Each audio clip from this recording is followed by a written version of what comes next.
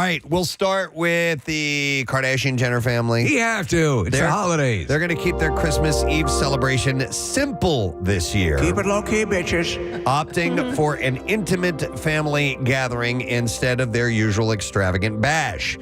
Kim revealed in an interview with Vogue that hosting a lavish event would be difficult due to ongoing construction, saying, "We're doing it really low-key this year. Only 5,000 to 6,000 people. But we'll still be dressing up to the nines because that's what we do."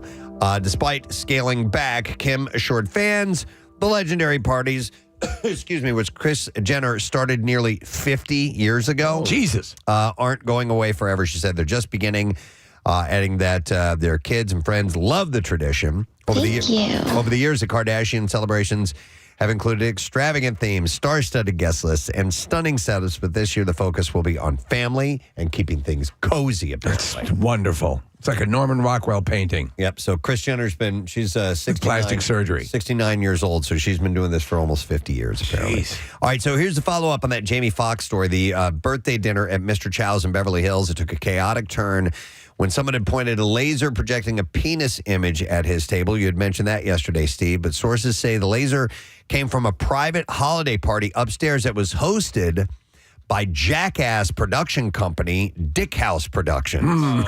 Okay.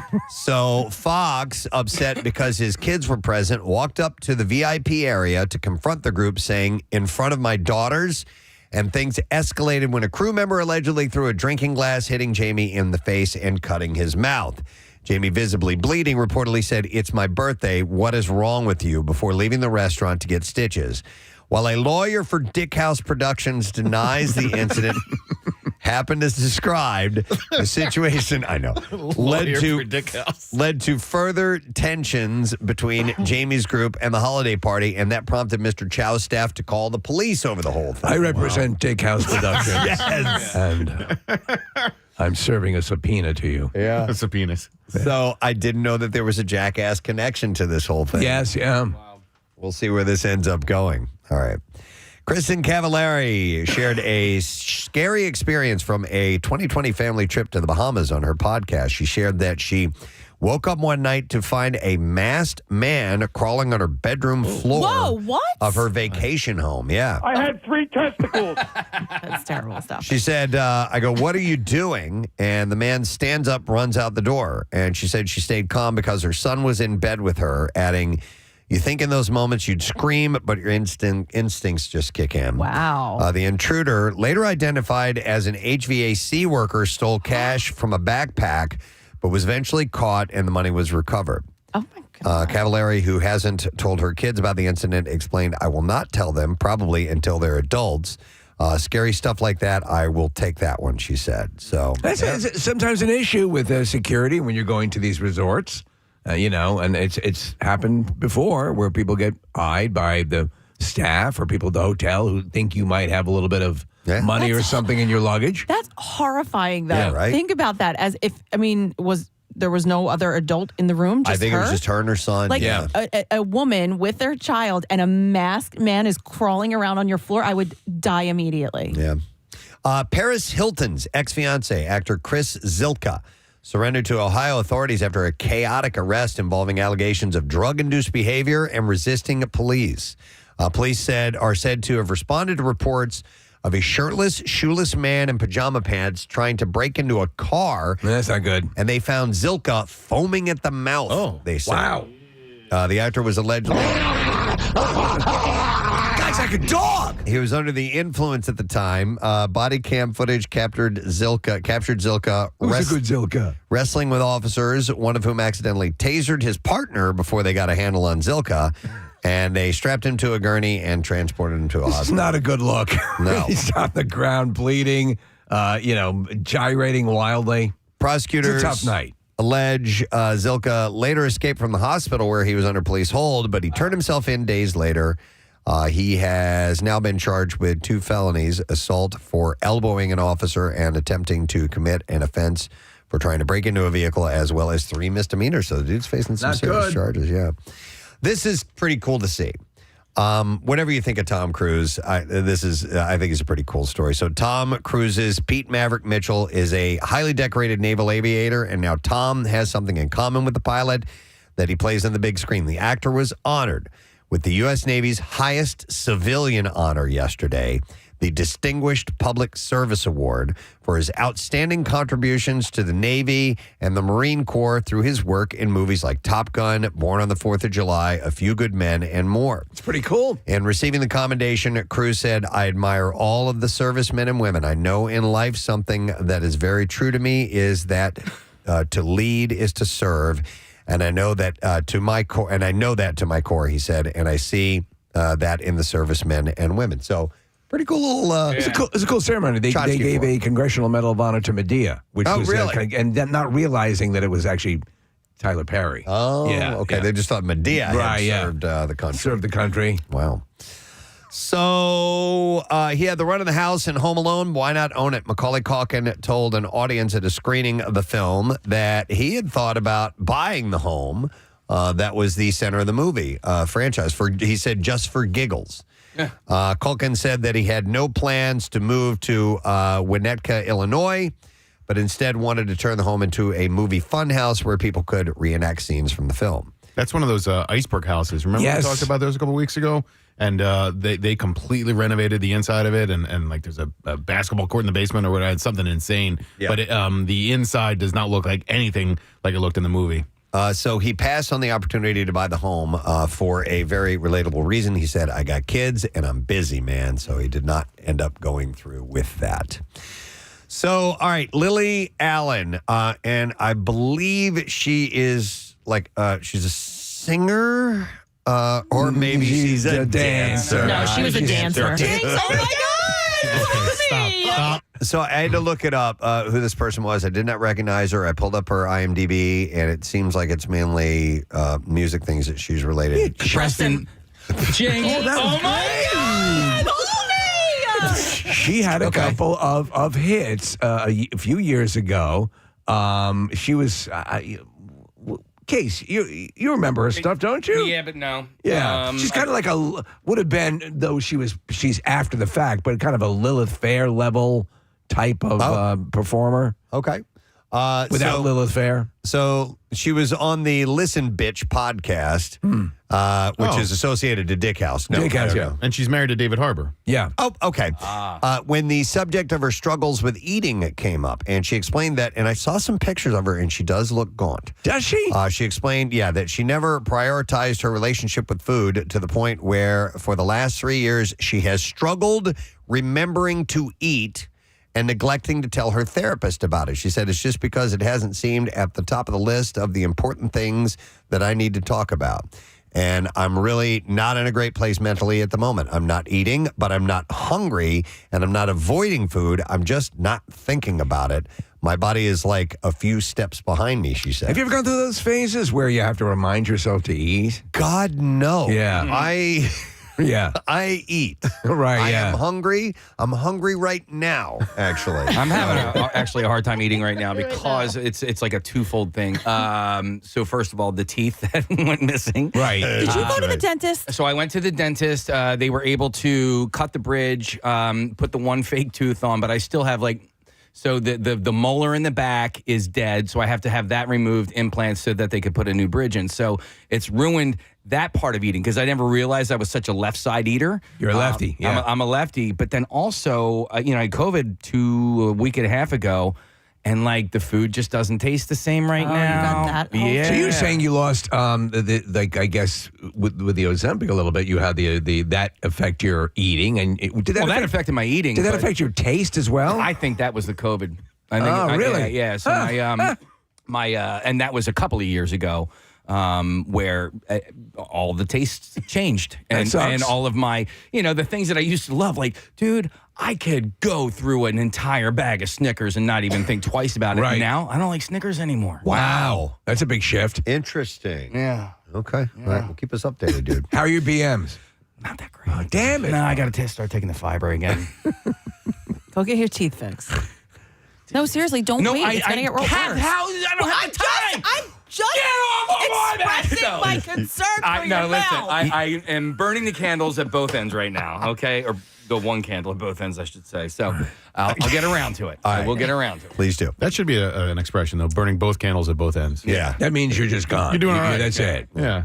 All right. You're way overtaxed. A week after being, well, maybe this will perk you up, Case. I got a story on Vanderpump Rules. Yay! A week after being Did they all die? arrested. A week after being arrested on a misdemeanor domestic violence charge, James Kennedy has made his first statement. On his Instagram stories, he wrote, I am committed to making a meaningful change in my life. I am taking time to focus on my sobriety, personal growth, and being present for my loved ones. This is great news. His struggles with alcohol are well documented. During his years on the show, he was often on the outs with his co-stars due to his relationship with alcohol. In 2020, Kennedy celebrated 1 year of sobriety. Judging by his statement, alcohol continues to remain an issue for him. So he says he's working on it. So I think this guy works as a DJ. Is that his thing? I don't know. Like a club DJ? I don't know. nothing about All the pictures I saw of him, you just want to punch the pictures. So the global phenomenon that is Bluey is coming to the big screen. The film will be written and directed by Bluey creator John Brum, who has announced that he's stepping away from the TV series to focus on the big screen adaptation, though the series will continue. Isn't that basically Avatar? He said, I've always thought Bluey deserved a theatrical movie, and I want this to be an experiential event for the whole family to enjoy together. The movie will be released in theaters worldwide, after which it will be available for streaming on Disney+. And Bluey's a dog, right? Correct. Yeah. There's a Bluey store now in the King of Prussia Mall, and there's some sort of like interactive experience. I mean, there's obviously retail, but also some sort of experience that the kids can do when they go in. A whole store. Do you think it'd be something that would be appropriate for a man of my age to go in No, and just Steve, play? I think you should stay away from that whole part of the mall. We need security here. All right, I was surprised to see this story, and I'm happy because I watched the trailer after the success of Cobra Kai. The long-awaited feature film Karate Kid Legends now has a trailer, and it brings together Jackie Chan and Ralph Macchio as they team up to tutor a Chinese kung fu prodigy who's played by a kid named Ben Wang. The story is, after a family tragedy, kung fu prodigy Li Fong, who is played by this kid, Ben Wang, is uprooted from his home in Beijing and forced to move to New York City with his mother. Li enters a karate competition, but his skills alone aren't enough. And Lee's kung fu teacher, Mr. Han, who Jackie Chan played in the 2010 Karate Kid film, enlists Daniel LaRusso, Ralph Macchio playing Daniel LaRusso for help. And Lee learns a new way to fight, meaning their two styles into one for the ultimate, merging their two styles in one for the ultimate martial arts showdown. So Mr. Miyagi's lore is in this film, like the whole thing. They're bringing it all together. I love it. I watched it. It looks really good. So They even do the floating lantern scene. this would be so cool. I hope it does well. Well, he's mastered the crane kick. Yes, he has. Yes. The movie comes out on May 30th, so this could be good. If you like Cobra Kai, you'll be all over. Good to see Jackie Chan, too, man. Yeah, absolutely. All right, with interest in Mike Tyson, the highest it's been in years, Netflix has announced that it's readying a new docuseries about him. The series will be made with Tyson's full cooperation and will feature both his life inside and outside of the ring. It's called This Is Us. Is expected to be in 3 episodes, and no word yet on a premiere date. They've had a couple of Tyson documentaries. There was one most recently on ABC. It was like a 5-parter. It was sensational. I mean, the story's pretty amazing. I like the one that was just him doing the one-man. Terrific. Spike Lee directed it. Did he? Yeah. I mean, Mike Tyson did really well on stage telling his own story. And I don't know, you wouldn't necessarily expect the guy to be an orator. But He was great. If you saw him, he played Willie Loman in Death of a Salesman. That's not true. With Biff.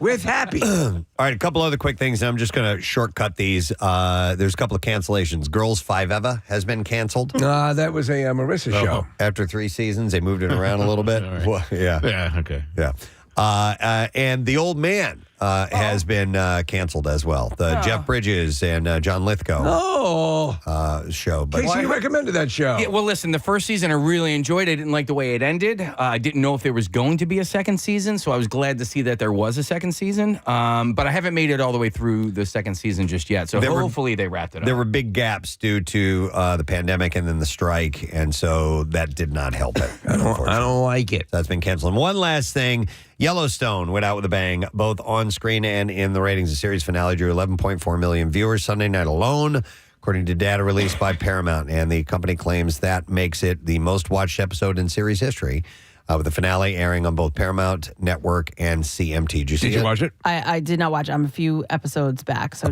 don't Are say you happy anything. with the way it's going? Yeah, I am. But this is it, right? Then there's going to be a spinoff. I know the spinoff, but they're like, if you search if there's going to be another season out there, they're saying yes, but I don't know if they're talking about the spinoff or not. I thought this was it. I think it's. I think it it's a is. spinoff. Okay. All right. We're ready for clips. Here we go.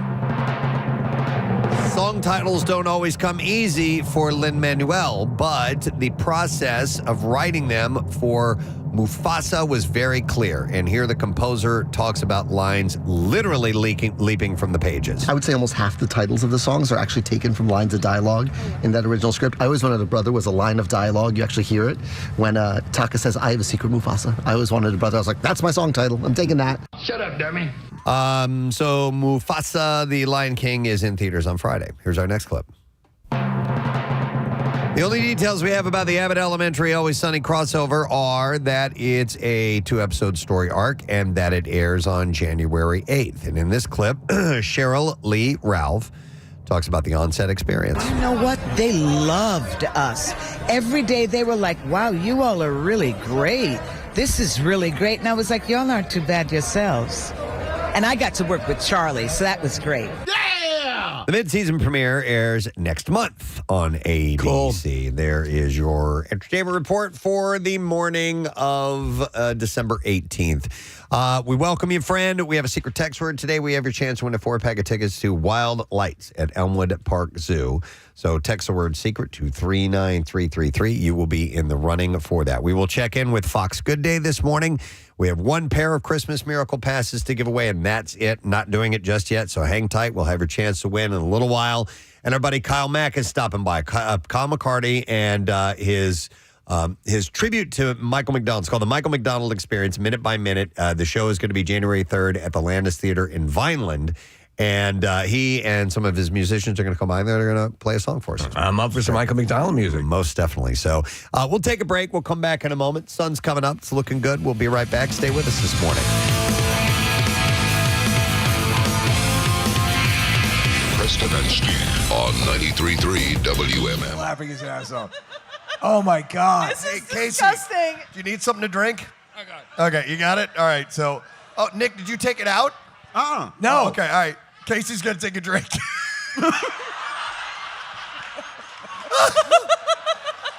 It's like a sprinkler. It's disgusting.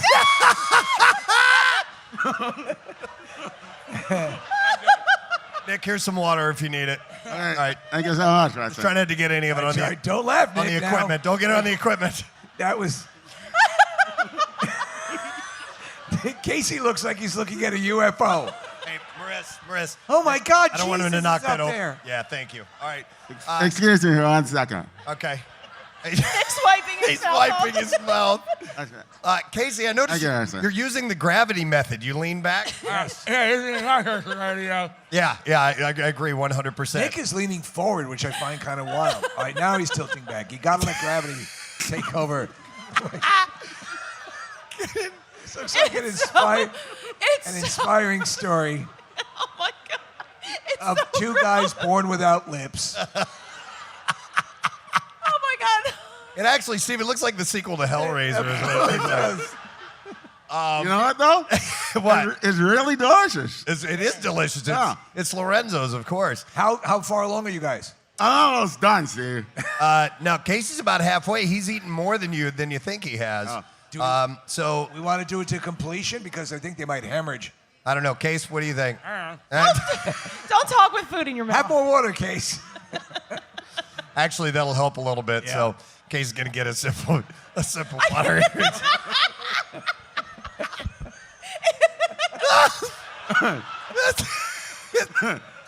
Kathy. Do I have anything in my teeth? I'm sorry we're doing such a visual thing on the radio, but this is just hilarious. Casey, This is my favorite sweatshirt. it's his favorite sweatshirt. Did you get some on your favorite sweatshirt? It's an Damn it. It's an absolute mess. I tell you what. It makes you really appreciate. Keep going. Oh, it fell out. There I know they kind of slip out every now and then. What? I have no They idea. kind of slip out every now and then. They slip out of your house. slip out of there. Every now and then. Say? You say? Yeah. My dental device. It doesn't affect your yoga cards.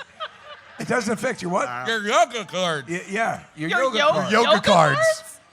Yoga hearts? What? Yoga hearts. Yoga cards. Oh, your vocal cords. I thought you had yoga fans. All right, keep it going. I think actually Nick is closing in on perhaps I was finishing. so hungry. Yeah.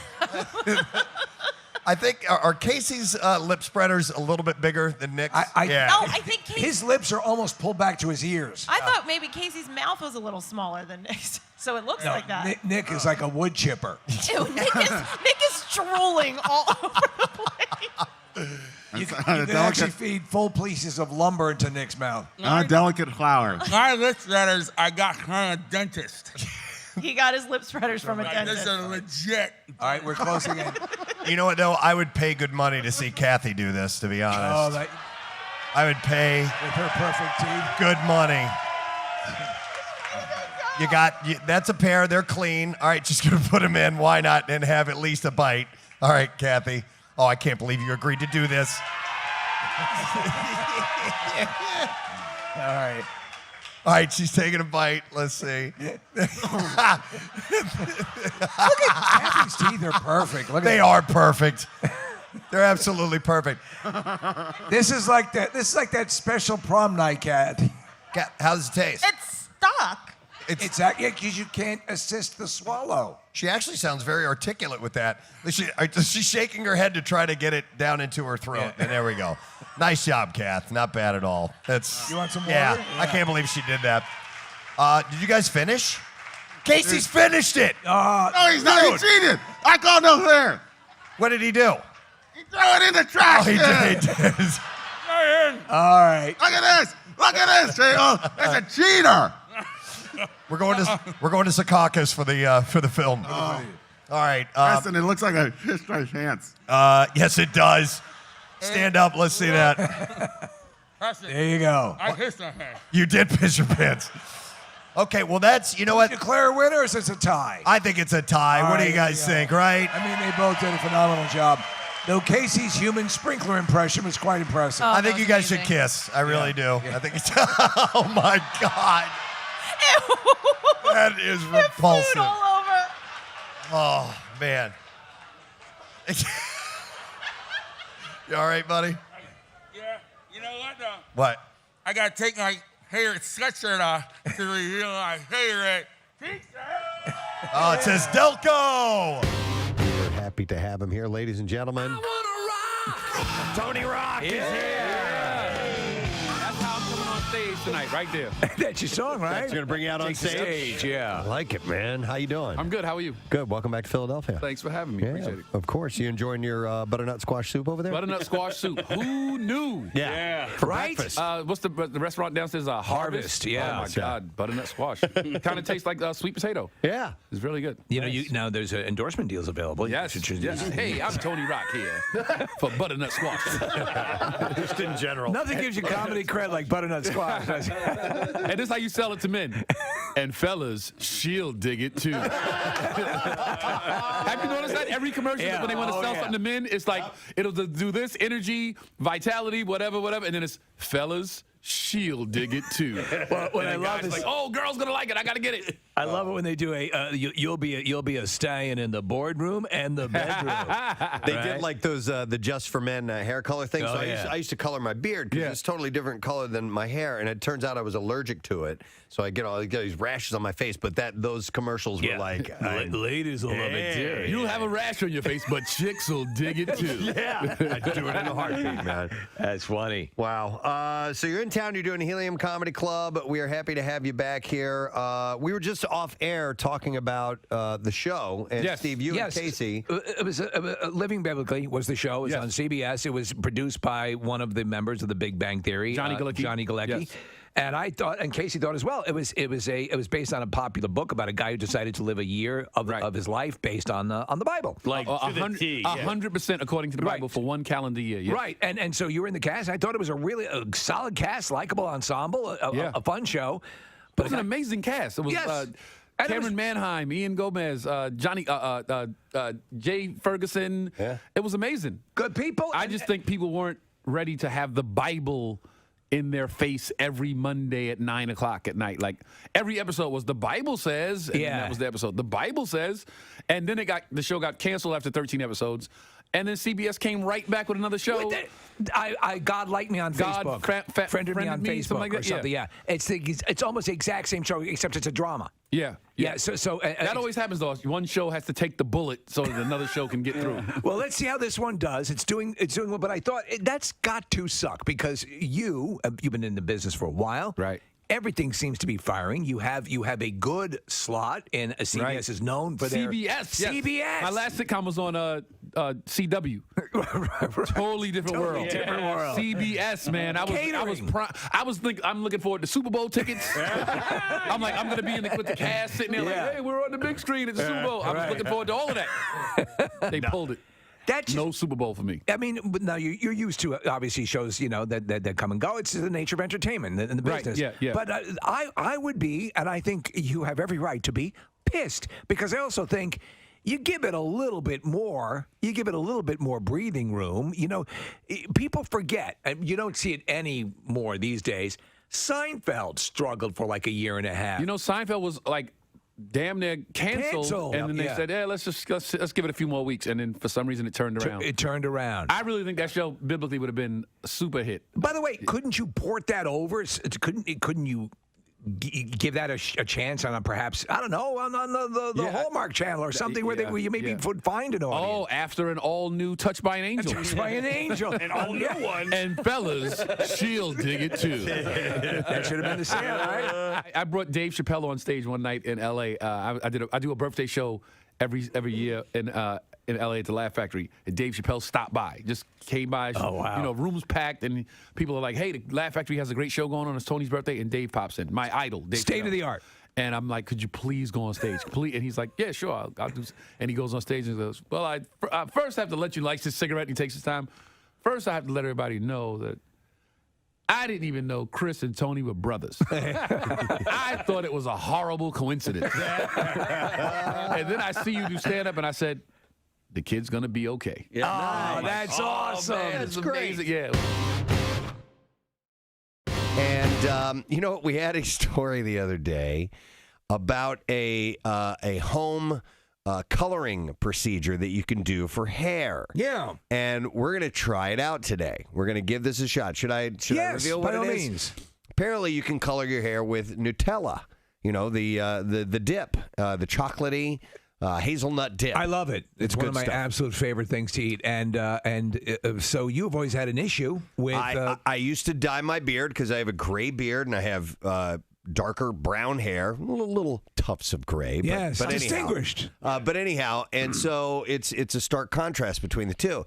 And I used to dye it, and then I found out that I'm allergic to the hair dye. Yeah. And I mean, like painful burns on my face. I should have shaved today. Damn it, I didn't do it. I have a little bit of... Well, what do you... No, that's okay. I feel like you need it. I want it longer. Yeah. Okay, all right. Anyway. I'm the stylist in this, by the way. Okay, yeah. Kathy is going to be a stylist. So we're going to try dyeing my beard with Nutella today. So Kathy's going to nut all over your face. She's going to nut on my face. Well, there's this... it looks like in the video, anyway, if this even works, is that there's some condensed milk. So, yeah, I might lick your face, dude. I might be licking your face. You want to start with that? It'll look like you... I know. Kathy's nutting all totally glazed me. Anyhow, so we're going to try this out today, and we'll see if it works or not. Ooh, Kathy is putting on rubber gloves. Oh. Ooh. What are we doing here? I think we're getting a rectal search. Call Dr. Mike. Hello, sir. What are we going to do here today? Oh, okay. We're doing the full play. treatment. Yeah. Role play. All right, you're a border guard. I wanted to darken up my beard a little bit. You know, it's kind of salt and pepper, but I'm allergic to chemicals, so I need something a little more natural. Oh, I know what we can do. I have Nutella and something that looks like man juice. I love that stuff. Man juice and Nutella. Let's give it a try. All right, hang on. And Kathy came with all the professional equipment, a garbage bag, which has a hole punctured in it that she's putting over Preston's head. We don't want you to get dirty. It's a nice little smock. It barely covers your shoulders. So I have to leave my headphones off, right? Yeah, because you're going to get up here. Yeah, come on, man. What are you, a professional? What? Do you have a brush? So we're just going to have you tilt your head back a little bit. Ooh. Okay. All right, now lean in a little more to the microphone, like Kathy. that. You're going to have to rub your breasts on Preston's face. No, it's as far as... All right, so we have a mixture. Is it a mixture of Nutella and half and half? Well, no. So it's Nutella, and then you just take the condensed milk and you kind of sprinkle it on his face afterwards. That's what the video does. So that's This what is I'm like gonna a do. bad gay porn movie. All right, I got in a little closer now. This is really bad. Can I get a scalp massage, too, while you're back there? Listen, we don't do that here. No, that's Shocking. that's the hair equivalent of a handy. Okay. I thought you were going to be... It's just a hand. Using like a brush, like a She's I got a brush. she's using a spoon. We got to put it on. All right, so she's now ladling the Nutella, which is thick, man. Yeah, how do you not just want to Oh my God! eat it right this away? looks like a sequel to Two Girls in a Cup. Awesome. All right, so she's spreading it on his beard. He's eating the Nutella. It's disgusting. Oh my God, Casey. All right, so the Nutella is being. You got, now, Preston, you got a little. It looks like someone teeth. crapped on your chin. Now listen. Oh in the my video, he God, does Chuck like, Berry would be all over this. Yeah, He yeah. does patches. So I'm gonna do. Save that. Save that to the hard drive. And then I'm gonna rub it in. All right, so he's got dollops of what appear to be crap on his beard. It's Nutella, though. Are you putting that in his nose? Oh, my God. Don't you want your mustache done? It's God, what a soothing the size voice. of a dog turd. She's got a can of condensed milk. How are you going to pour that on his That's what they beard? did in the video. You got to pour it lightly because it's a full, wide open can. Oh, my God. Oh my What are God. you doing? Jeez. What are you doing? What? It's hot. Dude. Oh, my God. You're dying Oh, of that. my God. She poured like an It's going down- 9 ounces. it's It's going going down my down his neck. Off and rub it in together. That is a filthy mess. Oh, okay, now she's rubbing it in. Okay. This. Because he had a giant mix it glob. What do they call this? This swirl, this frothy swirl that occurs after backdoor stuff? I don't know. They don't call it. Is that felching? No, that's with the straw. Schmegma. No. Oh my God. MMR. Preston, you know how Casey gave you that awesome gift of the She Came Down in a Bubble Doug T-shirt? yes. where it's all written out. I would like to see that Rantler speech just written out. I want to see the whole thing because Right. Steve. I mean, I know we've talked about it a million times, but like. It's so nonsensical. It's so moronic. And it was somebody scripted that. That was written. So I AI copied that. Did you really? That part. Okay. And usually it translates it into words. Right. It couldn't even approximate. I was trying to figure out what the hell was being said. So I'm like, okay. All right. Okay, so you have the clips. Yeah, Marissa's tracking those down right now. Okay, Steve created some Rocky stuff for us. Okay. By the way, do you know? So all our sound effects are labeled. So like this one is called "Like a Billion." It's like a billion. And "Nothing Is Over" is this one. Nothing is over. This one is labeled. It just says. I'm looking at it right now. It says Rocky Duh. In that scene, so Paulie comes down. His son, Rocky's son, is sitting with his friends who don't think it's cool. Yeah, they're old. They're too old for this. The whole This interaction routine. is so. And Rocky's forcibly trying to get them into the spirit of Christmas, Yeah. and he does it by. Here's the thing. It's okay, Rocky. Calm down. I enjoyed that movie. You know, it came out when I was listen, I was in high school. It was on the heels of Rocky IV. You know, but like we actually quoted all the time. I remember saying to Vinny all the time, my buddy Vinny, like, touch me now, Sue. Yeah. For what? For what? I just watched it. I was just telling Preston. I appreciate what they were trying to do. Right. He managed to do it with Rocky Balboa. Yeah. Yeah, I agree. All right, so we have a clip. This is called Brain Dead Christmas. It's only 7 seconds long. Yeah, yeah, Okay. All right. So Steve, here we go. Ho, ho, ho. We're having a brain dead Christmas. Trim the rantlers and eat the mistletoe. There you got another one here. Right. Got a couple here. Here we go. Whoa, it's like a kabillion, trillion, kajillion, billion. It's like, whoa, a tabillion, krabillion, famillion. It's a lot. All right, then here's the other one. Hang on. Let me tell you something you already know. The world ain't all bong hits and strippers. It's a nasty place that will beat you to your knees and then take an upper decker in that fancy bathroom you keep for guests. But life ain't about how hard you hit. It's about how hard you can get hit and how effectively you can beg for mercy so you don't get hit again. Only morons stand up and get hit again, and that ain't you. Or maybe it is. You were always a dumb kid. You know, I once caught you eating a cat turd. And that was last year. That ain't you. You know what's cool about that is like the shift in tone and volume, like what you're able to do there, Steve. Like he brings it down a notch. It took a while. Yeah, okay. Yeah, so I really liken it to playing a musical instrument, and you just have to learn what's going to get what done. That scene, though, I love. I must watch that Rocky Balboa speech. You know what? It doesn't get the type of credit that I think it's due. It's Steve, excellent. when I see films, when they rank the Rocky films, that one doesn't rank high as well as it does with you and I. No, we love huge that fans. movie. And then Preston, he completes the scene. He says, "I'm always going to love you. You're my son." And then you can see it really registering with his son. And the next scene is Rocky at the cemetery. Yep. And his son comes up and he says he quit his job and he says, "I'd kind of like to be with you." Yeah. It's a beautiful sequence. And it's also, there's I didn't even mean to stop talking about the Rocky movies, but he says a few times in the movie, I think he says 3 times, he says the phrase, "I understand." Yeah. And there's another thing when his son comes to him, he says, "I quit, I didn't fit in," and he just goes, "I understand." He's gotten to a place where he's just like. He gets it. He's empathetic. He sees the world in a bigger picture. He's lost the love of his life. Yep. And but it's made him. Yes, I love it. Yep, it's a great movie.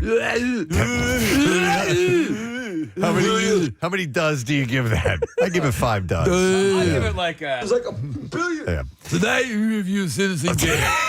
I give it 2. Hey. Rosebud, what the hell? Rattlers. A sled? All this for a sled? That ain't you. You're better than that. The movies with Rocky. Tonight we review Citizen I review Citizen Kane. That's right, it's stick. Oh my God. I just laughed like Roscoe Pico Train. I don't know if you heard that or not. Flash. All right. You know, by the way, no, okay. I don't need to Here go we into go. it. That guy who is Roscoe P. Coltrane. Yeah. Is actually an excellent actor who was an acting teacher. Wow. Oh my God. Yeah. Roscoe P. Coltrane. Just watched a video of this guy. I didn't know where he was going with this. He was an African-American gentleman, and he was just sitting there, and he had a pick, and he was picking, and it was a small pick, and he was just kind of like scraping this dirt, and he was just talking about all his film credits, and, you know, I'm a serious actor, and I have 131 film credits on IMDb. But all people know me as is the "We Ain't Found S" guy. Right. Yeah. Oh, Yes. from Spaceballs. That's He played I saw that too. The That's Vulcan great. Tuvok Yeah. in he was in that million episodes of Star Trek. Yeah. We ain't found it. I said that last night on our conference call. It's still, we reference that regularly. All right. Well, we got some things to get to, and they're in the form of Totally Presbo. Totally Presbo. Hi, Presbo. All right.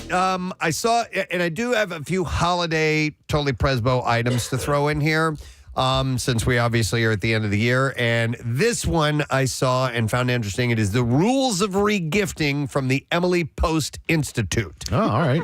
There's an art and a protocol. So yes, please enlighten us. Yes, the etiquette expert Lizzie Post, the great-granddaughter of etiquette maven Emily Post and co-president of the Emily Post Institute, said, like, so many things in etiquette, it really matters on how you do it. She said, we've heard some horrible regifting stories where the item comes back to the original giver with the original cards. She points out that it's important to think carefully about how you regift, noting that it's not about getting rid of your junk, it's just not feeling guilty about it.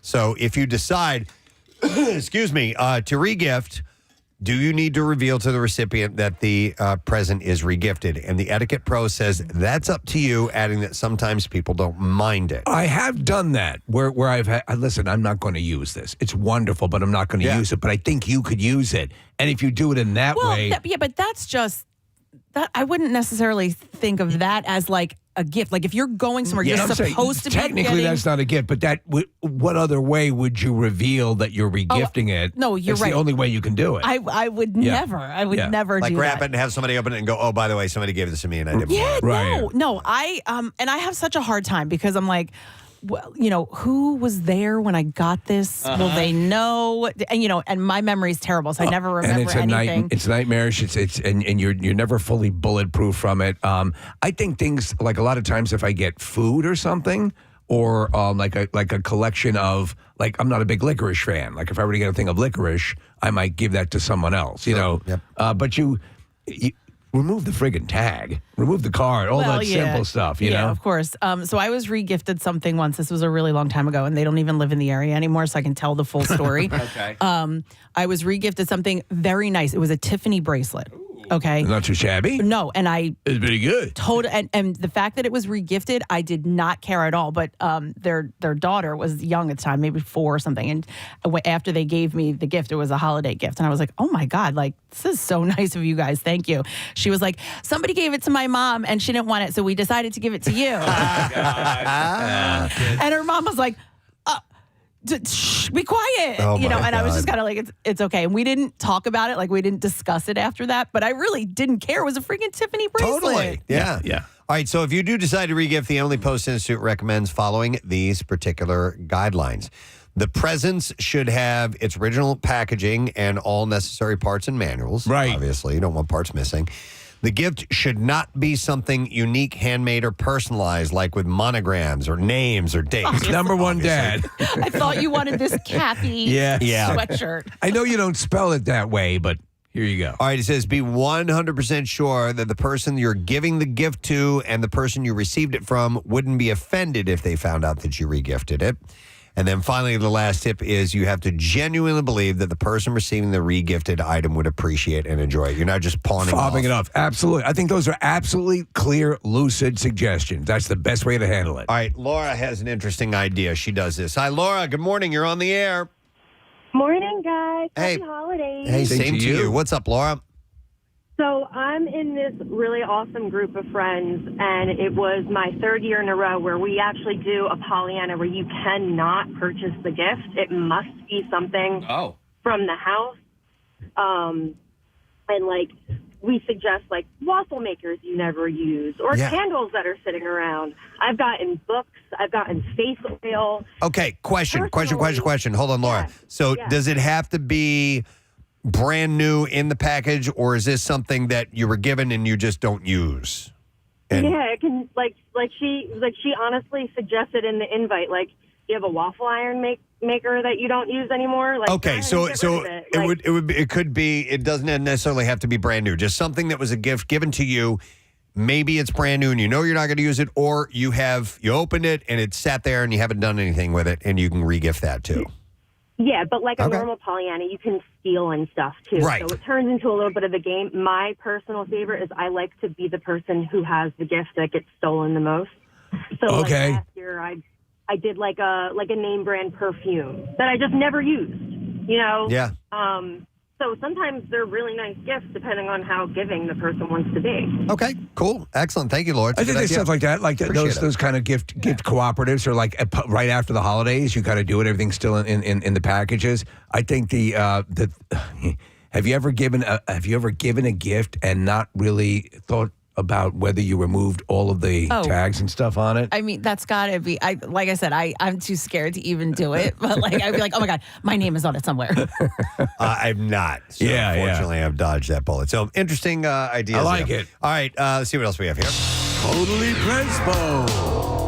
All right, the headline this article says Americans are bored of Christmas traditions, from turkey to sending cards. So a lot of us stick to the same customs year after year, and some are ready for a change. A new survey finds that 31% of Americans are tired of traditions and would like to shake up the holiday with festive new alternatives. I'll tell you one thing that I noticed. I was talking to my wife about this.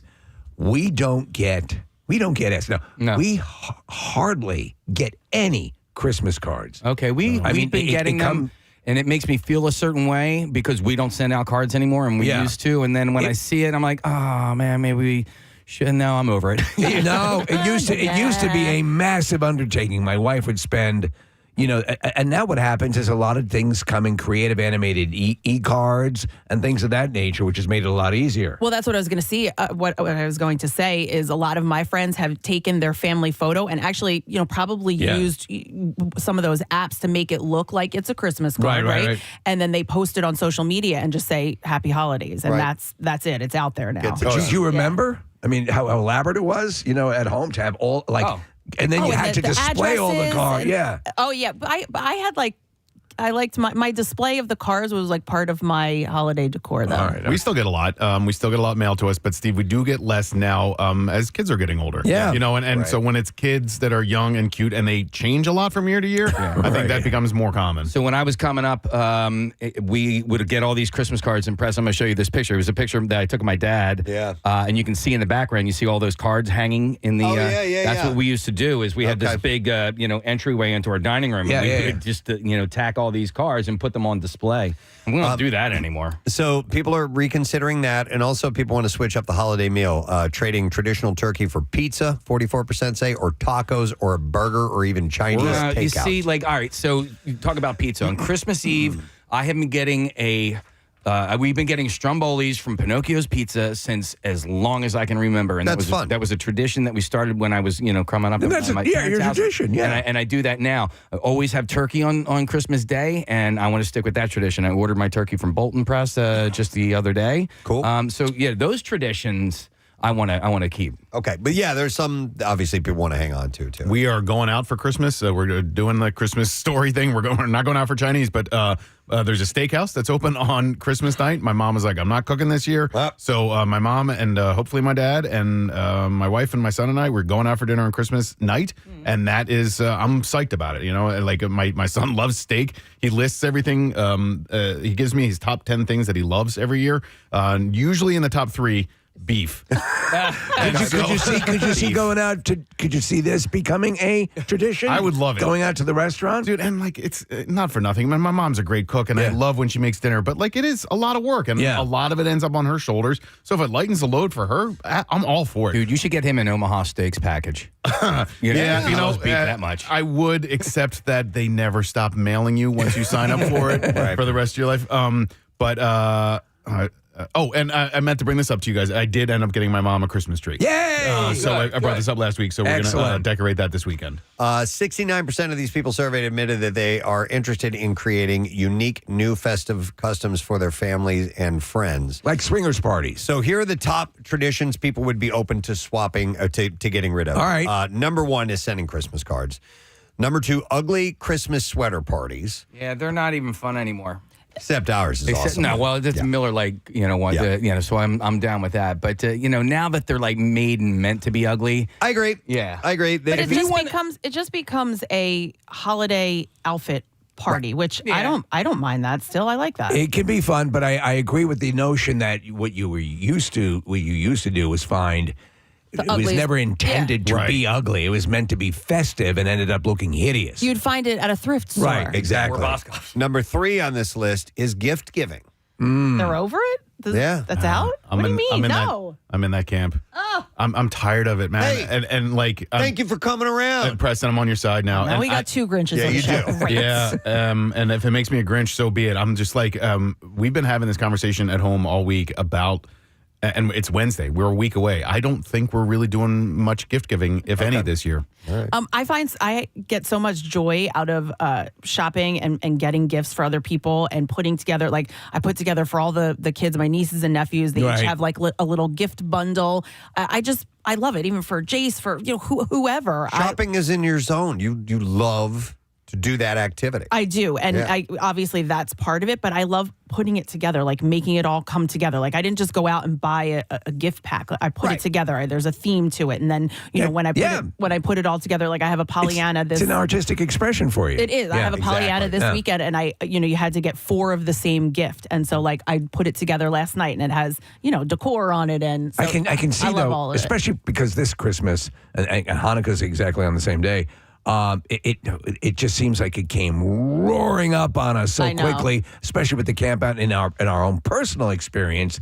So I know a lot of people are their heads are spinning trying to get everything together in time. Another one they would like to get rid of: Secret Santa gift exchanges, and then number 5 on this list is listening to Christmas songs.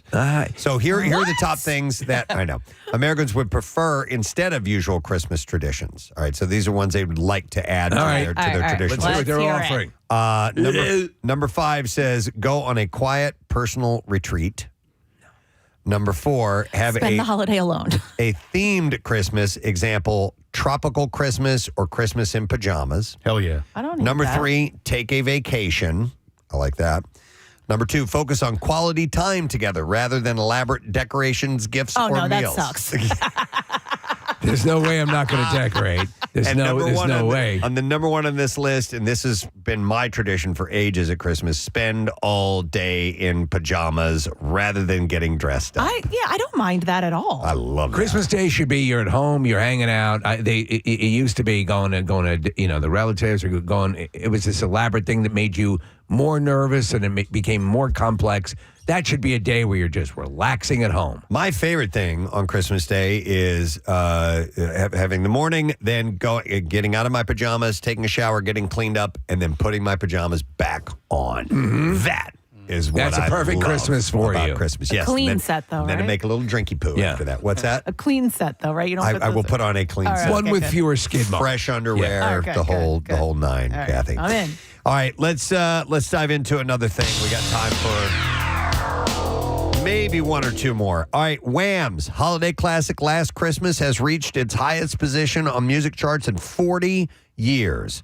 The song is hit number 3 on the Billboard Hot 100. Isn't it funny how things circulate in and out in popularity? Yeah, and it's also achieved a 7 times platinum status, as shared by the Recording Industry Association of America. The song has gotten a lot of love recently, even being covered by pop star Sabrina Carpenter and Chapel Rome in Carpenter's A Nonsense Christmas Netflix special. The Backstreet Boys also recently covered the song for NBC's Christmas at Rockefeller Center special, with Wham's Andrew Ridgeley even making an appearance. I always like this song. It's a sweet song. I thought it was a sweet tune. Yeah. You ever seen the video? Yes, but it's been a long time. It's very cheesy. Watch it again this year. There's no resolution at the end of it because they spend the entire video, George Michael's pining over one of the other girls in the video, and then at just the end, they have a snowball fight, and you don't know if they get back together or not. It might have been, I don't know. It may have been a bit strange. Listen, They probably don't get back together because he's gay. he's gay, Well, yeah. and He finds that out through the course of the video. Well, forced into a Technically, heteronormative scenario. Yeah. He was bi. Is really? what? That was the click. Okay. Towards the end there, I think he was exclusively gay. men. Yeah. So I think But he was dabbled. in a transition period. He could have had a snowball fight here and there with a woman. Yeah. So, but that has reached in 40 years. It has hit its highest spot on the charts. I thought that was pretty cool. What was last year's? Last year's was one that it was a standard that hit that really ascended up to number 1. Don't remember. Is it Brenda Lee? It might have been Brenda Lee yeah. because there was something special about that last year. We talked about that. Right, and it achieved some sort of charted super high on the Billboard chart. It's funny. My son is super into Christmas music. Like, he plays it all the time. He started playing it back in October, and he loves that Kelly Clarkson song. What a beautiful sight.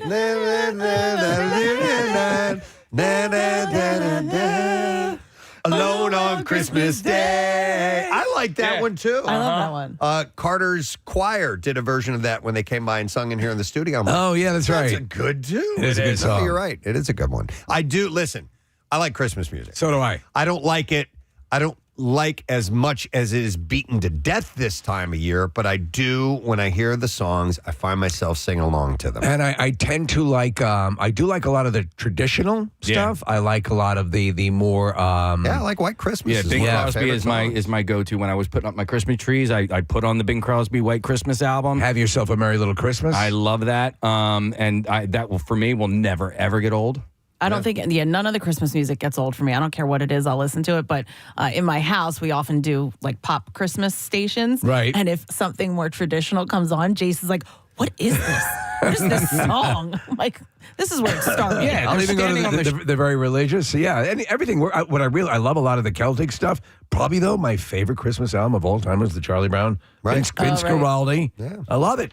Yeah, it's excellent. So congratulations to Wham.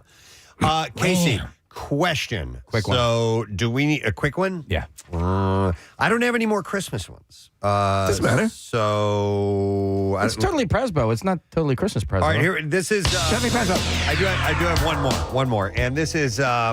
Holidays have a lot of expectations that come along with them, and Dr. Suzanne Deggs-White, counselor or professor at counseling in Northern Illinois University, says we can get sucked into doing too much, overcommitting, overspending. Yes. And, we really begin to resent every day from November 15th to January 5th. So how can you enjoy the holidays without overdoing it? Preach, brother. Here are some quick suggestions for you. Choose which traditions are important and stick with them and shed the other ones. Like being alone, going on a retreat by yourself. You could do that. Yeah. Drop the need for perfection. Trying to make everything picture perfect is virtually impossible. So figure out what matters most to you and focus on that. Set an extraordinarily low standard. Ask others to participate. Reach out to loved ones. You do it. I'm tired. When you feel overwhelmed, and get them involved with your decorating, wrapping, and baking and all that. No. No one can touch anything. No. They'll mess it up. So see, I see that. Yeah. You know that I do the entire outside decorating of the house myself. It's got to be the way I want. Well, I'd asked you. I was like, you should have people put the. You were like, no. My group of friends make fun of me because we used to years ago.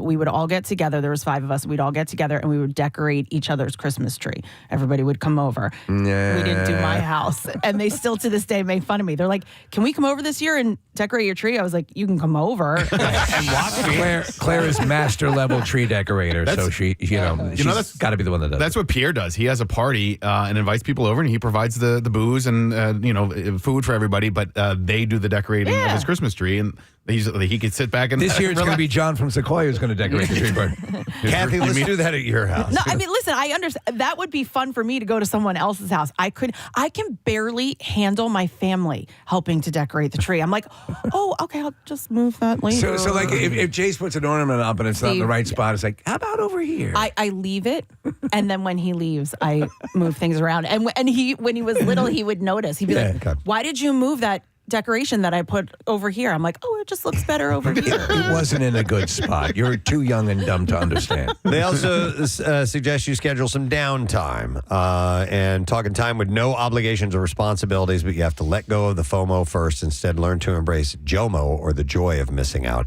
And then one last suggestion so you don't become overwhelmed in the holidays. Swap criticism with gratitude. Yeah. Stop beating yourself up for all the I'm things so glad I'm critical. you didn't do or do perfectly, and try reflecting on the things that you're thankful for and appreciating the good things in your life. I'm a really good loser. So those are some good suggestions for you. All right, we did an all holiday Presbo. Yay! How about that, folks? Holiday Presbo. Made that happen. All right, we have to take a break because we're going to go live on Fox Good Day, and then we have a little Christmas thing we're going to play leading into that, I believe, right? Is that right? Yeah, okay. So we'll take a break and we'll come back in a moment. B-File coming up too. Stay put. Preston and Steve on 93.3. Disgusting. The condensed milk is making the Nutella like yummy, gross looking. And No, this is not yummy. This is weird. Oh, well, there we go. Yeah, it's coming in together nicely. Get up on the sideburns there, Kathy. Okay. Yeah, you can do the sideburns. All right. I mean, yeah, because it's right now, it really does look like someone took a full-blown dump on your face. It really does. But this is, okay, so when you're done nutting on his face, let us know when you need to. How long does it need to sit for? That's the mystery. I don't know. Kathy? Like 2 hours. That's it? Is this just a practical joke from the Nutella world? Seriously, I think it might be because this condensed milk is really making the consistency of the Nutella disgusting. Well, I always wanted a pearl necklace, and now I have one. I'm breaking out my camera. I'm going to put it in. This is part of the one DJ in a dumpster. No, you know who I look like? Yukon Cornelius, man. Yes. Nothing. If this turns out to be an elaborate practical joke, it's a good one. It is a good one. Because we fell for it. Yeah. Yeah, it's not like there's a bad ending to this. Right. You look like, this looks like the last scene in the most horrific gay porn ever made. Yeah, I'm a mess. It's called Taco Tuesday. You've got Did I get some on my headphones? You did. Damn it. I know. Where- It's I didn't. I tried. Oh, yeah. no, Preston did it. It wasn't. It's You're not right. you, Kath. He's licking them off. I'm just trying to see if How long? if there is a if it says how long. So let me just check here. So this is a beauty hack. If this works, you might have something here, Preston. I would do it. I would not do it this way. So we're going to do a post Nutella reveal. I'm wearing a Michael Jackson mask. And by the way, he brought me into the bathroom when I was wiping off the Nutella from my beard, which we were trying to use as hair dye in case you were just tuning in. this looks all right. So if you didn't hear that, he's wearing a Michael Jackson mask currently because we're going to get a reveal on air. He had Nutella in his beard as a dyeing agent, and we're going to find out if it works. I will tell you what. You look better with that Michael Jackson mask than Michael Jackson ever looked. It's white Michael Jackson, by the way. Okay, so you guys ready? Yeah. All right, so before we before we reveal, you took a peek. Any feelings before you reveal to us? No. Okay. I'm going to let you guys take a look. I don't want to tip the hand. All right, so we can get a drum roll case? Yeah, here we go. All right, Michael. Reveal. And here we go. So the exact same. Not a damn thing. Well, your skin is a little dyed on the cheeks. It's nothing. Nothing. It's nothing. Literally anything. Nothing. It is a complete lie. Damn it. Jack Nicholson has been enjoying a much quieter life since his last significant acting role in 2010, which was How Do You Know? Which he shot here. That's correct. But now his longtime friend and Easy Rider co-star Peter Fonda says that the legendary actor is retired. Like retired? At the age of... I beg your pardon? He's retired at the age of 79. Fonda said, I think he is basically retired. I don't want to speak for him, but he has done a lot of work and he's done very well as a person financially. What kind of project do you think would get him out of retirement and acting again? And I have something in mind. Monster Trucks 2. Oh, really? Wait a second. There's an actual monster in the... Oh, that's perfect. No, I think Connery's up for that role, Steve. Yeah, this thing just puked in the glove compartment. It's all right. It's just a monster. It's very benign and benevolent. Kind of reminds you of like a whale or something. But it's got tentacles. I don't know what the hell it is. It's a disgrace. So it's a buddy movie. Yeah, that's it. Well, Connery... I can't even put my drink in the cup holder because the monster's tentacle is blocking it. Calm down, you old idiot.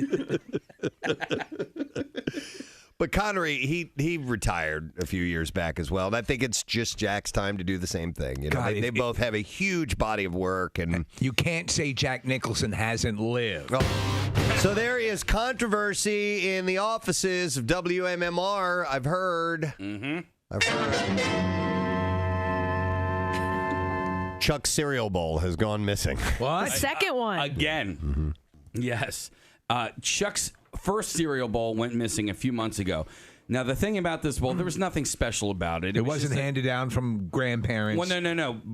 I mean, in its appearance. It was just a plastic, yellowish... Faded yellow bowl. Well, you might even walk past it on a shelf. But when I say nothing special in appearance, does not mean that it was not special to him. Because, Chuck, this was a cereal bowl from your childhood? I didn't know we were doing this today. Sorry, but are you emotionally prepared for this? The first one that went missing, I've probably been eating cereal out of that bowl since I was 6. Oh, man. Yeah. Why would you bring that to work, though? Because I love that bowl. All right. And then I eat my cereal. So you had the first bowl goes missing. How does that happen? Take us through that. It wasn't there. Yeah. How do you know? Where did you leave it? Where was it? Probably in the kitchen. It was probably on top of the microwave. I probably do that once a week for the past 150 years. What you've done what once a week? Left it in the kitchen, or I grab it the next day. I've seen it on top of the microwave. Yeah, Chuck, son, it's not your fault. It's not. I know it's not my fault. It's not your fault. I know, and I'm going to burn this place down. I don't blame it, Kat. I totally do not subscribe to this, Kathy. Do not leave it out there. If it's your things and you want to keep an eye on it, you don't want somebody to take it, don't leave it out in a community area. Listen, I'm here at MMR where we're all family, I mean, come on. We're all family. No. Somebody's using it. Someone else is using it. Kathy. Someone else is using the family bowl. Kathy. Yeah. I agree. You see a sweet bowl like that, You want to get your hands you're on gonna it. take it. It's gotta be I'm mine. gonna. I don't care who owns it. All right. I don't care if it's the CEO of Beasley. I'm grabbing a sweet bowl like that. Well, here's Well, the deal. somebody did, right? Here's the deal. I don't think anybody took the bowl. You don't. Oh, Casey has a theory on this, by the way. I think somebody and it begins in Mesopotamia. Well, and the word was, the way Casey set it up to me, he's like, I know what happened, and it's BS. It is BS. Well, and I think I know too. Yeah, Okay. I think I know who it is. Yeah, no, I know who it is. So here's the deal. Chuck, before, I thought somebody took your bowl. But today, I think your first bowl was thrown away. I think your second bowl was thrown away as well. Because it was left. Because it was left in the sink. Now, here's where I have the problem, right? Because I understand you're going to leave stuff in the common area. And for some reason, that irks people, right? And their irkitude supersedes your need to have this bowl, so they throw it away. So here's what happened on Monday, on Martin Luther King Day, when nobody was in the office except for us. A day of service, A day of service. Yeah. Nobody was in the office except for us, the morning show, and Bill Weston. And one other person. Oh, Yep. get out of here. Bill Weston. I'm It's with you, Bill? Casey. Yep. Now, Bill Weston, known as the man about town, the silver pony, quick with a comment and a quip, always a smile on his face, cigar smoker, a family man. But And there's a deep secret. Despiser of clutter. Despiser. Well, and here's the thing: I've had conversations with him specifically about the kitchen, the sink, and the items that are left in the sink. Wow, I'd love to hang out for your conversation. That's why I was going to say I think it's Bill. I think Bill takes whatever's left in the sink, if it's left there for more than one day, and he throws it out. So that ain't cool. Here is the BS part of it, okay? All right. On Monday morning, Bill was in a Bill mood and decided that he did not like the clutter that was left in the sink, Steve. A Bill mood is easily identifiable. He's usually singing Katrina and the Waves. Right. Let me see if I have that, by the way. He's walking on sunshine. Whoa! I don't have it. And whose bowl is this? Yeah, it stops right there. God damn this! He's whistling his little tune in. Here I am walking on sunshine, and I see this clutter. I'm having a hard time wrapping my mind around Bill. All right, well, here's throwing away what is... Because if it's left there and it's dirty, we're not going to go in there and clean it. No, it wasn't dirty. It wasn't in the sink. It wasn't dirty in the sink. And Chuck... Okay, because that's usually what... Don't just put dirty dishes in the sink. But that's usually what Bill has a problem with, are the things that are left in the sink. Now, if I had left it on the counter or on the microwave, somebody may have put it back in the sink, and water got in it, made it look dirty. But I don't just put my dirty dishes in the sink. Here is the BS nature of what happened on Monday. So Bill was in his Bill Weston mood. He was walking on sunshine. He's not walking on sunshine anymore because there are 3 dishes in the sink. 3 dishes in the sink. What I discovered is actually one of those dishes was mine. I didn't realize that there was a measuring cup left in the sink after the crock pot cook-off. Well, Mr. Foster, you said there were 3 dishes in the sink, and now all of a sudden there's a measuring cup. Yeah. Which which one is it? But hold on. I just want to point out, it was the Wednesday prior. This is now Monday. It's now Monday. So Bill has probably been looking in that sink, and it's been annoying him. Right. And so I didn't realize my measuring cup was in there because I didn't actually wash the dishes after crockpot cook-off. So I didn't. So I grabbed my measuring cup, and now there are 2 dishes left in the sink. It is a plate and a bowl. Okay. Was it your bowl? Here is the BS nature of it. Bill Weston then walking on sunshine. He was walking on sunshine, not anymore, Steve. He did not feel good. No. Bill Weston leaves a sign, hangs up a sign after he got done walking on sunshine. We need like a record scratch.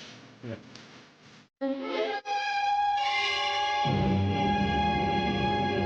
He puts up a sign, an ultimatum. Take these dishes out of the sink. Death to America. By 10 a.m. or I'm going to throw them away. Whoa. Now, you actually saw the sign? Oh, yeah. On You actually Monday saw the when sign. no one was here? When nobody was here! You can't do All that. right. You so that can't means do that! But here's the thing, Please, that means please. he thinks it's us. Please. This changes everything. Yes. This is like a Toyota-thon. How is it like Toyota? It changes everything. It changes everything. All right. There you have. Yes. You have intent. You have a declaration that would mimic the act stated earlier. Yes. I rescind my earlier comment, and now I am fully on board with this theory. We now have motive. We now have motive. We have opportunity. Yes. We have silver hair.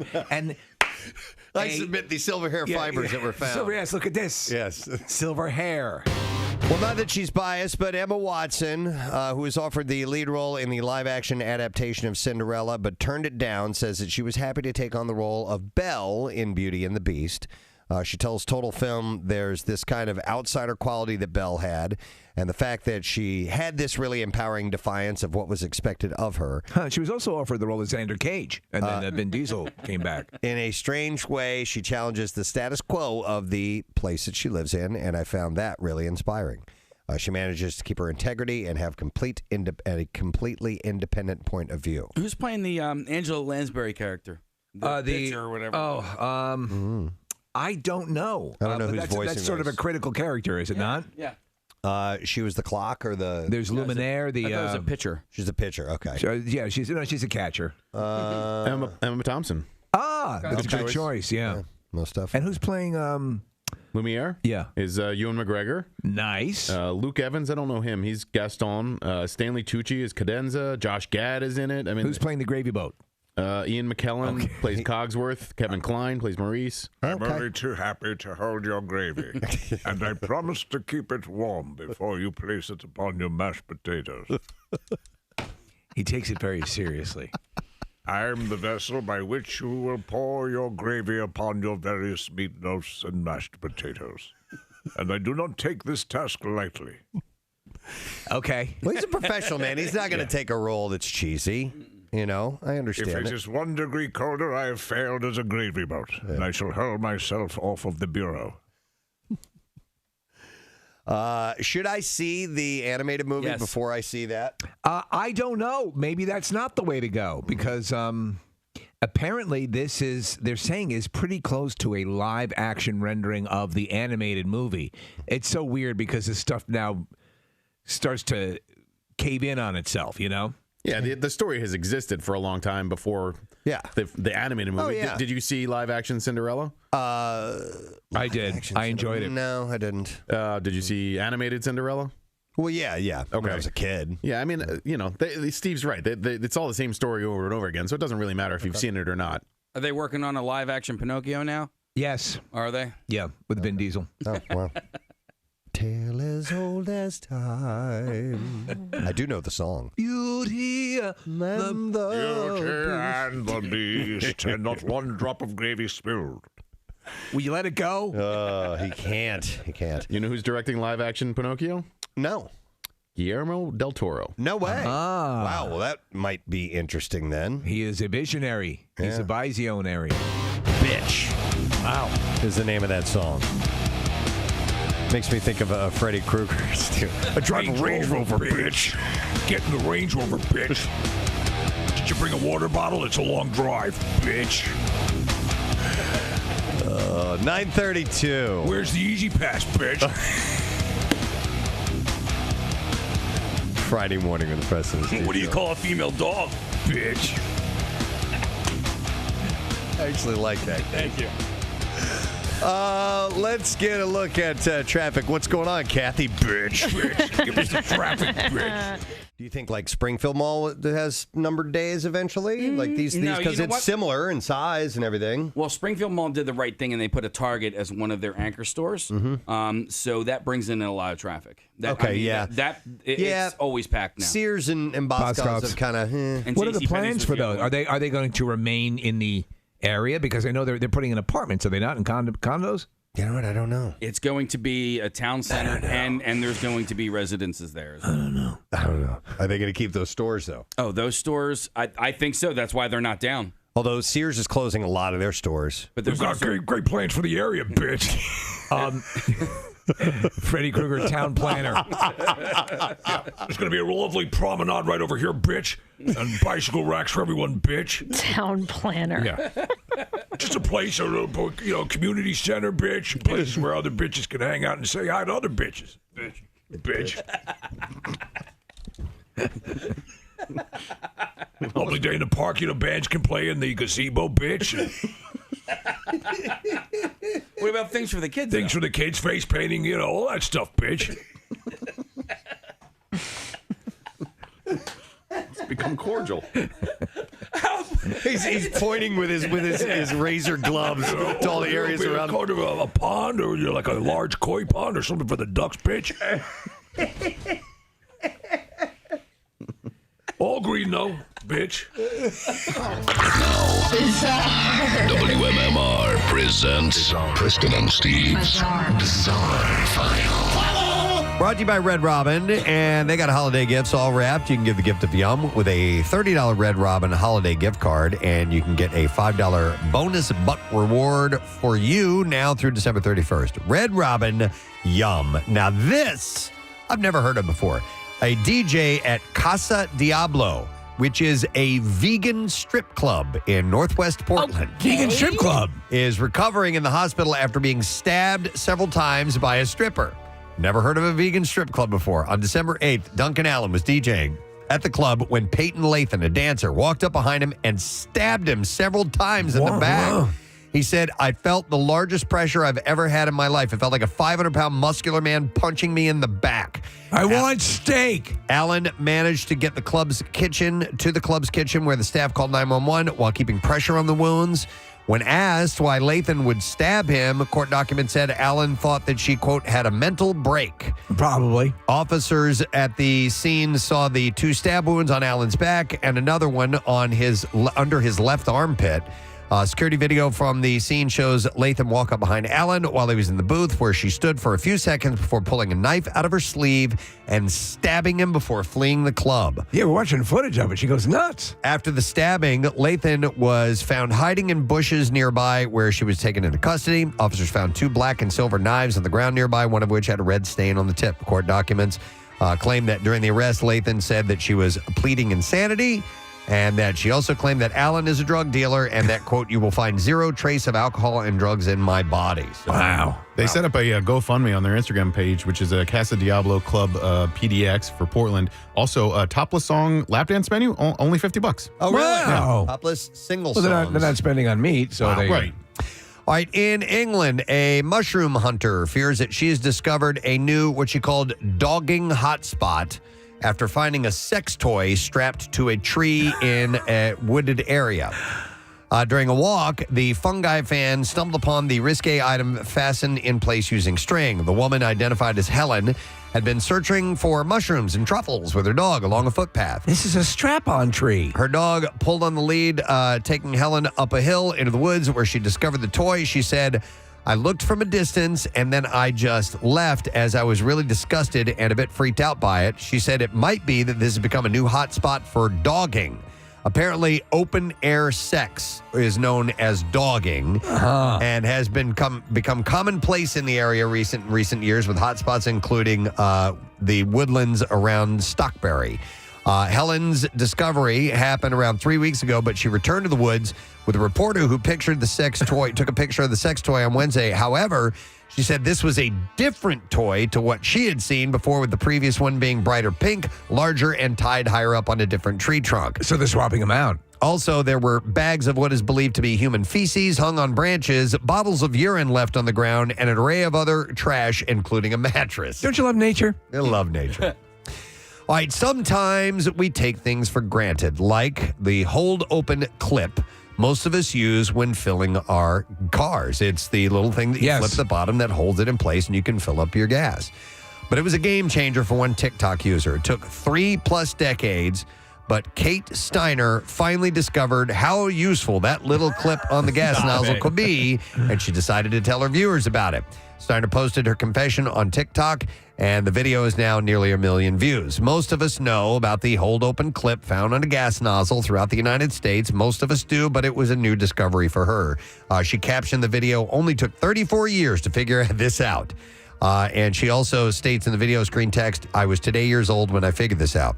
In it, she shows a gas pump. She then pans over to the nozzle, which is fixed in an open pour by the hold-open clip. The hold-open clip on gas pumps is a common thing in most states. Not all of them have it, by the way. Interesting. An automatic shutoff caused by pressure in the tank stops the fueling. And here's how it works, in case you were ever wondering.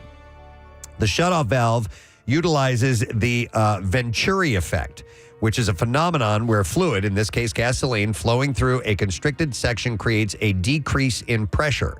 It says the gas pump nozzle contains a narrow passage that accelerates the fuel flow. As the fuel level in the tank rises and approaches the nozzle opening, the decreased pressure in the Venturi section triggers the shutoff valve to close, indicating that the tank is full. That's pretty wild. I never thought exactly how that happened. Now, by the way, some states this has been forbidden in, including Hawaii. They rescinded its stance against hands-free fueling in 2021. And similarly, Massachusetts began actually allowing the clips in 2014, despite outlawing the technology in the 1970s. Do they still allow gas fights, though? No. But if the pump that you're using doesn't have one of those clips, you just use your gas cap to prop I've seen people do that. Yeah. I don't have a removable gas cap on my car, though. There's just a flap. You stick it in, and it's very erotic. All right, and then one last story. Is a local story. The director of Delaware's Office Management and Budget has been placed on paid leave after he was arrested Friday on multiple shoplifting charges. Sayin Cade faces 6 misdemeanor shoplifting charges as Delaware State Police say he lifted mostly low-cost items from the Home Depot just north of Wilmington on multiple occasions beginning this summer. And it's tax-free shopping. I think it's the one next to Total Wine. Is it? Yeah. Wow. In court documents, police claim that he did not scam 1 or 2 items as he passed through the store's self-checkout during different visits. The items he is accused of stealing range from $7 worth of potting soil to a rug valued at $200. He turned himself in and released pending his arraignment in January. So a state police officer assigned to the case said that they were contacted by corporate investigators at Home Depot. They provided the officer with a list of 6 incidents in which Cade reportedly employed what the officer referred to as skip scanning, the skip scanning technique to lift goods. He said that he watched surveillance footage of Cade failing to pay for certain items in his cart during the 6 different visits detailed in court documents. That's why they're doing away with a lot of the self-checkouts at the Targets. Mm-hmm. And Cade is currently the director of Delaware's Office of Management and Budget. He is poised to take over as chief of staff when Governor John Carney is sworn in to Wilmington as Wilmington mayor in the new year. Carney, in a Saturday night news release, said that Cade had been placed on leave due to a personal legal matter. Probably the shoplifting. Yeah, we'll see how that plays out for him. And that is what I have in the bizarre file for you. So tomorrow is our Christmas miracle, and we have some great stuff to give away. And we're going to be throwing these out in different packages. But we have everything from a 72-inch TV to Joseph Anthony Retreat Salon and Spa gift cards, to Sixers tickets, to Flyers tickets, a weekend at the Borgata. We have tickets to both Metallica shows coming up in May. We have Jabra earbuds. We have Yamaha e-bikes to give away. We have bikes, plural? Yeah, Cirque du Soleil. We have a Phoenix Beach buggy. We've got tons of stuff that you might win, and we have 1 pair of tickets left. It is indeed a Christmas miracle. Is it? So we are going to take caller number 27. I'm aiming a little high. Christmas miracle! Yeah! All right. Caller 27 at 215-263 WMMR. You'll be the last one to get tickets to join us at the Colonial Theater in Phoenixville tomorrow morning. I need to give a special thank you and a shout out to my friends at visitdelcopa.com. They stepped up, They stepped up. They have a $1,000 prize. Wow. From Visit Delco. It's like all the great restaurants in Delaware County. That's excellent. It is really, really great. But we hit them up last week. They didn't even blink. They were like, yep, let's do it. Thank you to everybody who participated in getting these prizes together for us. We love it. And we'll give you lots of love on the air tomorrow. It's part of what we're going to be doing. This whole thing is presented by Phoenixville First. And thank you to the Colonial Theater. And don't forget Miller Lite doing the Ugly Sweater Contest. Once again, we have beer for a year from Miller Lite. So wear your ugly sweaters and get set to enjoy it. And if you can't be there, just tune in and hang out with us that way. And you'll be able to see it all on our YouTube stream. Yes, you will. And we're going to have performances and guests and all kinds of good stuff. So we're looking forward to it. We're going to take a break. We'll come back in just a moment. Stay with us, please. Preston and Steve. On 93.3. Environmentally friendly? Yeah. I would love to see Freddy Krueger as a realtor. Great schools in the area, bitch. And here's a nice cupboard for, your little knickknacks, bitch. And this is electric heat, bitch, so I just want to let you know. Bitch. Oh, wow. All right. Freddy Krueger, real estate manager. Bitch. And his bus stop bench sign says, "Call me, bitch." He's the his Tom, face. Tom Yeah. Skivington of the underworld. Right.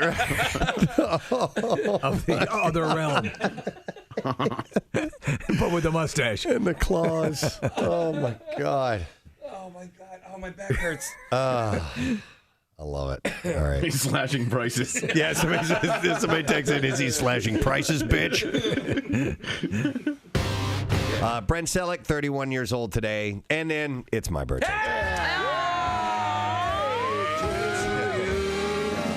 Happy birthday to you. Happy birthday, dear Preston. Happy birthday to you.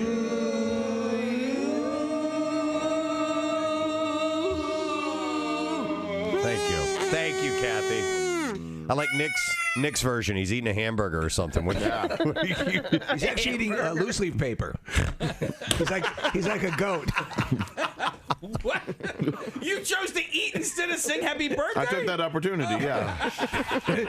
That's why sometimes we have to put something heavy over the garbage can. I'm like a bear. Are you at all into wine? Nah. I will. If I go out to dinner and we're drinking, I'll do cocktails beforehand. And a little blow. And a little cocaine. No, I'll do cocktails beforehand, but when the meal comes, there are times where I'll get a glass of wine. Oh, you will? Yeah, I think it pairs better with... So will you pair, like, do you like a red, or do you just pair with whatever you're eating? Whatever kind of mood you're in tonight. Yeah, exactly. A little red, a little white. I'll stick with the standard, red meat, red wine, Okay. Poultry and fish, maybe a white wine. But it's okay to mix it up from what I understand. That rule is not hard and fast any longer. But I will have something. I think it's easier to eat with a meal as opposed to, a Jack and Coke or something like that. Or a wine and Coke. But I'm not a... Which is disgusting. Well, have you ever tried it? Yes, I have. Did you put Pepsi in my wine? Of course I have. A wine and Coke? Was this in the early days? Yeah. It was When you put anything in Coke. Yeah. Well, Gin and root beer. Yeah. It's like, whatever. We did, what can we mix with this? Cranberry juice and rum, and we called it crumb. That's not good. All right. But like a white wine spritzer, that's, Oh, I've been doing that lately. Have you? Yeah, you know what? I just... Have you really? Yes, I've been doing white wine that's spritzers awesome. in the evening. It just helps with the hangover when you have to get up at 4 a.m. And I've been making bracelets with my name on it. So anyway, but I do drink wine, but I'm in no way, shape, or form do I have any room to speak on it. My wife is definitely, she's into wine, and is this volcanic thing actually piqued her interest. Okay. Casey, though, with the white wine spritzer, seriously, I won't take, it has to be a certain grade wine. Like, I'm not going to take something that's, mid to higher level and add, a spritz, spritz it up. Yeah. If it's called piss wine from the Piss Valley, I'll spritz that. Yeah. So you do like a Ernest and Julio Gallo or whatever. Right. I'll have a glass of piss from the Piss Valley, please. It's not going to taste good. This is a 78. But tasting a white wine from Santorini, Greece, Zabo described the wine as... I am Zabo. As salty, saline, and crunchy. Everybody, Zabo's here. Zabo. I am Zabo. Crunchy wine. Crunchy. Do they can they grow grapes hydroponically? Sure. And would that make a... They can do anything. Yeah, right? They made RoboCop. Yeah. The movie. They did. He's not wrong. No, technically he's not wrong. No. They can do anything. He also tasted red wine from Canary Islands in Spain and another from Italy, which he described as being wonderfully perfumed, savory, potpourri, floral, and substantial. Did he mention RoboCop? No. Not Zabo, what about RoboCop? What are you talking about? What?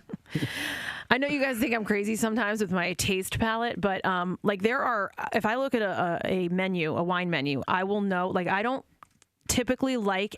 And it's a wide range, but like any wines from California.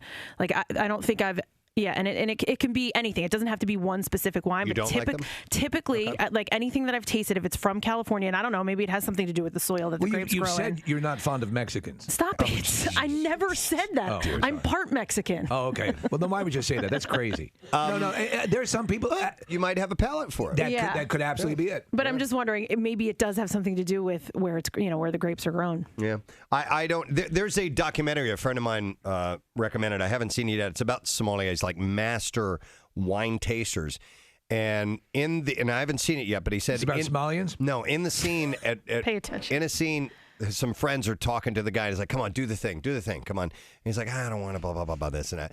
So he ends up giving in, and they pour him a bottle of wine. He does not know where it comes from, anything like that. He is able to sample it and has such a refined palate that he can not only tell you the type, he can narrow it down to the exact vineyard that it came from. Gosh, what? It's some people have these incredibly sharp palates. They're basically the Michael Jordan of the wine world. I mean, it's this rare genetic ability to do something that you can be trained as a sommelier and make it to a level where you can work in a nice restaurant and know a lot about wine. But unless you have this innate ability, you're never going to be like this guy. It's like people with perfect pitch. Exactly. And there are people that can smell things as well and know exactly the origin of it, what it is. RoboCop has a gun in his thigh. Well, there's a to reference a movie. Move along. Drink your wine and move along. There's a scene in one of the Hannibal Lecter films that he leaves a scent of a hand cream on a letter, and they bring in all these perfume people, and they're able to smell and find out exactly where it came from. And there are legitimately people that can do that. Same thing with wine. People who work in the perfume industry are paid many millions of dollars because of that ability. Yep. Not that I'm an expert, but I drink Sauvignon Blanc and from New Zealand. There are different wines from New Zealand that I really really love. But to some people, it's going to taste very similar. It's going to taste the same. So we did a taste test, and it was 4 different Sauvignon Blancs from New Zealand, and I picked out each one and which was which. Okay. Wow, you're like the RoboCop. Well, no, but it was like you're like the RoboCop in New Zealand. I'm from New Zealand. Lead me to your wine. No, you have a great nose and a really refined palate. And awesome boobs. And a pointy nose. I would not say a great nose, man. I can't take scents. Like it gives me a headache. Your nose has abilities. Yes, it does. Is Somm the name of that documentary? This is the one that I know about, unless there's another one. Maybe there was one that you saw that I didn't, but I've heard of this one before. SOMM. Well, there is a documentary on Netflix that was, we put it up on PrestonSteve.com, like documentaries that you have to see. And it is about, I don't know if it's about sommeliers or wine, but it is about wine. So it was my birthday yesterday, and I have like 6 great bottles of bourbon at home. You got? Yeah, some of them I got, some of them I bought, and they're of the upper level of bourbon. So, yeah.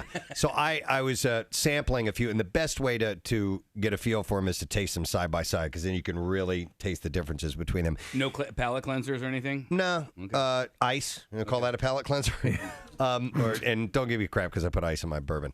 But anyway, I wish I could articulate what I'm tasting. I'm like, yes, this tastes different than that, but I can't go. It has hints of caramel and an aroma of star anise, or I don't know. Don't use words, just use sounds and grunts. Yeah, like RoboCop.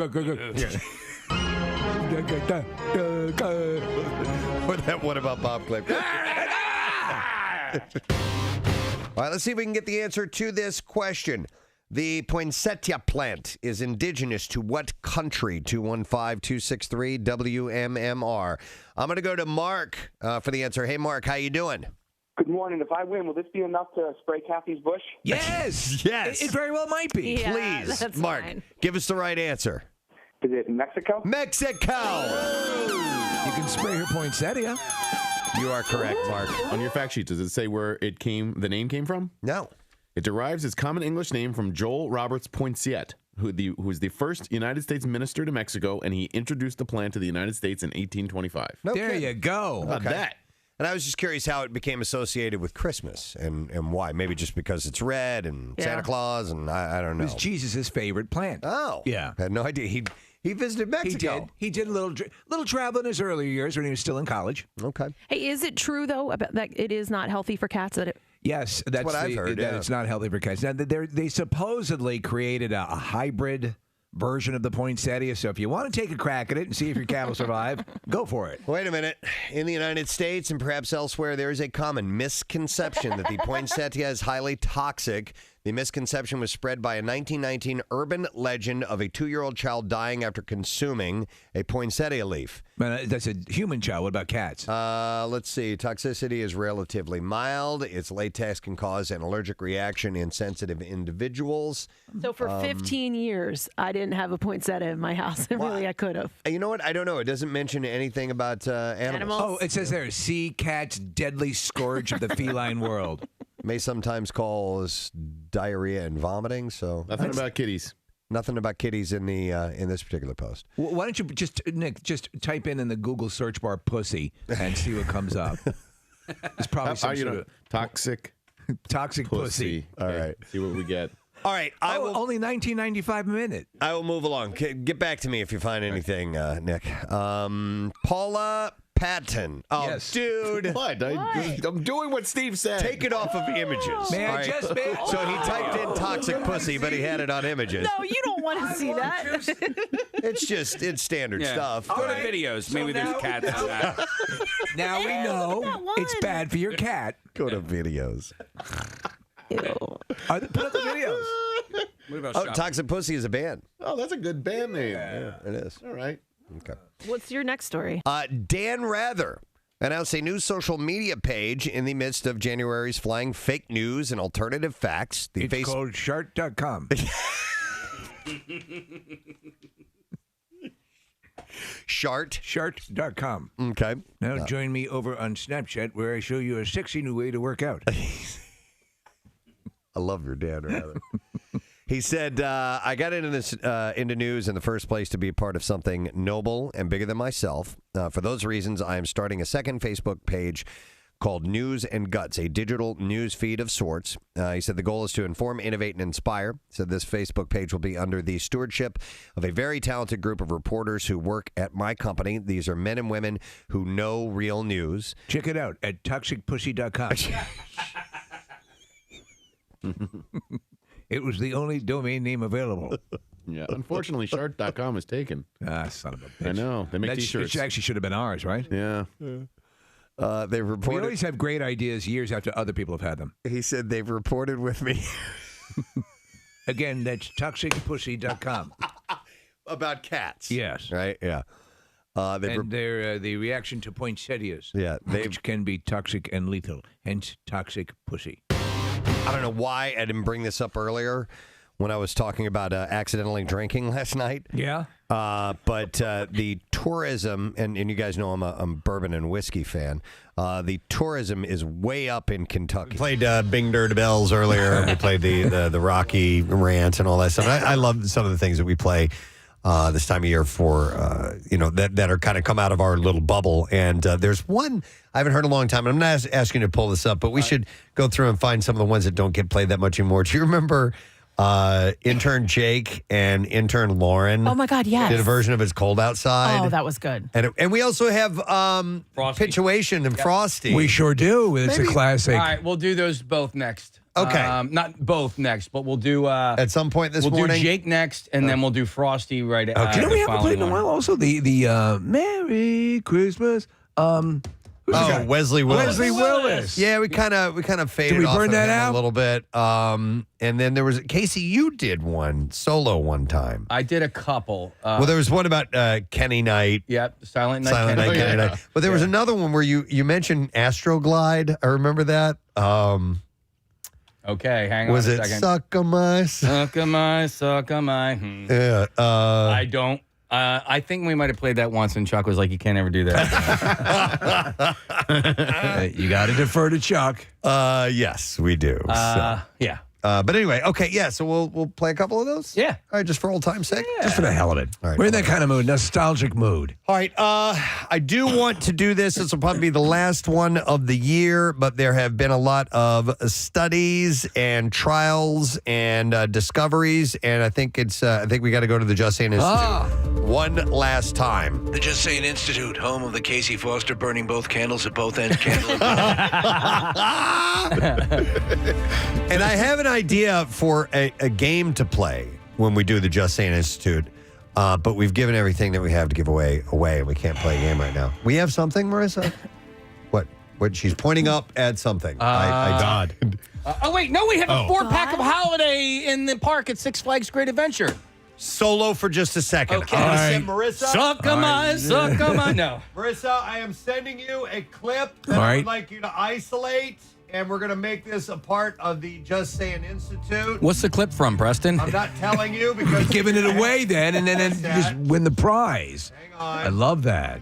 All right, this is your dream is coming true. It's away. All right, so we'll do a giveaway at some point. All right, during the Just Saying Institute. Kind of connoisseur. Yeah, exactly. Thank you, Marissa. It's only going to be one per. Just connoisseur. I do a clip after every story. Yeah. We'll just do one during this segment. Come on, and I'll see what you guys think about it. All right, and by the way, just grab the whole thing, Marissa. Thank you. So we'll start with this one. People receiving organ transplants have reported strange changes in their emotions, tastes, and memories. And the phenomenon is most common in heart recipients. But those who receive kidney, lungs, and even faces have also noticed changes in their food preferences, music choices, and even sexual orientation. So the possibility is that you might, on a cellular level, absorb attributes of the original organ owners. It is a theory. It is a of theory. sorts. Yes. So I saw a documentary where a guy got another guy's hands, and he was a killer, and he ended up killing a whole bunch of people as well. What was it? You know what? That might not have been a documentary. Okay. Might have just been a horror movie. For some patients, their new hobbies and preferences mirror those of the donors, which has led experts to question if recipients are also receiving the donor's memories. In a review, I guess that's your theory. In a review, nicely done, Casey. In a review published earlier this year, researchers pointed to a one-case study in which a 9-year-old boy received a heart from a 3-year-old girl who drowned in her family's pool.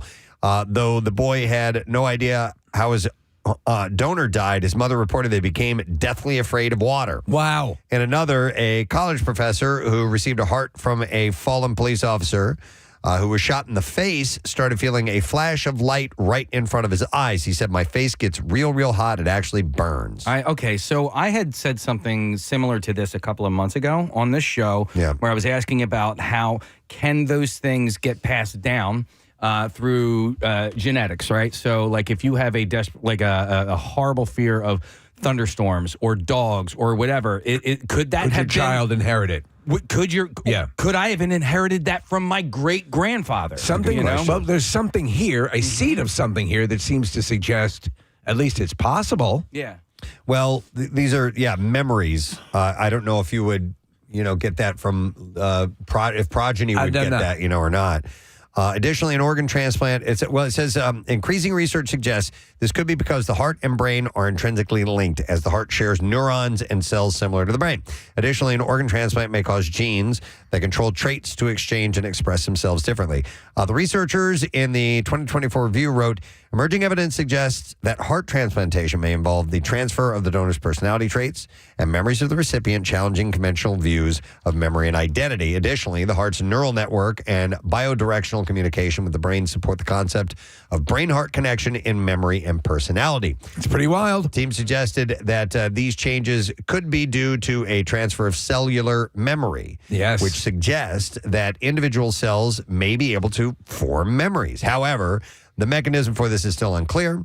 Additionally, introducing a new organ to the recipient's body could cause genes to express themselves differently. However, many experts believe that these cases are too coincidental, and the changes may instead be a psychological response to recovering from major surgery and near-deadly heart condition. Well, because it's cooler, I'm going to believe in the other aspect that it's being transferred. So the movie Altered States, from the Patty Chayefsky story, and scientifically, that is a notion that through generations, collective memories can be passed along through a population. So I don't know. We'll see what the research indicates. Experts from McGill. I'm going to give the Just Saying Institute a grant so they can pursue this. Experts from McGill University in Canada, for example, suggest that immunosuppressant medications that organ recipients have to take can cause increases in appetite, which could change their perspective on food. The research suggests that recipients may go into the surgery already worried about inheriting their donors' behaviors or personality traits, which could lead to behavioral changes.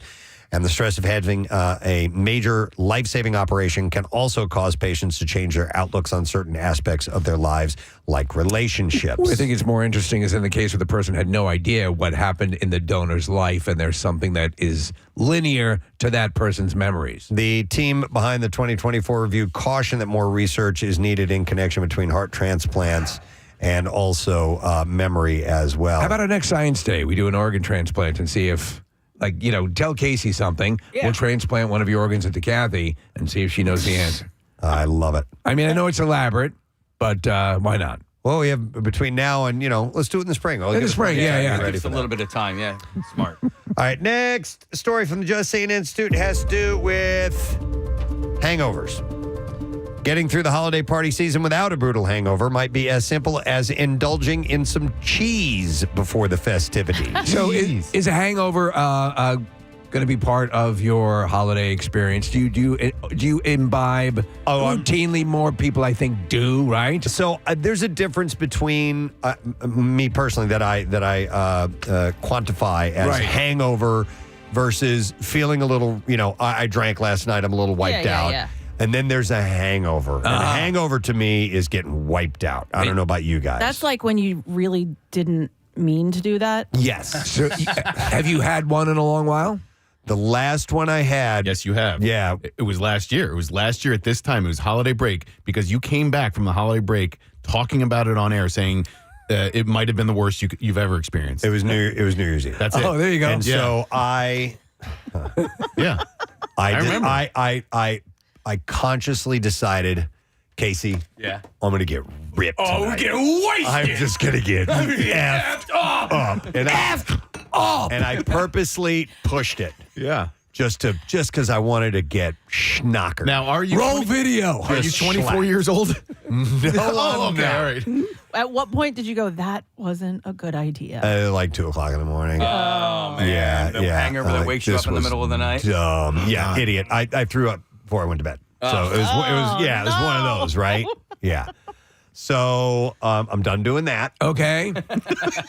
For now. Until the next good reason that I have. I am resolute that I will probably more than likely not do it again. But that was just dumb. Part of me wanted to see if I could do it. You know what I mean? Turns if I could party like I was 24 again. Yeah. Cannot do that. There was a moment in time 5 or 6 years ago, Preston, maybe more at this point, where you just you were tired of hangovers, and I've taken that approach not for as long as you did. I think it was like a year and a half, 2 years, maybe that you gave up drinking. Yeah, and that was I was impressed by your ability to abstain because I know you like drinking and I do too. But when I can tell I've been tying one on a little too much or too frequently or whatever. To be able to take a break and then reset is just you just feel healthier for a while. Yes, it's just and Steve, like, it's not even just the hangover; it's the lingering effects of having had too many drinks the night before. So when you reset and you feel better, it's a time to celebrate. Kind of. Yeah. I did it. You know what? Do you guys ever have that feeling? Do you ever have that feeling it's not quite a hangover, but you basically, the only way I can describe it is you basically feel like you have a film over your brain. Okay. Yeah. There's no pain, no headache, or anything along those lines. You just feel it. Yeah. It resonates to your soul. No pain, no brain. Let me ask you guys about this. This isn't even the subject we're going to get into here. I detoured us. But I can tell the moment that I decide I'm drinking tonight. Okay. What happens? What's happening in your mind when this is something? A scent, a sensation. I will read something. I will see something, and all of a sudden it's like, ding! Guess what I'm doing tonight? Wait a second. I'm in a house. I'm gonna get bombed. It's weird. I just whatever. I would just like that. We have a doorbell. Time to get drunk. Like, I know what I'm doing tonight. Preston. I don't know about you guys. Does it ever hit like that? May I just a question? is there at all an element of mischievousness to it? Like, I think I'm going to do this. Maybe occasionally. Okay. Yeah. Like, I know this isn't right, but I'm going to do it. Yeah, probably. Okay. There's an underlying bit of that. I will definitely get triggered by certain like TV shows. You know, they drank a lot on Game of Thrones or House of the Dragon. Mad I'll Men see them. and- Yeah, yeah. Mad Men, Murder, She Wrote. Murder, She Wrote. She was pounding 40s. Another one. No, there was another TV show. The Crown. They drink a lot on The Crown. And like, I'll see people enjoying a glass of wine or pouring champagne or whatever. I'm like, oh, yeah, that looks pretty good. Yeah. You know what? The one that always gets me is like a scene from a movie in like a lawyer's office or whatever. And they go over and they grab the decanter and they have a cocktail at work. Absolutely. Oh, that looks classy. All right, I'm in. We need one of those bar cards here. We're like, you know what? So as a rough day. I need as a a drink. non-drinker, when you see one of those, Preston, in office, mahogany bar, with the decanter, the colors look good, and then on the rocks, I don't even drink. I've never been drunk, You want one? but yet I find it in. In 30 Rock, they go into Jack Donaghy's office, Yeah, yeah. and Alec Baldwin pours a drink, and I'm like, "Whoa, well, that's a 2:30 cocktail. That sounds pretty good to me." And you know what? Oddly enough, in the MCU, there's several moments that do that to me. In the first Iron Man, I know. Jeff Bridges is in there. He's like, Tony always gets the good stuff. And he pours him a drink in Tony's office. And then there's another one when Loki is about ready to take care of Tony. He's like, well, I'm going to have a drink. I don't know about you, but I'm having a drink. We've got a Hulk. Like, damn it, They man. have a party. Of course, you got me. They're in Ultron. They have a party in Ultron. I was like, that looks like a fun party. Yeah. Best, ain't no party like a Marvel party. Casey brought the beer card, the bar card in. I need a little shot glass so I can pour myself tequila. Wow. That looks All right, good. well, back to this particular study that was done. Cheese might help you with a hangover. How? According to a video from pulmonary and critical care doctor Ninzimid on TikTok. Yeah. And I don't know what that stands for. It's a TikTok handle. The protein, fat, and complex carbs in cheese can coat your stomach and slow alcohol absorption, making the morning after a little less of a nightmare. Now, listen, take this with a grain of salt because there are 1,000 hangover preventative messages. And Oh my God, cures. there's a load of them. So, though on theory, what they're saying about the absorption levels of cheese makes sense. Yeah, I agree. We had a girls' weekend this past summer, and one of the girls came with like those patches you put on. So we all put them on, and we went out, and we all woke up with these patches on and like a terrible headache. We were like, oh my God, we're so hungover. What kind of patches? I don't understand what you're saying. I don't know, Casey. I'm not exactly sure what they are. They're Is it supposed like- to prevent a hangover. They didn't work. Is it like a transdermal?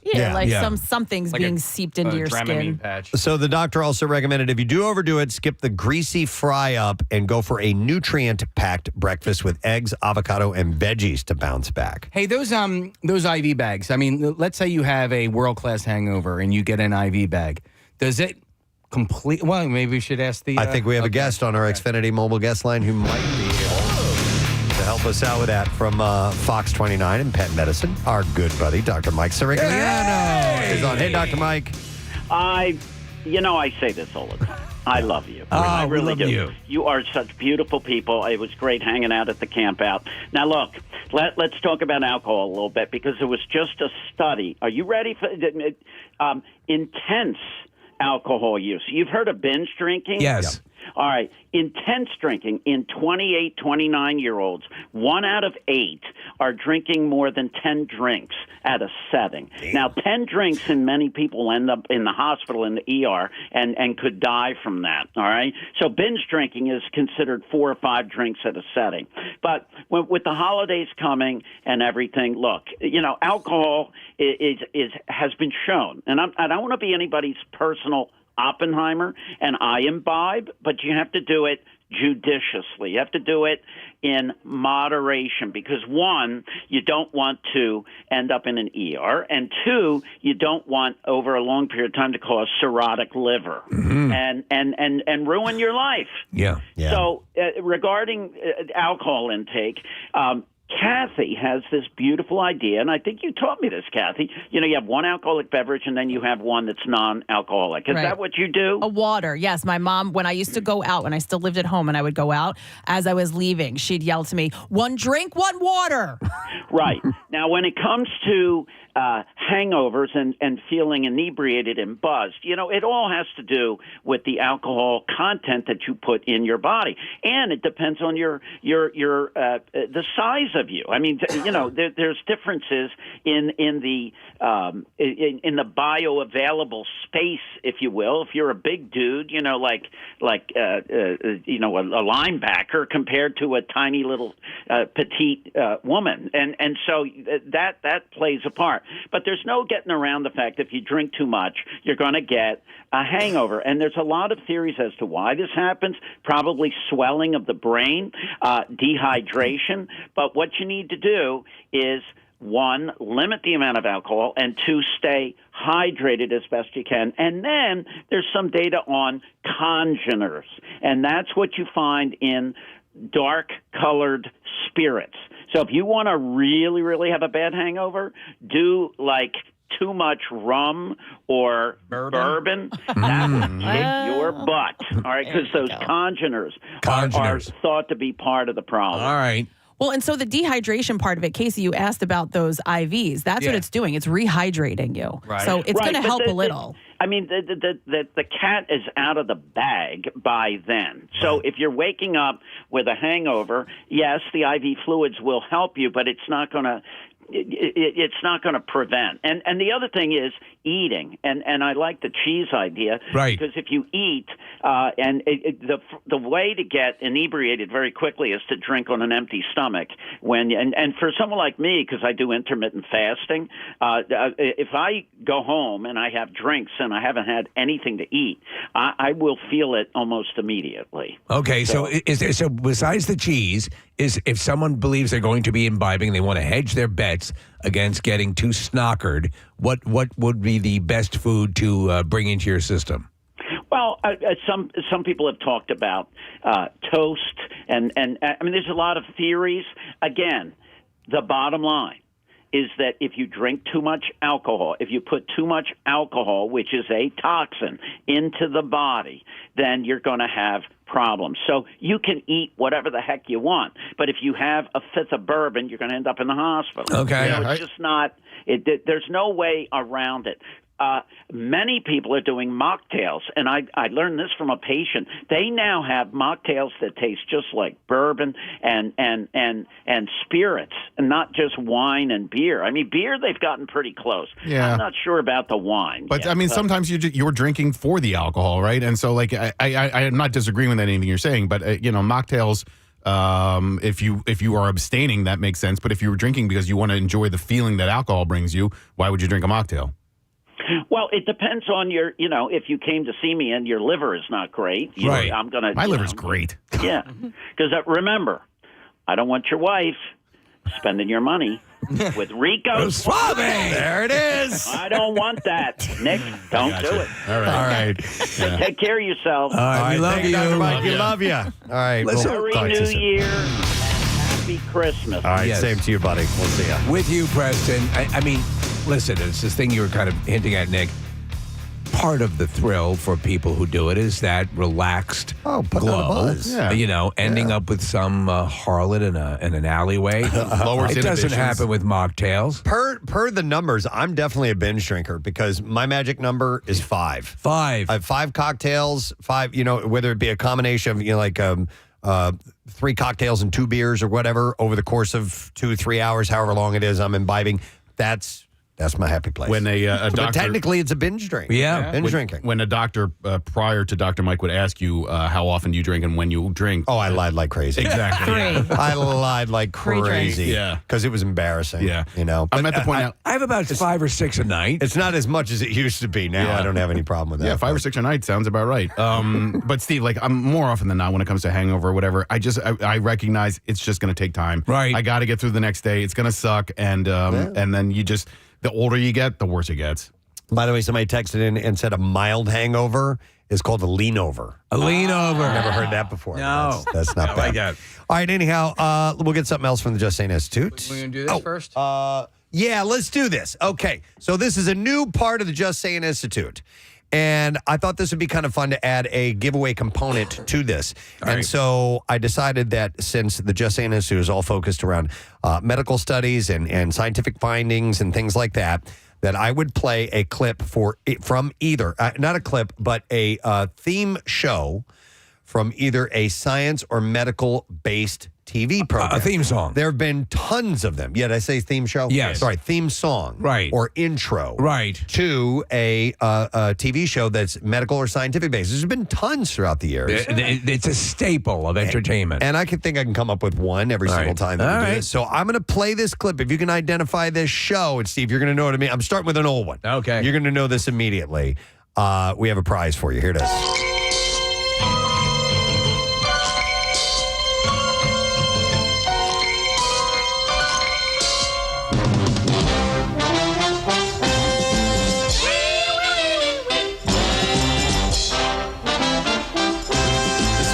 All-time favorite TV shows. I love it. Wait, here.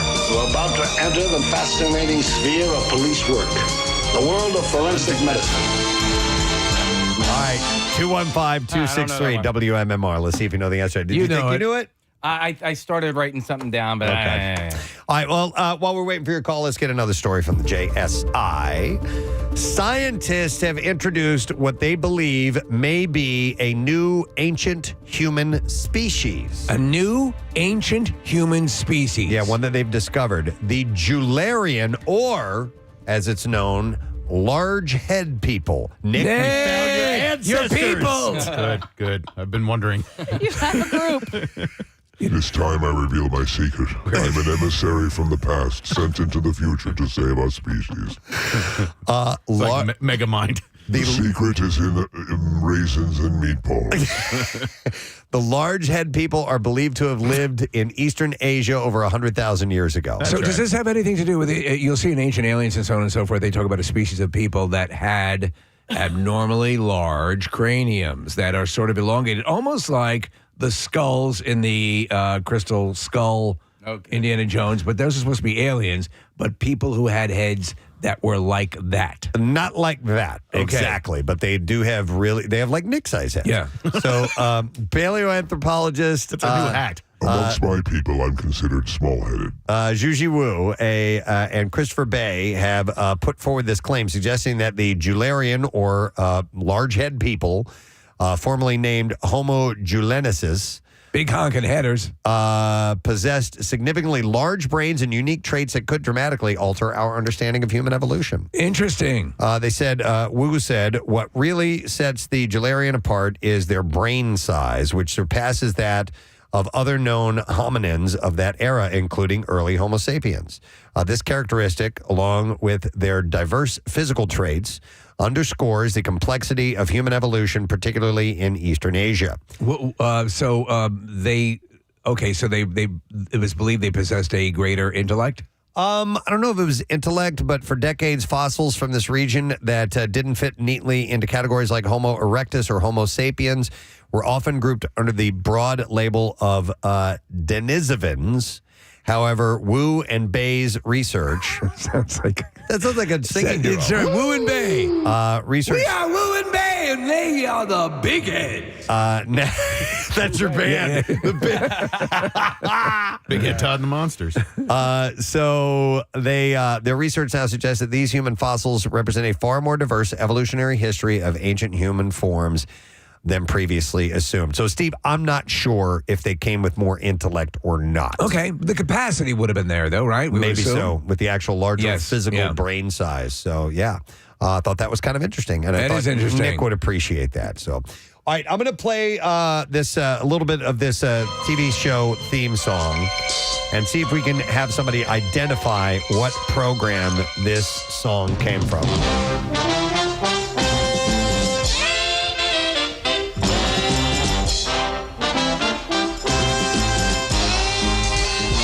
We're going to go to Fred and see if he knows. Hey, Fred, good morning. Hey, Crumb Bums. Hey, what's up, you crumb bum? All right, what show was that from? That's got to be Quincy M.E. That is correct. Yeah. Quincy M.E. Jack Klugman. I loved that show. It was one of the first It may be the first show ever that really focused on forensic, autopsies, medical stuff like that. Yeah. I gotta say, though, that theme song does not. No, it was not indicative of like an ER or something like that. Yeah. He was. Do you remember the episode, Preston? I think it was maybe the pilot episode where he had to get to an appointment and he was supposed to give a lecture to a whole bunch of students or police officers or learning what he does, and he pulled out the most mutilated corpse to get them all sick so that he could leave early. Yeah. So it had a wry sense of humor to it. And also with you're talking about like the saxophone in there. He is. On the show, he was kind of a playboy as well. He's single. He lived on a boat. Yeah. And so they kind of played along that stuff. But I always loved that. I thought that show was fantastic. I think that could be redone. I mean, they have shows are similar to that now. Very similar, yeah. With what is the what's the CSI? Right. Is kind of similar to that. They're all procedurals. But you remember Sam, his right hand guy in the office. So there was a show called Bones that was similar too. Oh, really? Yeah, they would do check on the body. All right, so do you like this edition? Sure, All right, why not? what are we giving to Fred anyway? Second one up. All right, second one up, a 4-pack of tickets for the Holiday in the Park at Six Flags Great Adventure. Yes, and it is the biggest and brightest holiday celebration with 1 million glittering lights, festive eats, dazzling street entertainment, and thrilling rides and coasters. Ho, ho, ho. Open select days through January 1st, and we are going to give Fred that for getting that correct. And I will go in between older shows and current shows. Right. I just wanted to start with one that was one of my favorites. You hopped in the Wayback Machine. Yeah, which was late 1970s, Steve? Something like that? Yeah, 78? probably, yeah. Around then? 76 to 83. Wow. Okay. All right. Let's do another story from the JSI. A diarrhea-causing superbug is stirring up trouble in Los Angeles. Yeah! Yeah. Researchers have tracked down a worrying new strain of Shigella bacteria in the area. That's a cousin of Godzilla. It's one that can resist almost every antibiotic thrown at it. So, like, you get it, you're stuck with it for a while. So anything that's like a stomach virus or causes diarrhea, like I do not get colds really, but that I'll get that stuff. I can take the joy. diarrhea as long as I'm not throwing up.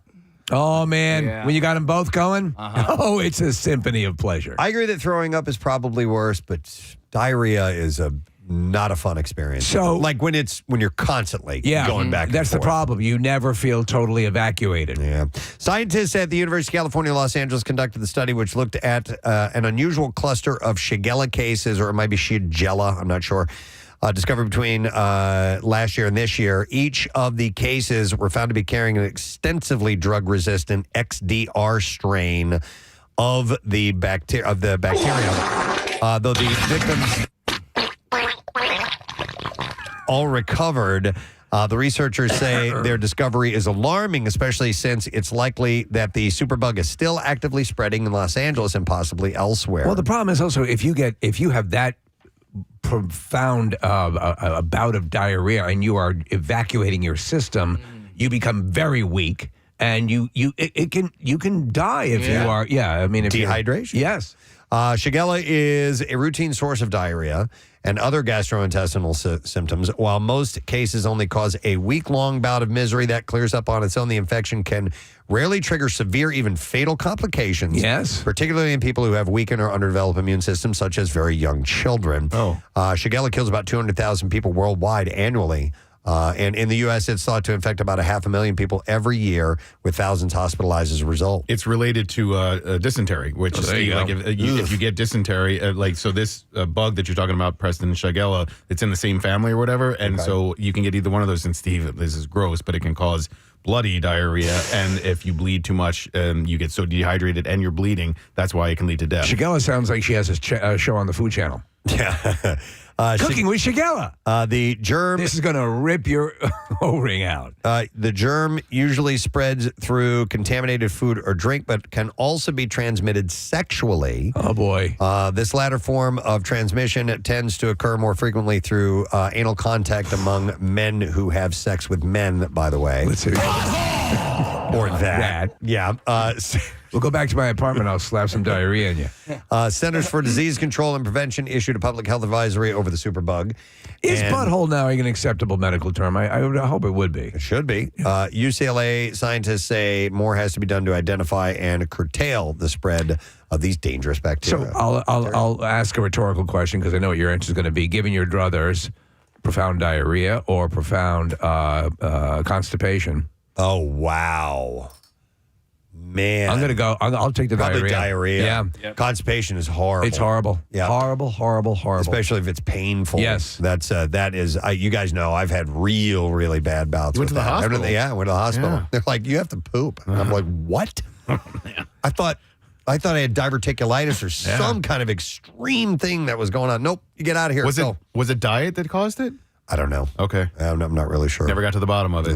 No pun intended. Speaking of diet, I have another story that you guys will find kind of intriguing from the Just Saying Institute. Scientists have revealed that eating a hot dog, as well as other ultra-processed foods, could actually shorten your life.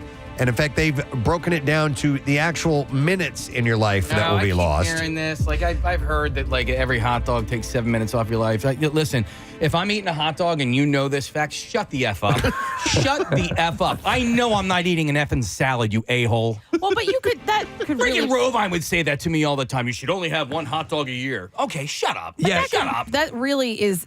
hot dogs are terrible for you. That's why they're pointing them out, but it's any processed food. Well, and listen, by the way, time off of your life. The question is, are you doing things to counter that? Are you exercising? Are you doing other life choices that might negate that? Have your hot dog. There is light at the end of this story. Okay. Okay, it's okay. But I understand your frustration with somebody who brings it up while you're enjoying While I'm enjoying it. That's Like, not the time to do it. Do you tell me that I could die in a car accident as I'm driving a car? Like, shut up. I know that all right. Is this Rovine that would do this? Kid's got a point. Well, Rovine has done it, but other people have done it. But Rovine was the first one that sticks out in my mind because I think he was the one who told me like 7 minutes off your life or something. I'm like, just shut Actually, up, it's dude. more than that. So the 2021 study If you have heavy eyebrows, you could die early. looked at a whole range of ultra-processed foods, including cured meats, pizza, and mac and cheese. A nutritionist found that eating a hot dog could cost someone the average of 36 minutes, Hey, if you walk downstairs, you could fall and die, guys. while a cured meat could shave off around 24 minutes.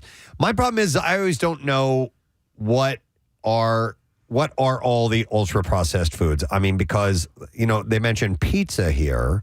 I would not I consider that thought of that ultra-processed. as an ultra-processed food. So, yeah, let me look. I'm going to look up the definition for you. Because a hot dog comes to mind when you hear ultra processed. Yeah, and the things that are like meats that are processed, like salami and stuff like that, I think of. It's stuff that occurs naturally. But it depends on how you make it. Like if you're making a homemade pizza and you're, kneading the dough and whatever, that's not going to be ultra processed. Not really, because the dough is processed. Well, what I'm saying is you like make your own dough. You can find ways to make a pizza where it's not ultra processed. If you're buying a frozen pizza from Acme, chances are most of that stuff is processed. Okay. Where are the sausages? Yeah, those could be processed. He doesn't stand for baloney. Definitely processed. Shortening his life. All right, so if you like drinking soda, it's going to cost you 12 minutes. But, and here's the good news, as eating the right food can actually add time to your life, okay? So that's a good thing. So it's like buying carbon credits. Consuming certain types of fish could add up to 28 minutes to a lifespan. And I'm rocking it, man. This is the formula they're Guess he's using. going to eat 9 hot dogs today. Unsurprisingly, fresh fruits, vegetables, and even peanut butter and jelly sandwiches were found to contribute to a longer life expectancy. Ha! So, Steve, you have you'll eat your salmon. Yeah. But then again, you'll eat your cheese ball things from hers. Exactly. So these things, you're playing That's it. add and subtract, and these things even out. I'm going to set up a big scale at home. I'm going to put the salmon on one side and my cheese balls on the other. Speaking to the leader of the study, Dr. Oliver Joliet, he said the urgency of dietary changes to improve human health is clear. Our findings demonstrate that small, targeted substitutions offer a feasible and powerful strategy to achieve significant health and environmental benefits without requiring dramatic dietary shifts.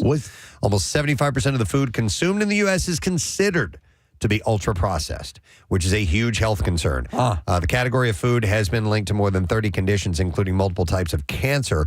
There was also a study that came out recently about colon cancer cases in young people. They're on the rise and it's dramatically. And they say that it is most likely dietary ultra-processed foods. I mean, like my oldest Parker, that's all he eats: mac and cheese, chicken nuggets. He eats like a kid. There are foods and it is not good for him. And food additives that are not allowed in countries around the world, but are allowed here in the United States. True. And that's something that they need to get a handle on. I agree. It's the definition is so complicated that it's not going to help Forget you, it. Preston, with Okay. what you need. But I mean, basically, you whole foods are not processed. Like, so going back to the pizza, I specifically looked up pizza, like from a pizza shop. It's considered ultra processed. Like Nick said, if you make your own and you're using raw ingredients, it's going to have less of those additives in it. Okay. So anything with that's something I'm looking at added this chart to here, it. Kathy. Devil's food cake is not ultra processed. But listen, it is. It is. But some of this is the sodium that's added to it. So if you're salting your food, if you're making your food at home and you're adding salt to it, does that contribute to I think it's being like processed? I think that's a good example of the like deli meats, because that's added They're very to salty. preserve it, and so that's becoming ultra processed. Just adding salt to your meal, I mean, You're supposed to use that in moderation as is. Yeah. Yeah. So, okay. Yeah, look at these processed ingredients. Salt is fourth on the list. Yeah. So am I making a mistake when I salt my devil's food cake? Yes. All right. Yeah, oils, butter, vinegar, sugars, the good stuff. But by the way, breakfast cereal. That's all considered- processed ingredients. Yeah. Wow. But ultra processed. Yeah. It says supermarket bread. This is whatever article we're reading here. It's from the Daily Mail. Potato chips? That's kind of suspect. They're made of potatoes. Yeah, crisps, cakes, biscuits, which are cookies. Yeah. Bread, because it's a British tabloid thing. Spotted dick is ultra processed. Breakfast cereal, ready meals, stuff like that. All right. Well, anyhow, keep that in mind. Just balance it out if you can with some good whole foods, and you should even everything out, hopefully. All right, I think we're done here. Yeah, we're wrapping it up. We're going to say goodbye to the Just Saying Institute. It was a once good again. visit. And did you like the edition? Anytime I can hear the Quincy theme, I'm happy. All right, we're going to do that more often. All right, we're going to take a break. When we come back, we're going to have a musical performance. One of our own is returning to the studio, Kyle Mack. We love him to death. Prodigal son. And he's put together this wonderful group that's going to be playing they're calling it the Michael McDonald Experience, minute by minute. And it's going to be on January 3rd. We're going to get a little sample of that from these guys. We'll be back in a moment. Stay with us. Preston and Steve on 93.3 Because of this? The Kentucky Bourbon Trail. Wow. What is the Kentucky Bourbon Trail? Well, they've got loads of distilleries. So it used to be, and it isn't as much anymore, when... I assume it's not a straight line. No, to call a spirit bourbon... Yes. Part of the requirement was it had to be distilled in Kentucky. All right. There's another requirement. It has to be 51% corn, I believe. But now there are other. Now people are labeling bourbon, even though if it's not made in Kentucky. So they're actually there's a local bourbon. It's called Kinsey. And it's out of Philadelphia, I believe. Philadelphia, or at least Pennsylvania, and it's called bourbon. I had it's good. But anyhow, so Kentucky has a bourbon trail. So all of these distilleries, my dad and I went and visited the Maker's Mark distillery a few years back, which was really, really cool. And there's, Jim Beam and Wild Turkey and Woodford Reserve and just all of these different ones, Four Roses, Evan Williams. And you can go from distillery to distillery to distillery. How hammered are you by the end of that? Totally, because you get free samples while you're at them, and they can they do bus tours, so you don't have to drive. And they'll It's okay, I got it. My buddies and I, Rochelle and I, and another couple, were going to go do this about 2 years ago, and something came up, and we weren't able to do it because my dad and stepmom live in Lexington, and we could start right there and then work our way through the Bourbon Trail. But we didn't get to do it. It is still on my list of things to go do, but I have been there for part of it. Yeah, so like Napa and Sonoma are similar. I mean, Yes. it is a it's a destination to go. Oh, first of all, it's beautiful up there, and you can go to San Francisco first. But you can do bus tours. But I mean, wine is a lot less potent than bourbon is, and you can really only do like 3 vineyards, and then you're good. You're going to be wrecked. Yeah, and at these, obviously you're taking just the small little samples, half bottles of the bourbon, just a half bottle. But anyhow, so there have been more than in 2016 there were more than 1 million visitors who made stops at distilleries along the Kentucky Bourbon Trail. and the Kentucky Bourbon Trail Craft Tour. What is this music? Welcome to the Kentucky Bourbon Trail. I love this. Oh, what fun we're going to have this afternoon. Happy trails to you. It's not really like a line. It's like you just wander to the left and to the right, and eventually you'll hit a bourbon place. I'll be your tour guide. Kentucky Distillers Association President Eric But first I got to take a piss. Eric Gregory says that it shows that people don't just want what's in the bottle, not the Bible. I don't want what's in the Bible. So they have a thirst for Kentucky's bourbon culture. Now, here's where I can connect to this. I do not drink. Everyone knows that. I, however, am fascinated with the culture surrounding it. Yeah, when Mila Kunis talks about the way, what does she do for bourbon? Is it bourbon or what booze does she push? Oh, Jim You know what I Beam? don't think she's know. Jim Beam. Yeah. Is it Jim Beam? That's Talks bourbon. about the process and all that stuff. I'm like, I am fascinated by that. It's pretty cool because you go into where they make where they create it and distill it and refine it, and it's really cool to see the process. And then they age it in all these barrels. Right, and then the wood apparently can have like a residue in the wood that can also be part of the water that they get right from that particular area or county. The minerals in that water have to do exactly with the flavor The that taste. comes out. So anyhow, so they said that it's way up right now. The Kentucky Bourbon Trail showcases 9 distilleries, and it was up 17% from 2015. So it's really cool. I'm going to go do that. I'm absolutely going to go be a part of that whole thing. So I should have brought that up earlier when we were talking about booze. I'm bringing it up now. So there. It's your show. You can do what you want. Yeah. Damn it. Antonio Banderas appears to be bouncing back. I did not know this, but he's doing well after being briefly hospitalized for chest pains. I felt very bad in my chest. In an interview with the Sun on Monday, Banderas, who is 56, said that I thought it was a heart attack, but I just had to fart. That he was working from home in Surrey, England. Ah, yes. Like a warm Barcelona evening.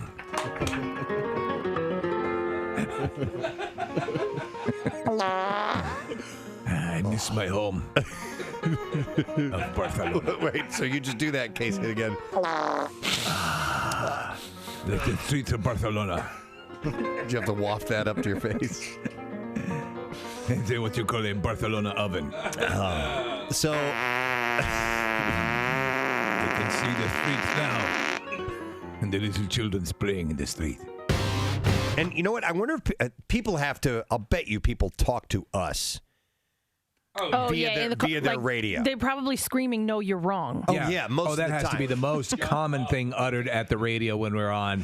That information's incorrect. Yeah. In fact, I had jotted down a note not that long ago. I think I have it right here. Yeah, why have you yelled at us? Oh, really? Yeah, see it right here? Oh, I love that. Why have you actually yelled out loud, audibly in your car at us? I don't know if I want to hear this or not. I do. Okay. Do you think who ranks higher in the yelling department, lawyers or doctors? Probably. Well, that's let's put it this way: anybody with a degree or even a basic level of intelligence is going to be absolutely irate listening to us. It's funny because you get bits and pieces of information, and then you kind of put the rest. You make up the other puzzle pieces together, and it must be like A plus B must equal C. I think every state has a Springfield. Right. But and it sounds theoretically. Well, I heard that somewhere. But every now and then we venture into territory where we have absolutely no expertise in it at all, and obviously we have a wide range of people that listen to this show, and some people are experts. Yeah. And then when we start to tread into their waters, it's got to be infuriating. But the truth of the matter is, part of the mechanics of the show is we enjoy having you set us straight. Here, I have some examples. I yell when you pronounce towns in Massachusetts wrong. Okay. Mechanics, you're almost 100% wrong when you're talking about anything car related. Yeah, it sounds about right. Yeah. My boyfriend and I pretty much only yell at Kathy. Let me go to Kyle. Hey, Kyle, how you doing? Hey, what's up, Gadzooks? Gadzooks. I thought you were going to sing Hey Paula for a second. When do you yell at us? What's that? When do you yell at us, Kyle? All right. Yeah. So, no. Earlier in the show, a couple weeks ago, you guys. There might be a gas leak in your house, Carl. People are yelling right now. Right now. At you, Kyle. My cat's sleeping. No. A couple weeks ago, you guys were talking about like bank robberies. Yes. You guys were talking about like, it's funny. People are calling in about like super crazy. Like they were calling about bank robberies. You guys want to know all the secrets about banking? Yes, we did want to know all the secrets about banking. All right, look, you know what? And I was listening at that, and like all like the tellers, everything, and I was hearing like TD tellers calling in about all. Yes. Yeah. Honestly, they could lose their jobs over that. As nuts. What they were telling you. Okay. All right. Okay. Now, what show were you listening to? No, he's right. We were talking about, for example, if a robbery takes place, what are the tellers supposed to do? I think that's the conversation Kyle is referencing. Yeah. So, Kyle, what's your background? Do you have He's an a bank expertise in robber. that? Are you a bank robber or what? No, I'm not a bank.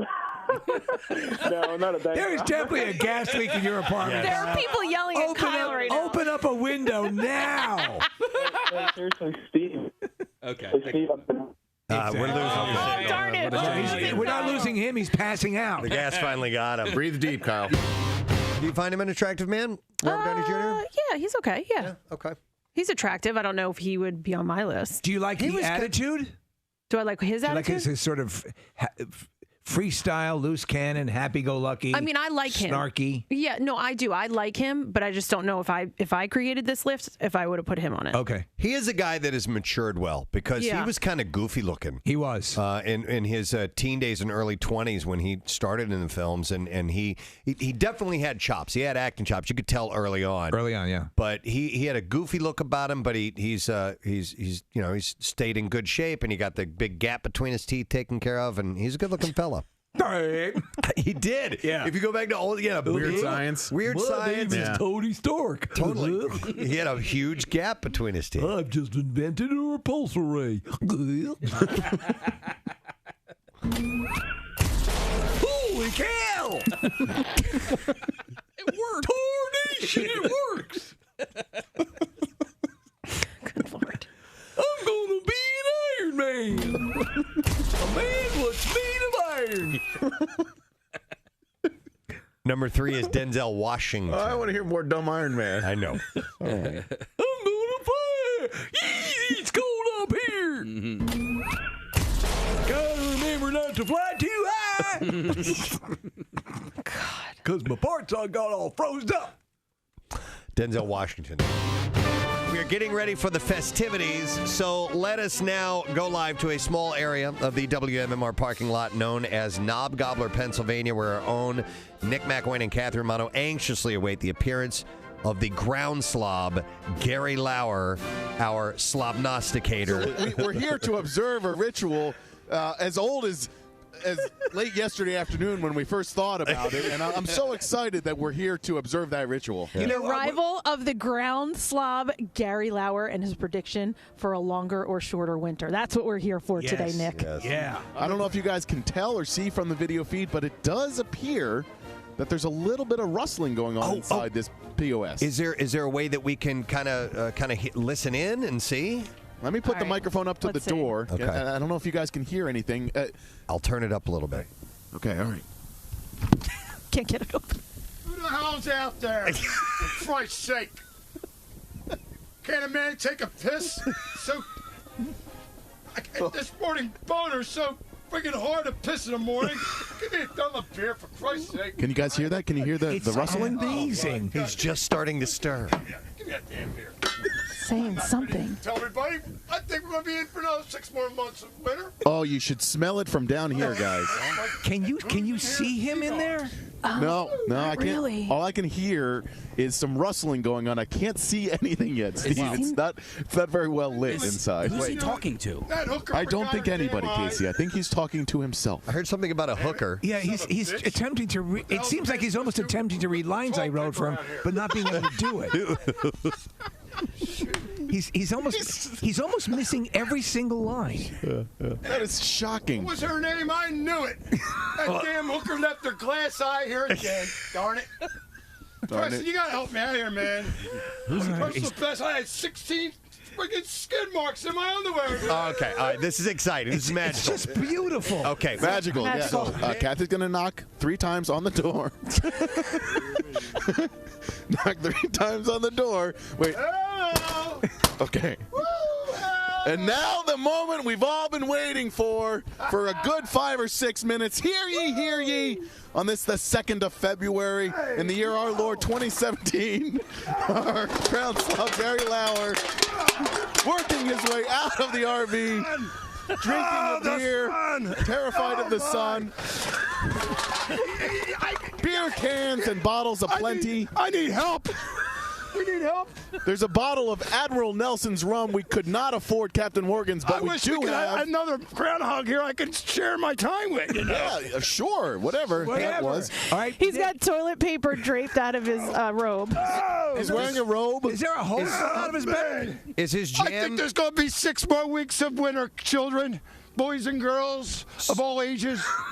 Well, we haven't asked you if you saw your shadow. Well, you heard it here. 6 more weeks. Oh my God! He's walking around. He's absolutely aimless. He's going to the back of the RV. Hey, look in there and see if there's a meth lab. Gary, come on over here. There's a lot in there. Here, Gary. All right, do the official thing, Nick, just to make sure. Hello, boys and girls. Kid of all ages. Kid of all ages. Kid of all ages. Good morning, everyone. Is that one of the lines you wrote, Steve? Kid of all ages. I don't even recognize it, but yeah. Gary, Gary, I have forward. to actually ask you a question before you announce it, okay? That's how this works. Because this is tradition and a ritual going back to yesterday. Absolutely. Do you, Absolutely. or do you not, Gary Lauer, our ground slob, do you see your shadow? Oh, I definitely see my shadow. He sees the shadow.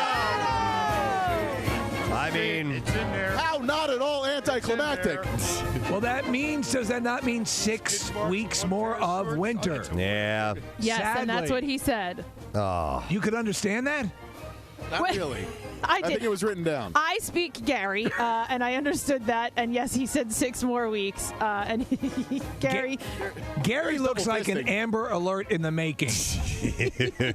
He sure does, Steve. Unbelievable. We have some more invites to our Painfully Single Mixer. It's coming up on Thursday, and we are headed to Maggie's Waterfront Cafe in Northeast Philly. I think that's everyone is very excited that it's going to be there, by the way. It's a great location for this. And this, of course, the most important mixer of the year. The view is supposed to be beautiful and romantic, which is perfect for what we're doing. So let's take another 8 callers, 215-263. WMMR. Bill hates it when I do 10, so I'm going to do 8. 10's a weird number. 215. It looks like a skinny guy standing next to a fat guy.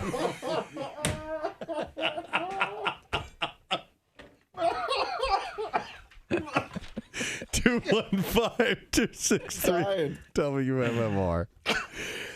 If you're at least 21 and you can join us, it starts at 6 o'clock, so it's kind of a little bit early. You go straight from work and head on over. And first Butter Bud Light is complimentary, and we'll do the free happy hour buffet, and then hopefully we will hook you up with someone. We're going to try, but as you said, and you've been saying many times, Preston, work with us. 10 callers now. All right. No, 8. Not 10. No, we're doing 10. We're doing 10? Oh, no, we're doing 8. We're doing 8? Come on. I'm sorry. 8. Which one is it? It's 8 because Bill thinks 10 is a bad number. Finally, just one more story. Papa Roach has released an official performance video for the song Crooked Teeth. The track is taken from the band's upcoming 9th studio album. Hey, we got crooked teeth. Which is tentatively due out later in the year. It's like the John Wick theme. Papa Roach released Crooked Teeth as a single in late 2016, also incorporating the song into their live set. Okay, do you still have your Billy Bob teeth? Oh, yes, I do. As a matter of fact. Yes, I do. Because you could sing a little bit of the We Got Crooked Teeth song. It's got lint in it? No, but how, I'm so hillbilly that I just broke my crooked teeth. All right, go ahead. We got crooked teeth. Look at the camera. We got crooked teeth. I got a guitar. He looks good. 3-3 WMMR. All right, thank you very much, Kat. So we have 3 gentlemen in our studio, and they have a live show that's coming up Friday, January 3rd at the Landis Theater in Vineland, New Jersey. And one of them you already know very well. In fact, he brought us this, if you will. No sad bro, no sad bro.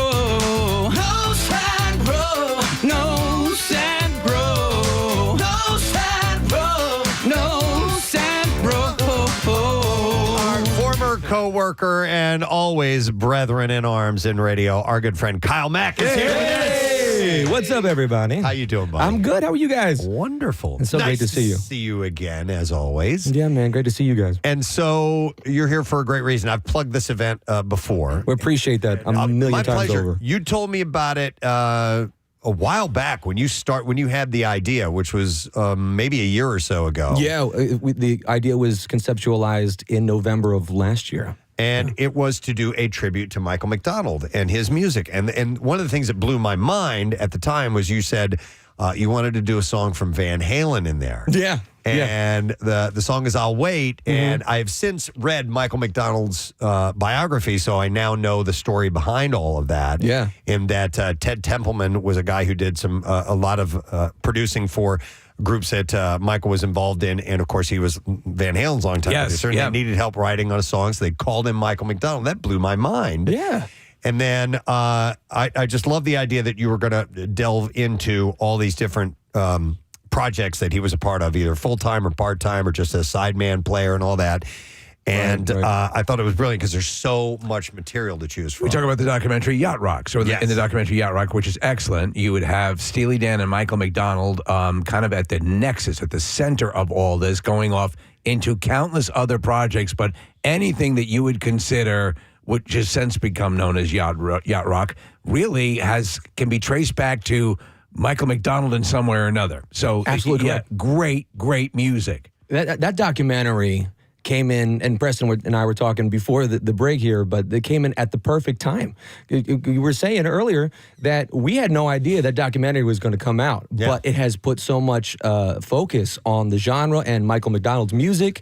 It just so happens that we're debuting in a couple weeks. Yes, perfect timing. You can get tickets at thelandistheater.com, but it's not just Kyle. How many people are in this band? There's 11 of us. 11 people. 11 But of you us. need it. You're going to get this big fat sound, and we want to welcome two of them to our studio as well. Michael Ian, who is here. He's been here before. Thank you. When we did Steven Singer love songs, you remember that? Steven and a singer. Steven and a singer. Yeah. And Michael played guitar. Michael plays in the band FM. He's a brilliant guitarist. And we want to also welcome Alvin Burnett, who is here. How you doing, Alvin? Nice to meet you. Nice to meet you too. And you're a percussionist? Yes, sir. And a vocalist? I've been trying to get him to sing backgrounds during the show, and he's like, "Nah, I'm not having it." But he's a very intricate drummer, so he's got his hands full already. Well, I've definitely heard some, and you're solid. I'm a drummer as well. Oh, I know. So you and Kyle this was your idea together? Yeah, pretty much. Me and Kyle, we got together, and it was an idea I passed on to him, and from there. Alvin and I, all of us, we've been playing, the bar circuit, the wedding circuit, but what that kind of does for us, it was really restricting creatively, and we wanted to do something that was, while still being covers, but also something that would let us just work on, have a brainchild, have something that we could be passionate about and arrange ourselves. And so you guys had to come up with the arrangements for these songs. And I'm going to play a couple clips here to give you an idea of how big this sounds. It's a full sound. You're not going to be undersold on this. Were some of them truthful reproductions, or are you guys doing your interpretations, or a little bit of both? It's half and half, really. Okay. Some of which if we modeled anything off of anything that was recorded before, it was actually his live arrangements, Michael McDonald's live arrangements. And then there's other stuff like I Keep Forgetting, which is completely, it doesn't take away from the original song, but it has a new vibe to it that we really like. The song's in there, you're just giving it your own spin, which is absolutely fine. Yeah, and we tried to make it very clear that we're not doing impersonations of Michael McDonald. This is a celebration of his music. Yeah, so it's called the Michael McDonald Experience, minute by minute Michael McDonald Experience. So so I'm going to play a couple of clips. Where were these recorded in a studio? Yeah, well, actually, we recorded at Michael's house. He has a whole studio in his house, in his basement. I got a whole setup. And you can fit all 11 people in there? In pieces. In pieces. And you did a lot of the arranging, right? Yeah. Michael, yeah, very cool. All right. Yeah, they kind of brought me on as the musical director. Okay. All right, I'm going to play a little bit. Here's one from Doobie Brothers you might recognize, or Keeps Me Running. That was, that was Doobie Brothers. All right, here we go.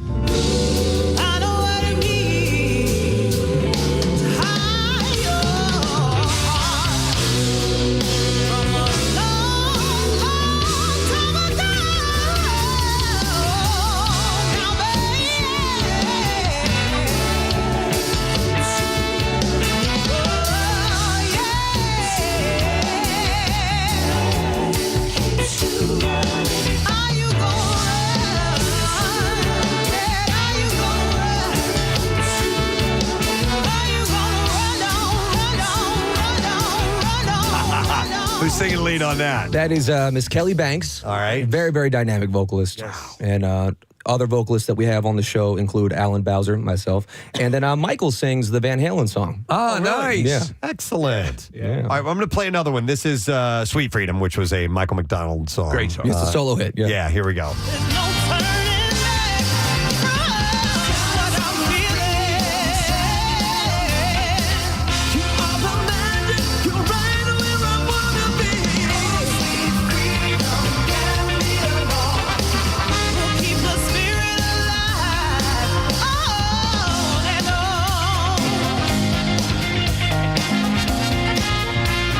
Again, they're playing the Landis Theater, and that's going to be on Friday, January 3rd. And they got all the big fat backup vocals. You need it.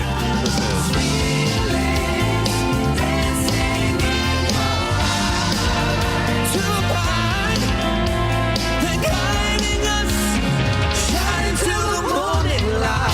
That's awesome. All right, I'll play another quick clip, and then we're going to get some live music from you guys here in our studio.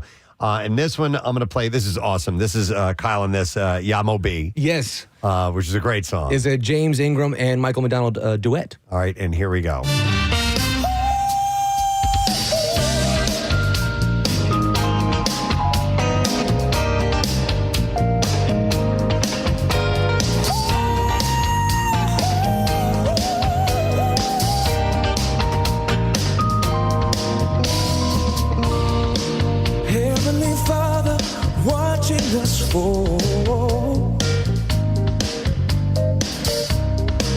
We take from each other and give nothing yet. Oh, well, it's a doggone shame, but never too late for change. So if your luck runs low, just reach out and call his name. His name. I won't be there. Landis Theater, January 3rd, 8 p.m. show. And Landis Theater, by the way, big contributors to Camp Out for Hunger this Yes, year. they were. It was Yeah. pretty awesome. Very to have them exciting. down there for that. Yes, Ray Mamrak, down there. We a shout out to him. Yeah.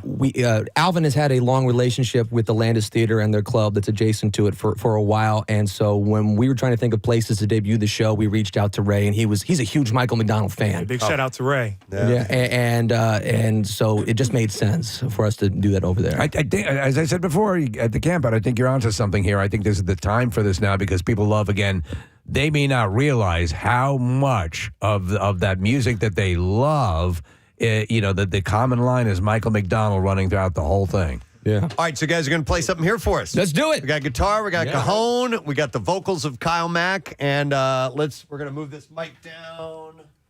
Here we go.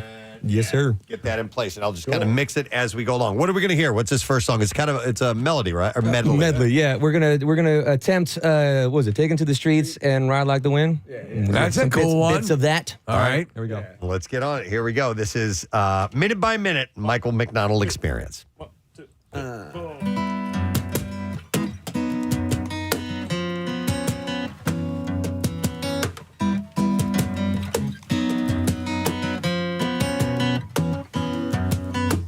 You don't know me, but I'm your brother. I was raised here in this living hell. You don't know my kind in your world. Fairly soon the time will tell. You telling me the things you're gonna do for me. I am blind and I don't like what I think I see. Taking it to the street. No more need for running. No more need for hiding. Take this message to my brother. You will find him everywhere. Wherever people live together.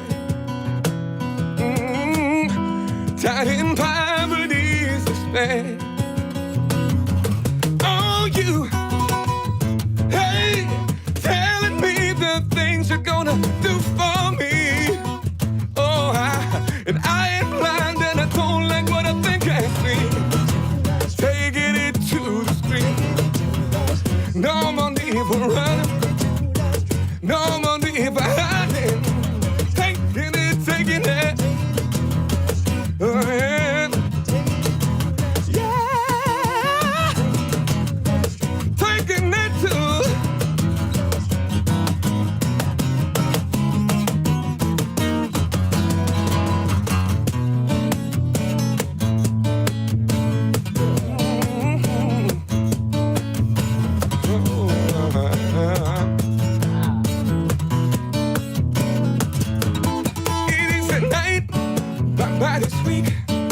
I'm on the run, no time to sleep.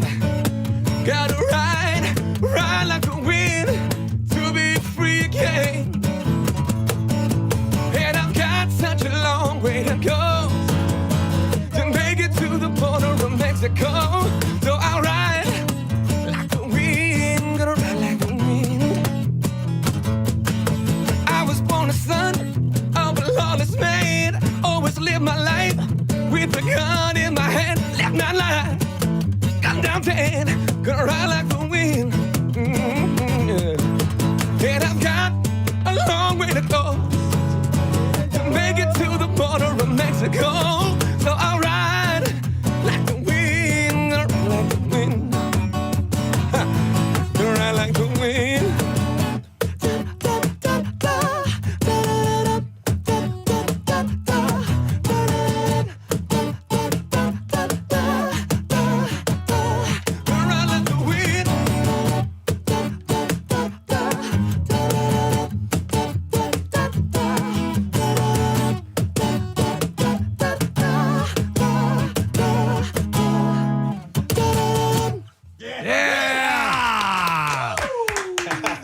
Michael and Alvin, and it's minute by minute. It is the Michael McDonald experience, and yeah, man, this is going to be a lot of fun. How long does the show run? You guys got it timed out? Well, when it's not separated, it's about an hour and 45, but we're doing 2 45 to 60-minute sets. Okay, so there's intermission in between. Yeah. Okay, that's cool. I might suggest you watch the Yacht Rock documentary. Mm-hmm. It'll get you a little bit of a primer on all of the stuff that you didn't realize, and then come see this live and get the full experience. Some Steely Dan in there for the evening too? Yes, sir. We're doing Peg. Oh, excellent. Yes. So Peg was my Hold on. Case, why's your mic on? I don't know. It's probably better that way. But that was our, literally, it's going to sound weird. It was like our fraternity anthem. Every single fraternity party we had, we would play that, and the whole frat would like dance, and we just had the best time. So it's an amazing song, and I know Casey, you and I are both massive Steely Dan fans as well. But Michael McDonald, Peg. And Michael McDonald talks about the fact they needed someone who could keep hitting those high notes and Peg, and he that sound that that's him. What's the other Steely Dan song? Oh, that's the only one we got so far. Oh, okay. Yeah. But there's like, as the show keeps evolving, there's always going to be room for more. Yeah. So Steely Dan, Doobie Brothers, Michael McDonald solo, Christopher Cross, Right. Van Halen, James Ingram. Kenny Loggins. Kenny Loggins. Yeah, they were songwriting Excellent, partners. yeah. What song from Kenny Loggins? We are doing This Is It. Dude, Kenny Loggins, man, he's hard to sing. That's hard to sing, right? Yeah, so that's why I'm not doing it. Okay. And the dude still got it. He still got it. When I was 4 years old, I had this book called The Very Big Book of Me, and my favorite song when I was 4 was "This Is It." Really? Yeah, and so I will always. And by the way, you look a you're little like obligated to Kenny come in. Loggins. Yeah. You could do it like Kenny Loggins lookalike I've contest. gotten that before. All right. I was playing with some guys, and they had wanted to do "I'm All Right," the Caddyshack thing. Yes, yeah. And I stopped and I go, "Have you actually stopped and listened to the vocal breaks in that song? I know it's a fun from a goofy comedy movie, but it is technically hard stuff to pull off. Yeah. Yeah. I mean, the harmonies in Peg alone. Yeah. All from Michael McDonald. All that stuff is extremely intricate and difficult. And Steely Dan, and they were super precise about their stuff. So if you made the cut, as Michael McDonald did many times, you were in the pantheon of musicians and vocalists. He's told that story about recording those background vocals a million times on different documentaries. But the interesting thing was like how those vocal parts are so close together. Yeah. And so close that he actually had the engineer mute the previous harmony parts just so he wouldn't be confused. Yeah. It's easy to get distracted. Right. But Michael's such a great music director and also a vocal arranger for these background parts. So he had me, and he's singing background during the entire show as well. So he had me, Kelly, and Alan, working hard on getting these parts right. Yeah, So so we- to keep go it ahead. musically organized. Yeah, you got to separate all those parts and figure out who has what part, and make sure they stick to it and do it right. And It's almost like big band arranging. No, it clearly is. Yeah. And Preston keeps using the word full, which you need. You to have that full sound. So right now, in anticipation of the event, what one song are you most looking forward to taking out and just blowing the audience away with? Well, I think, surprisingly enough, I think that Ride Like the Wind has become the showstopper. Yeah. And that's how we have, it's a very energetic performance. It gives Alvin also a chance, to really work. He has a couple of solos on that. Our percussionist Edgardo Nice. Centron has a couple of solos at the end of that song. And so we decided that for this show, it's going to be our first set closer, but it's really, really drives and pumps. It's all cool. All right, so you got drummer, percussionist. You've got obviously a bass player. How many guitars? Guitar, keys. Keys. How many singers? Three singers and then 3 horns. And three horns. I'm going to shout them out real quick. So on bass, we have John Colvin. On keys, we have Isan Cover-El. On percussions, we have Edgardo Centron, like I've said.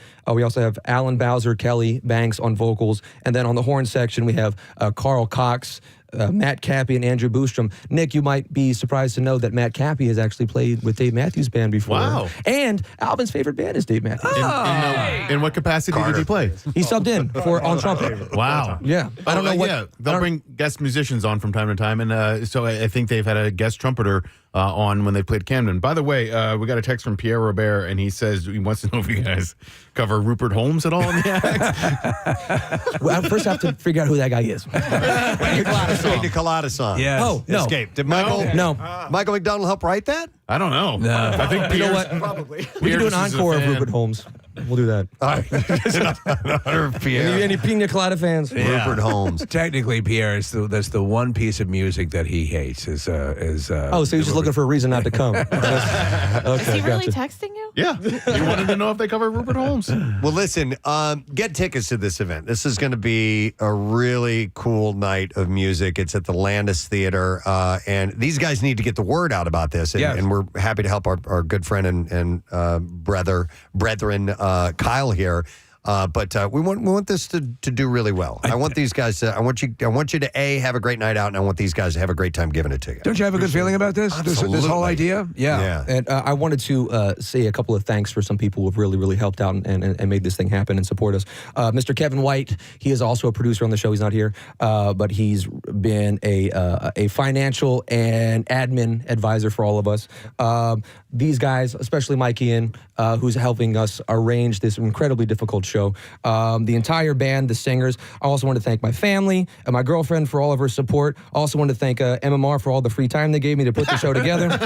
I wanted to say thank you, the Preston and Steve Show. Yeah, thank you. You guys didn't really have to do all the supporting for us that you did, but I love you guys so much for every single thing. That you've always been a huge supporter of me for years. Yep. And I don't know where I would be if it wasn't for my experiences with you guys. So from the bottom of my heart, I thank you guys so much. Very cool. We love you. Yeah. We absolutely And love shout you. out to the YouTube audience. They're going crazy right now. A over lot this of whole them. thing. A lot of them are coming. Yeah. and so nice. they've been huge supporters as well. So thank you, YouTube guys. Appreciate you. Kyle ran our YouTube channel, our stream for a long time. And corresponded with him actively. Yep. Excellent. All right. Well, good luck, guys. Thank you very much. The show is January 3rd. It's a Friday. The Landis Theater in Vineland. So you can go thelandistheater.com. Get your tickets now to see Minute by Minute Michael McDonald Experience. So thank you, Kyle and Michael. Thank you, guys. Thanks for having us. Appreciate it. We're going to take a break. We're going to come back in just a moment. We got some B-File stories and other things to get to. Stay put. We'll be right back.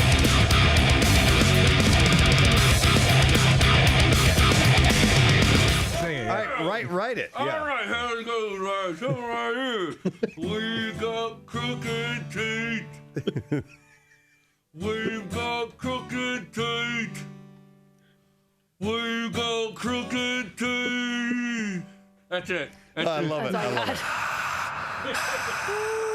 it. Do crooked teeth again. It's So we have a couple of guests in our studio, and we might be adding a third in a little while here. I hope you have had a chance to see the teaser for the show Crashing, which is going to debut on HBO on February 19th. It's the world of stand-up comedians, and we'll get into the more details of that. But there's a show tonight. These guys are going to be at the Trocadero, and we want to welcome to our studio two gentlemen. First of all, welcome Pete Holmes to the program. Oh, yeah, okay. Star of Crashing. And we'd like to welcome our great benefactor of the Camp Out for Hunger for years, the one and only Judd Apatow. You guys have cost me so much money. But you've done a good thing, man. You know? And the great Artie Lang is here. I haven't seen you in so long. How you doing, buddy? Good to see you. They're doing their pleasantries. Yes. Artie's making his way over. We'll set him up on this. Sorry, this is better television than radio. Artie just walked in. He stole a cup from the hotel, it looks like. Get everybody set in place here. That's very cool. You got to put a chain on that like a pen at the bank. Wow. How you doing, Artie? All right, how you doing?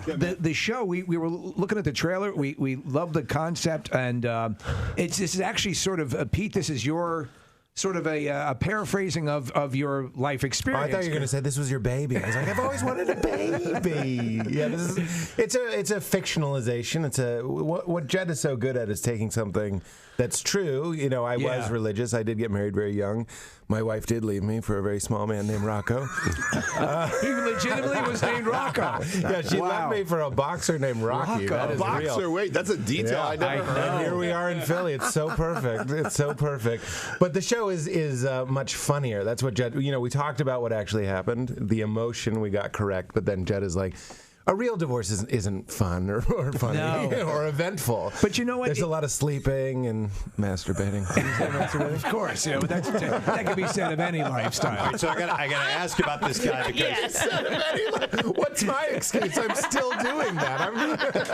It's been a decade. There's a little detail that I saw in the trailer, and it's when you come in and you realize that your wife is sleeping with another man, and he has tattooed on his chest the L from Laverne and Shirley. Oh my God! I know. I had to pause it to make sure that was legitimately.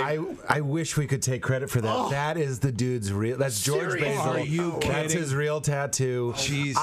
He's a friend of mine. He's hilarious. Because the character's name is Leaf. I thought he put the L on his chest to be funny in the audition. Wow. And he was like, "No, that's my daughter's name. Starts with an L." And I was like, "All right, well, everyone's going to be making fun of you on the radio." Oh, well, it's funny because we like to go behind the curtain on stand-up comedy and all of that. And this, Judd, correct me if I'm wrong, but this is catching the process in the open mic stages, which is almost never explored. But it's when a comedian who's finding themselves is the most vulnerable. Yeah, and you're vulnerable in your own personal experience to begin with because of finding the Laverne and Shirley guy. How dare you? And then you're trying to you're starting out in comedy. My question is, you're a hilarious comedian.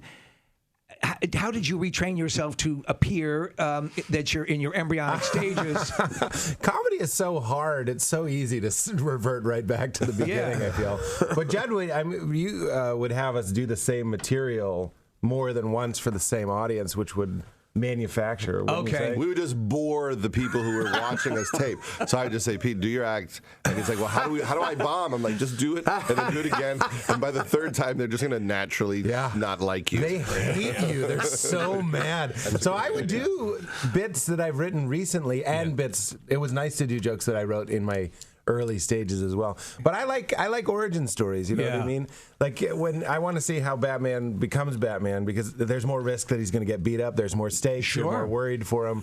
And Judd and I were excited that there hasn't really been a show about a comedian becoming good instead of just already being great. And Artie, so you have, from what I see, you have him on your podcast. Right. Is that legitimately your podcast, or is this just made up for the show? No, it's people I could never get in real life on the podcast. I don't Sarah Silver for like 30 years. I can't get on the phone. But so it was fun for me to get to have Pete and Sarah there, and then we have my real producer of my podcast, came in, which was a great detail that I guess was not necessary, but No, we like to do that. We wanted to get some of the real people. Oh, I loved for it. Sure. Yeah. It was awesome. I love telling him not to speak. If you talk, we owe you $1,000. Please be quiet. He's in Chicago. He's got a rare thing, an effeminate Chicago accent, which is rare. Like, it's usually Mike It's almost Ditka, impossible. but he's like, listen, guys, I've got to go to the Bears game, and I've got Bears tickets, and and he doesn't drink, but sometimes I think he likes to get out of doing me favors to tell me he drinks, and he goes, I'm hammered.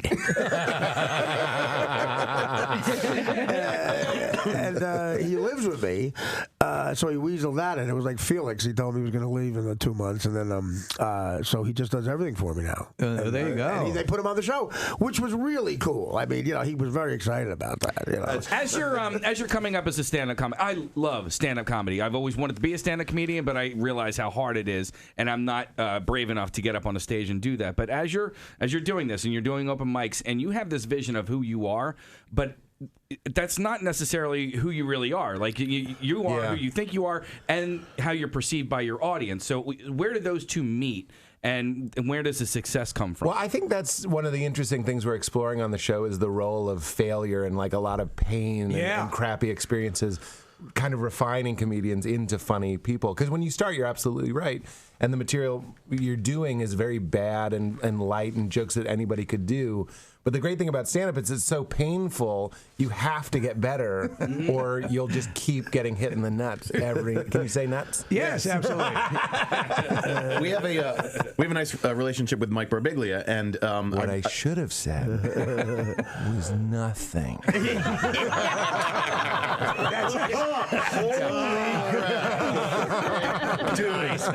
That was so good. And you were in Don't Think Twice, and Judd, you have a relationship with Mike as well, obviously. He was a consultant on the show. Okay, yeah. So that you look like Mike Birbiglia. I do a little bit. Wow, that's a compliment. I just think whoever you're talking about, you look like that. I'll take it as a compliment because he's talented. But I love Don't Think Twice, and I loved it because of what it seems to me is sort of mirrored in this show. That there's you pay attention to the art of the craft, and we're all fans of that. So how do you do that without getting too far away from actually being funny and entertaining?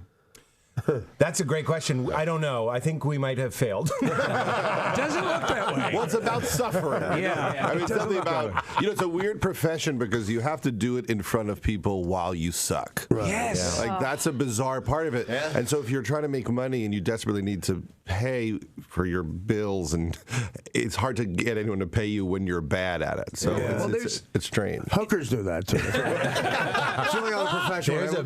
They learn on the job. The hooker open mic scene is brutal. Don't do it. It sounds great. It's like a free haircut. I think that's what you said. Well, it's good to have Judd because you trust somebody. Like he knows how to get it right. So if you figure you just throw a bunch of stuff out there, and he'll know what he's doing in the editing room. That's true. If not, it's like I'm clearly the bad luck charm in his career. Well, don't you have first to time be on Howard? If the ratings book came out and he was number 7, I'd be like, he'd look around the room and go, "What's different?"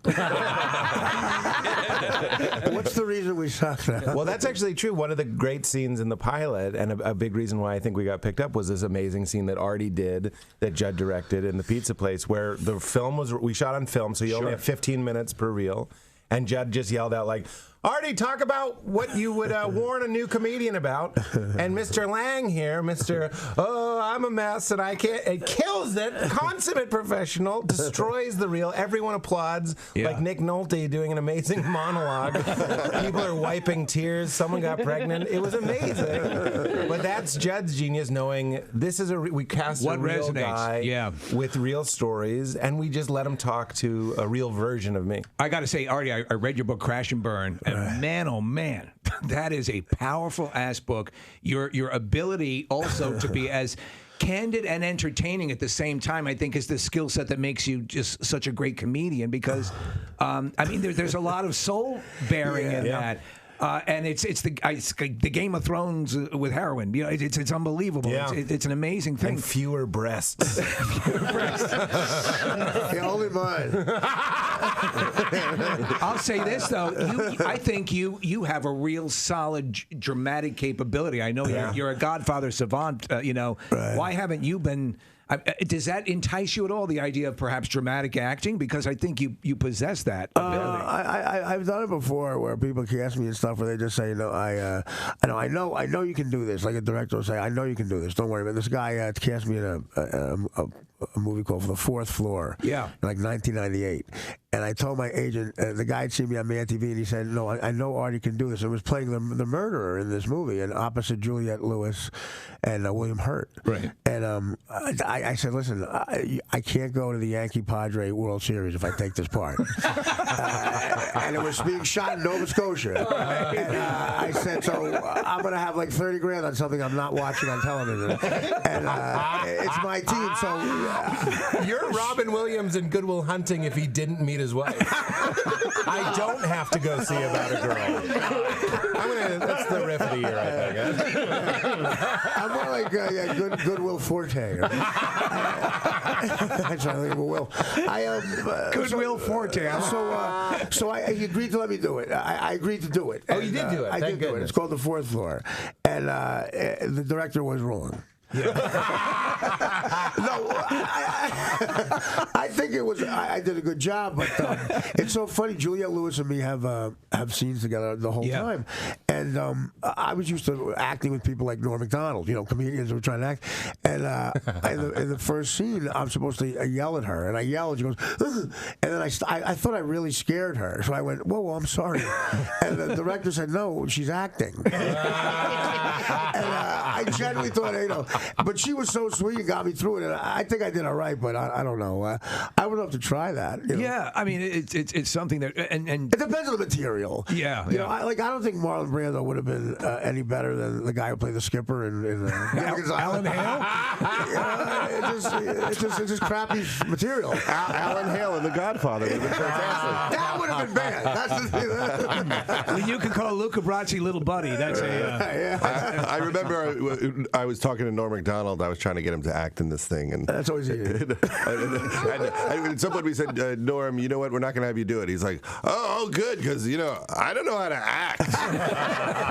He goes, you know how I act is I'll think of like a guy from a show, and I'll just do like a impression of him. Like this. I was thinking about doing Inspector Luger from Barney Miller. I opened up for him doing stand-up once, and they would yell out stuff from SNL. I go, do Burt Reynolds, and he would go, I need the mustache. I never saw a comic just say no to something. He's a method actor. Excellent. Well, good luck to you guys, and enjoy the evening in Philadelphia. So, Judd Apatow, Pete Holmes, Artie Lang, thank you guys. Crashing. I love it. We're going to take a break, and we'll be back in just a second. Stay with us. Police are searching for a suspect who allegedly opened fire outside a nightclub in the Philadelphia section of Port Richmond. It happened at 11:15 last night at the Penthouse Club in the 3000 block of Castor Ave. Witnesses told police a gunman got out of the vehicle and opened fire into the crowd. The patrons then ran for cover, but they say it appeared two of the three men were the intended. All right, thanks, guys. So I've been made aware of something. No one may be aware.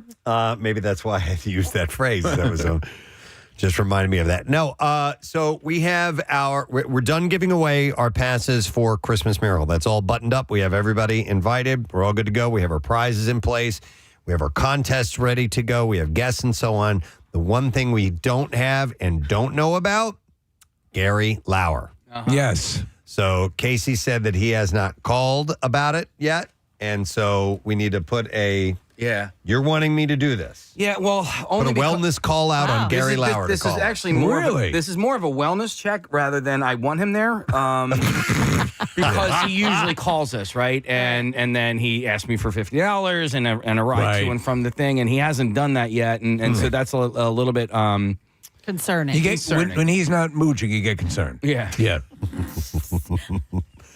So this is a wellness check. All right, I understand because we do care about Gary. Yeah, yeah, and I mean, I really do. I don't care if he comes or not. Yeah, I just want to make sure that he's okay. Right. Yeah. Somebody had a text that was kind of interesting and said, "Here goes, hey guys, I know everybody's doing these lookalike contests right now.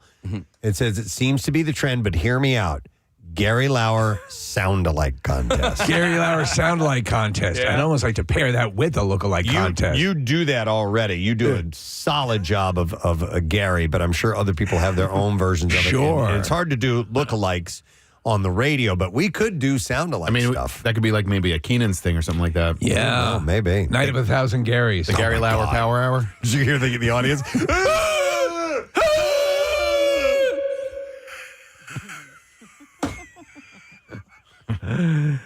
Night of 1,000 Garys. Casey now has me worried because I'm thinking that's right. Normally he'd be all over this. Yeah, but we do know that he contacted a former employee here at the station. Oh, did not he? that long Marissa was ago just saying. I forget that about- in the meeting. Yeah, about Christmas Oh, Miracle. all I think right. maybe he didn't realize that he didn't work here anymore, so I think he's okay. All right. Okay. Oh, okay. So are we rescinding that or? Oh no, I'd We still already like to said see if it. he's okay, but You never know. Nick said he would pick him up and drop him. Yeah, Nick did say that. That Kathy would do that. So we Spend the night. We may not have him tomorrow. Just to give you guys a heads up on that. We may not have Gary for the first time in a while at Christmas Miracle. We'll see. I mean, it's fun. It does take work. It's not like it's going to fall apart. No. And actually, it's more work to have him there. But the truth of the matter is, Just so you know it's work. yeah. And if by if the we want to way- give ourselves a gift, we can give ourselves that gift. the funny thing is that we have more prizes for tomorrow than we ever had, and that means he would be required to pronounce more names my God. than ever before. All right, Marissa, is that him? No, it says Kenny. Oh, okay. Yeah, we have a. Do you want me to go to this? It says Kenny want. Kenny want. Kenny, what you want? Oh, he wants to do an impression. Okay. Okay. All right. Okay. Well, real quick, we're not going to make an official game right now or anything like that. Hey, Kenny, how you doing? Kenny want.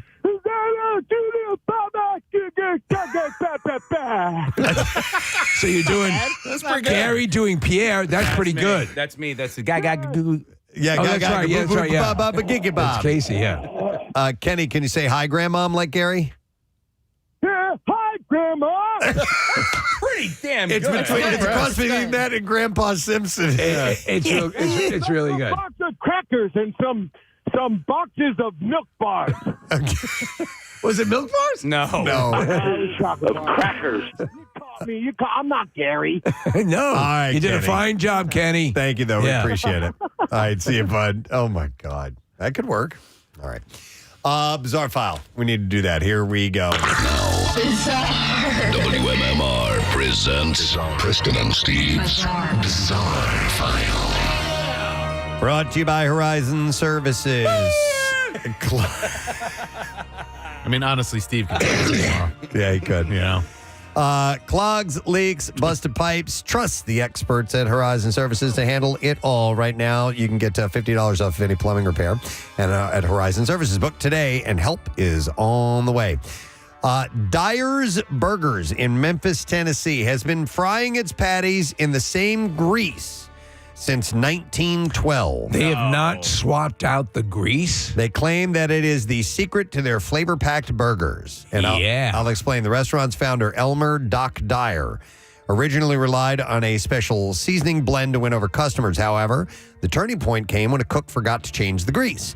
And a customer declared the next day's burger the best I've ever had. That grease referred to is now referred to as century grease. Jesus. And has been carefully strained and seasoned ever since. It's the same molecule since 1912. The current owner, Kendall Robertson, told Southern Living magazine. So they're straining it. They're taking some precautions, not just the same sludge that's been sitting there for almost a century. No, but they keep the same. Wow. They never throw it out. Does the same philosophy hold true for their bathrooms?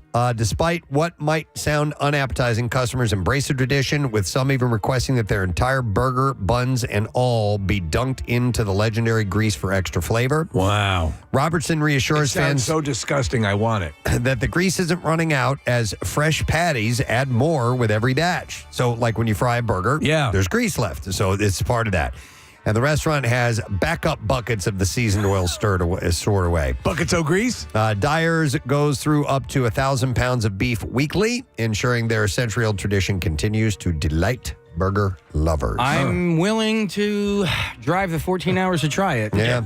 All right, the young woman who tore her own eyeballs out while high on meth. Yeah, remember this. Is sharing more details about the day to warn others about the dangers of the addictive drug. Kaylee Muthart was 20 when she says she had a psychotic episode while on methamphetamine. The drug, she says, made her think that everything would end abruptly and everyone would die if I didn't tear my eyes out immediately. Can you imagine? Well, thanks if it worked. Says, yeah, we don't know. Yeah, maybe she's right, yeah. Said during high school, she often smoked marijuana on the weekends, managing to maintain straight A grades and even earning a spot on the National Honor Society. At first, she said that she avoided harder drugs because addiction ran in her family. But when she was 19, she says a friend gave her a joint laced with meth. The high she experienced made her feel closer to God, she says. And in just a year, Muthart went from smoking meth to injecting it. And her mother had finally convinced her to go to rehab when she took a larger than normal dose of meth, a final high before quitting the drug. While she says her memory of that day is foggy, she recalls walking along train tracks to go to church. A friend she had been staying with drove by and said she had locked her house. Muthart said that being locked out of her home somehow translated to, quote, my sacrifice is key to saving the world. Oh, Jesus. She said, I remember thinking that someone had to sacrifice something important to right the world, and that person was me. I got on my hands and knees, pounding the ground and praying, why me? Why do I have to do this? And she said at that moment, the drugs numbed her to the pain. She said, I pushed my thumb, pointer, and middle finger into each eye. Yeah. I gripped each eyeball, twisted and pulled until each eye popped out of the socket. She literally ripped her eyes out. She said it felt like a massive struggle, the hardest thing I've ever had to do. You didn't have to do that. Yeah. And she said that the church pastor found her screaming, I want to see the light. Not anymore. Uh-oh. Yeah. Well, I got some news for you. He later said when he You found... can hear the light. She said he later said when he found me that I was holding my eyeballs in my hands. I had squished them, although they were somehow still attached to my head. Oh, my God. She was rushed to the hospital where it took 7 people to hold her down. Fearing infection, doctors performed emergency surgery to remove what was left of her in her eye sockets. And she said, activities I used to enjoy, like playing guitar and learning piano, are harder now that I'm blind, but I am optimistic. And she said, when I stub my toe or my knee, she tries to stay positive. She said, I think it's probably saved me from walking into a wall or hitting my face. And she now wears prosthetic eyeballs, saying, I just wanted to appear more normal to the outside world. So she now goes around and does like drug counseling and talking to the schools and stuff like that. But there's an object lesson for you. Yeah, most definitely. Jesus. All right. Here's a story. A judge has awarded a schoolboy $21,000 for injuries suffered after his head became trapped between a metal pole and a wall in a pizza restaurant in Dublin. Ethan Clark's family were finishing their meal when they saw their son's head was squeezed between a pole and a large glass window, only at arm's length from their table. Part of a tradition here. Ethan sued through his father, Ian Clark, and told the judge that Judge Monroe, that he let Ethan stretch his legs while he and his wife finished their drinks. He said Ethan, who was 4 years old at the time, was out of view behind his wife for just a few seconds and became stuck at that time. The barrister, Maeve Cox, told the judge during a full hearing of the boy's case that Ethan turned purple and blue. Wow. Until he managed to push forward so that his head was on the other side of the metal rod against his neck. What have you done now, you moron? A number of other diners came over to help him get by. They applied Vaseline to his skin and pulled on the pole to widen the gap. And his father said Ethan remained trapped for 15 minutes until the restaurant manager removed the pole. It's crazy. And they got him out of there. Any lingering effects? No, but they did, rule for the kid that he is pretty crazy. Deserved of $21,000. Yeah, I mean, it was negligence on the parents as well. I just find that bizarre that they're making the establishment the ones that are liable on that one. Actually, you know what? He suffered bruising to his ear and head and a permanent hair discoloration. Hair discoloration. Look at my hair. It's a different color. The forensic engineer. So the woman who ripped her own eyes out walks in at that point and goes, I think I got you beat. Pat Cullen said the pole served no structural purpose to the building and was hard to notice. He told the court that the gaps between the wall and the pole were too wide and presented a risk of endangerment for children.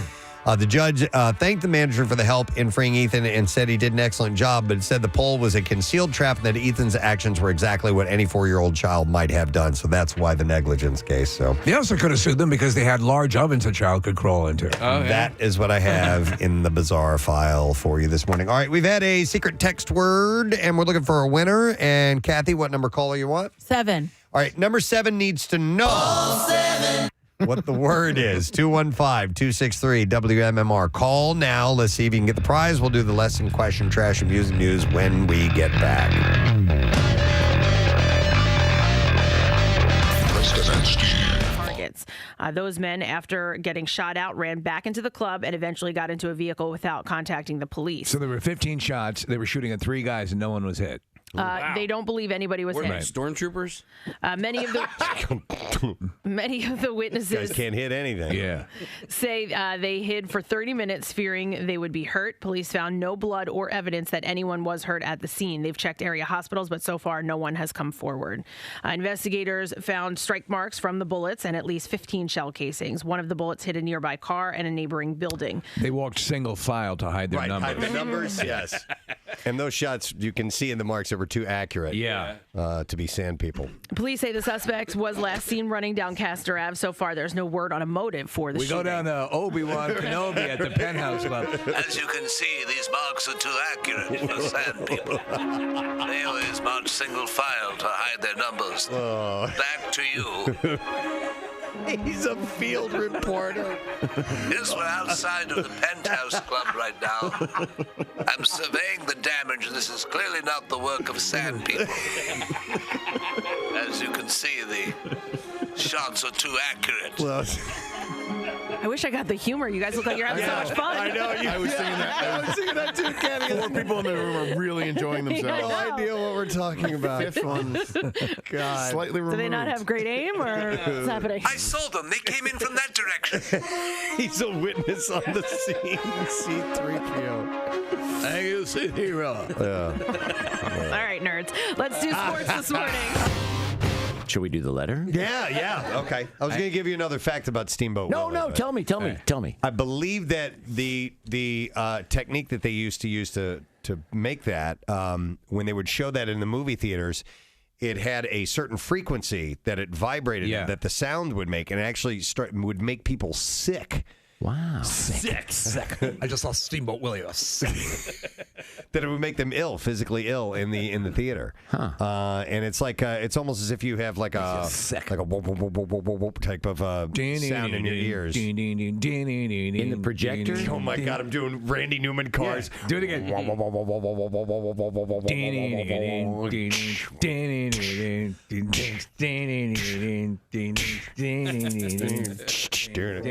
You said Randy Newman. Survivor. Bum, bum, bum, bum, bum, bum. It's the eye of the tiger. Eye of the tiger. It's a survivor. Survivor. It's Rocky. Looking stocky. Don't mock him. Just rock him. Wow. Here in my car. God almighty. That was some of the best verse spitting I've ever heard, Pierre. Rocky looks stocky. Rocky, well, looking stocky. Don't get too cocky. Now we can do the letter of the day. Fantastic. Here we go. Preston and Steve on 93.3 WMMR. Now, the Daily Letter. I'd actually like that to be on the Daily Rush. It was the very end of the show, but... Well, you started to do the sound, and I heard Gary Newman. That was fun. All right, the Preston and Steve show is brought to you today by the letter U, as in utility. All right, and we have a trip for you to L.A. for the premiere of Warner Brothers Pictures' Kong Skull Island. On March 18th, Kong Skull Island hits theaters nationwide on March 10th, mind you. So we'll give that away tomorrow. It's a very cool thing. How about the show today, Pierre? So we got more Philly Home and Garden Show tickets at the Expo Center Friday through Sunday, which will be fun. And we've got a block of Avenged Sevenfold. Yesterday we did Volbeat, one of the opening bands for Metallica. Avenged Sevenfold, another of the opening bands. And... right? Wow. Oh, yeah, Kathy has her lipstick on. Oh, my God. Hello. Wow. Do you know That's horrible. And what it looks like is it looks like you've been huffing paint. It does. Yeah. It really does. Yeah. You know what though? I'm thinking. So it's one of these little samples that comes in. You can where you get like a little bag of samples. It's something you can subscribe to, and I did it for years, and that's what this is from. But I'm thinking it might not even be lipstick. Really? Yeah, I don't know. Maybe like a liquid. Car paint? No, like a liquid eyeshadow or something. Because the way it's sitting on my lips, it's not. It doesn't feel like lipstick. No. Well, it what does not the feel like lipstick. bottle say? It doesn't. It's just a little tiny sample, so it doesn't say. What color is it labeled as? No idea. Fragrant pink?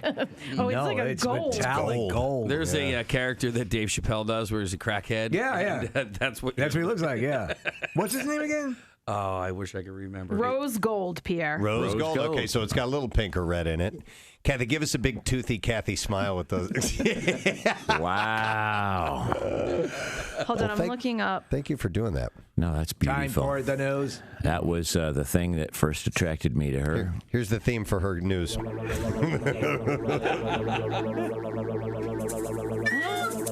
could be like Eye of the tiger. Eye of the tiger. What rhymes with tiger? Liger. Have a lager because it's beer week. Okay. Don't be a freak. Honestly, if we don't sell those as albums, two separate albums, I think that's album worthy. All right, we shall see if we can get an answer to this question. What kind of a tower do we want named after us in Bristol? 215-263-WMMR. I will go to Dan. Let's see if Dan knows the answer. Hey, Dan, how you doing, bud? Yo, what's up? Yo, Dan, what kind of what kind of tower do we want in Bristol? What kind of tower? Milkshake. Yeah. He said it, milkshake. Hang on a second. He's using that vagina lipstick. Yeah, he's trying it out. Dan, hang on. We're going to get your information, and we are going to set you up with a 4-pack of tickets for the Progressive Atlantic City Boat Show. March 1st through the 5th at the Atlantic City Convention Center. And you can visit them at acboatshow.com, by the way. Boat show. Boat show. Going to the boat show. Lots of boats. What's that over there? It's a boat. What's that over there? It's a boat. Boat show. Boat show. Boat show. Boat show. At the boat show. See you at the boat show. Boat show. Boat show. Boat show. Boat show. Boat show. See you at the boat show. Atlantic City. Boat show. Now, Preston and Steve's Music News on 93.3 WMMR. You're a real crumb bum. I'm gonna do that again. And we'll only get one more. We only get one more day of that, folks. By the way, there's a few different things we're going to go through. As I kind of notice these things. Really? Yeah, I think so because Around the corner, down a dark alleyway, across an empty field. He is the noticer. This one Nothing gets past Preston Elliott. This one the I noticer. I On noticed. the Preston and Steve show. All right. This one I 6 noticed to 11. because Steve said it to me. All right. Human Steve beings. sent this to him. We as human beings get turned on by many things. Most commonly, we're turned on by other people that Yes. we are sexually attracted to. And animals. There are also people. What? Oh, I'm sorry. No. There are also people who are turned on by inanimate objects. I've mentioned that stuff on the Bizarre File before. Hence people marrying the Eiffel Tower. But this I've never seen. There are certain women who are turned on by themselves. Oh my gosh. Wonder where a woman like that might exist. Where a woman who would find themselves so beautiful, they would get aroused. It seems almost impossible that such a woman would exist. Yep. What are you saying? They stare at themselves in the mirror and they think, I'd like to tap that ass. Well, yeah, but then you don't actually get turned on, right? No, these people do. Well, we don't, but you do. According to yeah. Oh, yeah. Oh, yeah. So beautiful. I'd hit that. According to Dr. Michael Aaron, a New York City therapist and author of Modern Sexuality, The Truth About Sex and Relationships, it's extremely common for a woman to be sexually attracted to herself, and it is called autosexuality or autoeroticism. Yes, so just the visual is enough to get this type of person worked up to the point of being orgasmic? Well, no, not they're not going to stare at themselves and actually have the orgasm, but it will turn them on. What about a person who wants to vomit whenever they see themselves in the mirror? They didn't Like cover that. myself. Is that you? Yeah. In this study. Oh no. And as vain as it sounds to want to have sex with yourself because you're so hot, it's not narcissistic, apparently. The doctor, because it's true. The doctor said it's very common for people to be aroused by themselves to varying degrees. Some experience it more like an orientation in that they feel more aroused by themselves than by others. So do they use themselves as a benchmark to compare other people to? In other words, will they not? Does someone have to exceed their own level of beauty to warrant a physical encounter? I don't know.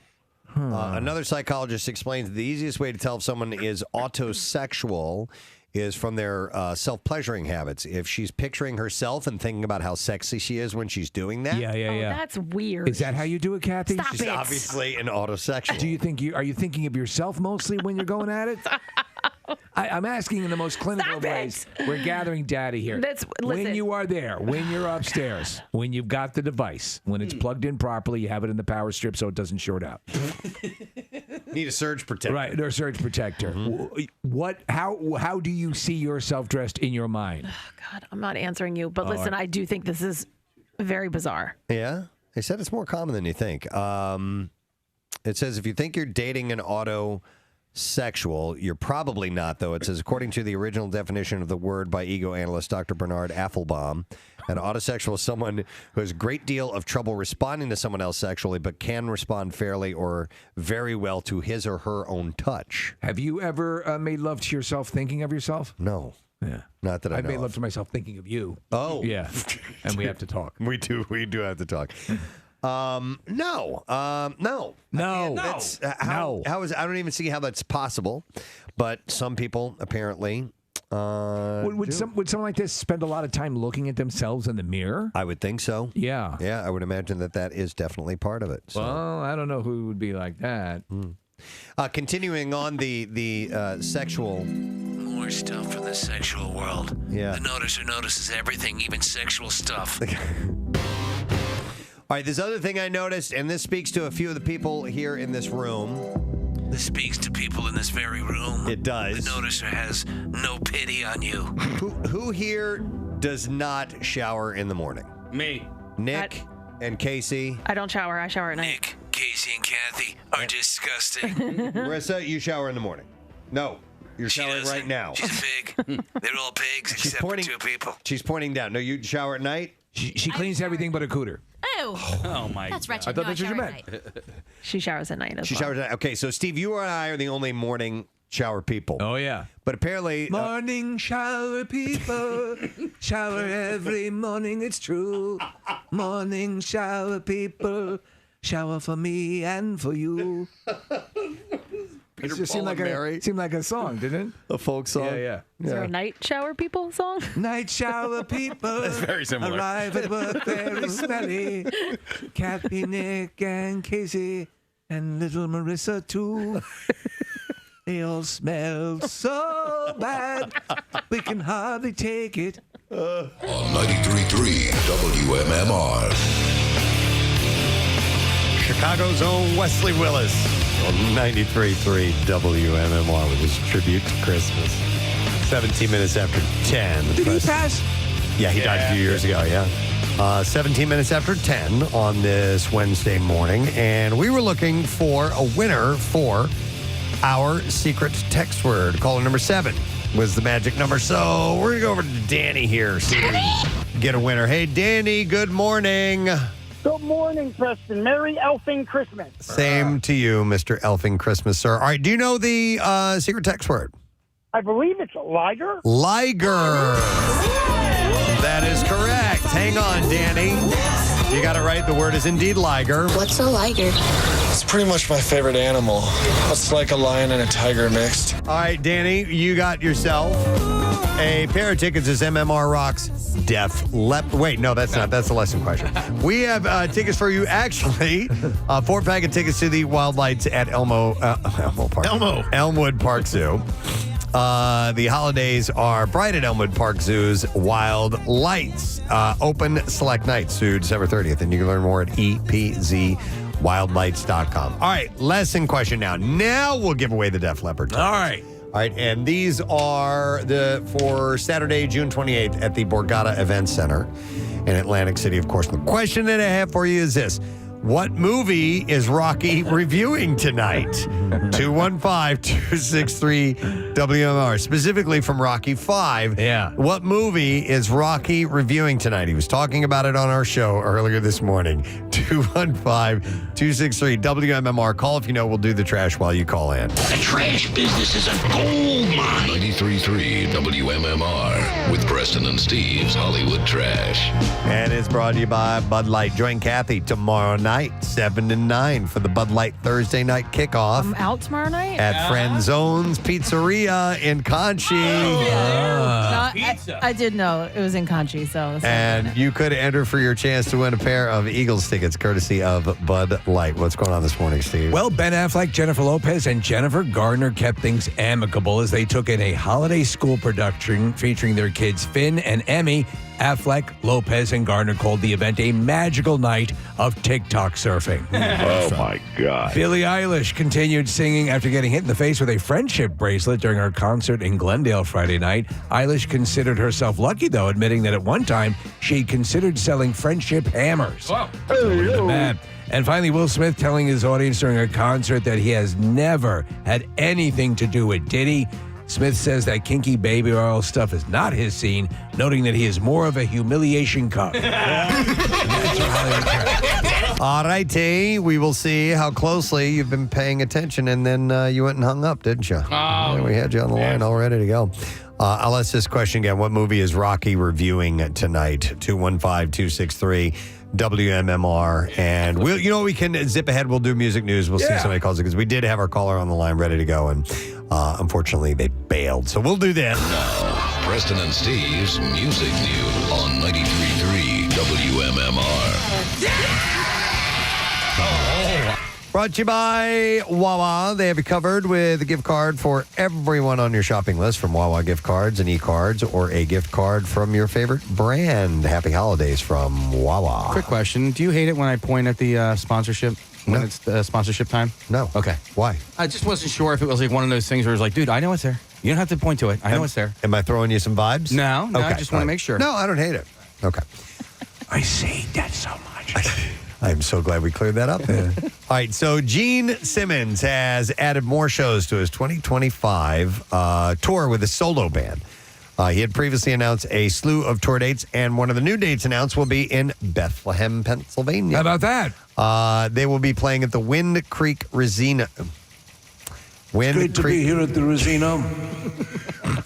Frankly, I was only familiar with casinos, and a Resino is a new concept for me. I don't know where the R comes into play.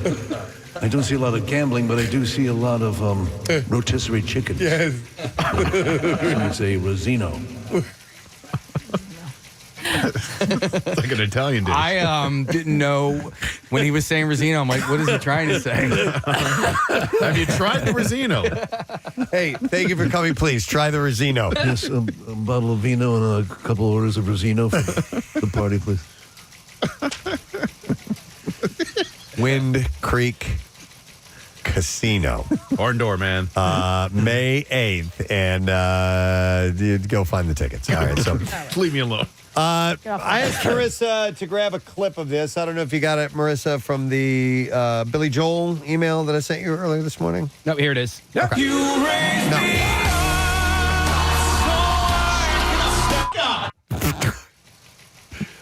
I'll read the information. If we have the clip, we have the clip. If we don't, we don't. Billy Joel shared an unfinished piece of music during an interview on How's Your Life with John Mayer, and responding to Mayer's request to play a favorite spare part, as in something that he hasn't been able to use yet, Billy went over to the piano and he did just that. And he said he had this for years and years and years and years. And he said, I always told myself, going to do something with this. Something's going to happen with this. This is a really nice piece of music, and he never has. And this is the first time he's ever played it for anyone. So So you want to hear a little bit of this? Yeah. We don't have to listen to it all, but it's very pretty. Here we go. Come here.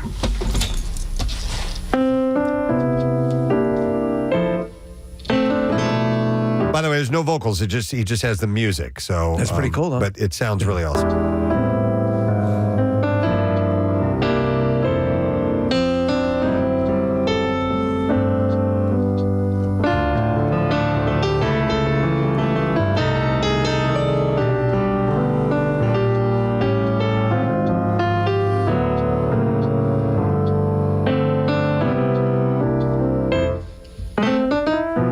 It's great to be here at the Rosino.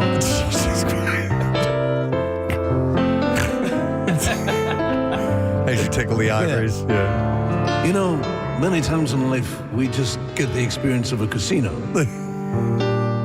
Which, of course, we associate with gambling, but then there is the Rosino. So great to see you here tonight. I screwed it up. I don't. Anyway, that is gorgeous. Yeah, the nice chords. Never had a melody for it. I'm not asking you to do that. That would be embarrassment of riches. But never had a song title for it. Ever thought it was at least keywords? My song title was Every Time, and the thought behind with that was I'll screw it up every time. Thank you. That is extremely, extremely special. Pretty cool, right? Yes. I love hearing stuff like that. I know that there are 400 million podcasts out there, but I really like John Mayer's. It's good. He asks intelligent musical questions. He gets great guests, and he's a really fascinating guy, John Mayer. I mean, and he's had a few cool guests on. Gee, let me ask you, what is technically a Rosino? I think it's Rizzo's Casino is what it is. It's got to be. Rizzo's Casino? Yeah, it's Rizzo. Oh, I like that. Yeah. It's got a good ring to it. Rizzo's. Just me. Rizzo's Rosino. But anyhow, yeah, it's just amazing to hear that, a musician of that stature has this piece and he likes it, but he doesn't know what to do with it. And this has been he's had it for years and years and years and just won't get all the way there. I think it's fascinating that some musicians hold on to those pieces. Yeah. And some just say, gone. Yeah. If it didn't click, it was not meant to be. Well, that's how. Excuse me. I got a bubble in my throat. That's how John Mayer asked the question, Steve. Was like, do you carry around something with you that you've had for a long time? Because he does. John Mayer has all these guitar licks that he's never just put into a song or recorded or whatever. And I'm sure that it was set up in advance because Billy had a keyboard there ready to play. But it's really cool. Yeah. All right. One last story. What? I keep thinking about Rosino. I can't. I'm trying to get it together. Good to see all your smiling faces tonight at the Rosino. Many of you probably wondered what exactly is a Rosino. It is either a club owned by Frank Rizzo, a casino that serves rotisserie chicken, or a new type of pasta. And it's actually all of that. It's all of that, and in a sense, it is the spirit of the holidays contained right here in what I hope will be your number one Rosino. One last story, and then we now it's time to ramble. And then we got to get our winner here. Talking to enemy Sean Clown Crahan of Slipknot said the band's ongoing 25th anniversary tour has been emotional for him. Specifically, it's bringing back memories of late bandmates Joey Jordison and Paul Gray, the former drummer and bassist of the band. As to new music, Clown said, "There's something happening between the 9 of us right now that is very fun. A lot is floating around, and we probably have several albums in us right now."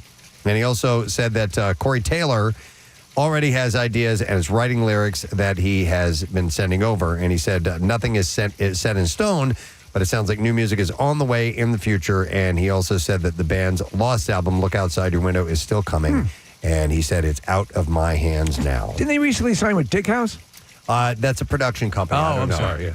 Maybe. All right, so let's see if somebody does know the answer to the lesson question. What movie is Rocky reviewing tonight? And we are going to go to Jeff for an answer. Hey there, Jeff. Good morning. Good morning. All right, Jeff, what movie is Rocky reviewing tonight?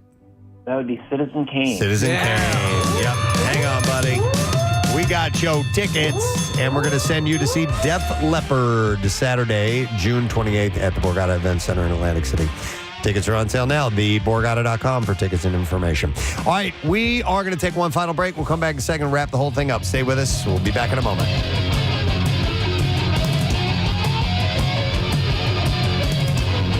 when I get up early enough to shower in the morning, I just don't, and I prefer to get that extra 20 minutes of sleep in the morning, and that's why I'll shower. If you at take night. a shower before you go to bed, you're fine unless you're a sweat ball. But to me, I use it as much for waking up as I do for anything else. All right, so tell us what Morning is shower people. Morning shower people. Shower every morning. All right, so a recent article at Time.com extols perhaps the single best virtue of evening showering, noting that if you want to improve your sleep, showering at night may be the way to go. Well, guess what? And this is going to be a surprise. I shower at night as well. I know you do. And in the morning. Experts say there's evidence that a night shower can help you drift off. All right, do you... Night shower, night shower. We know how to take one. Every night shower, night shower.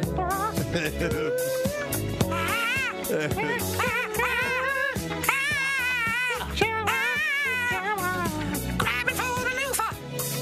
Getting in the shower. All right, what were you were about to say? I was going to ask if you shower fully. Night shower, night shower.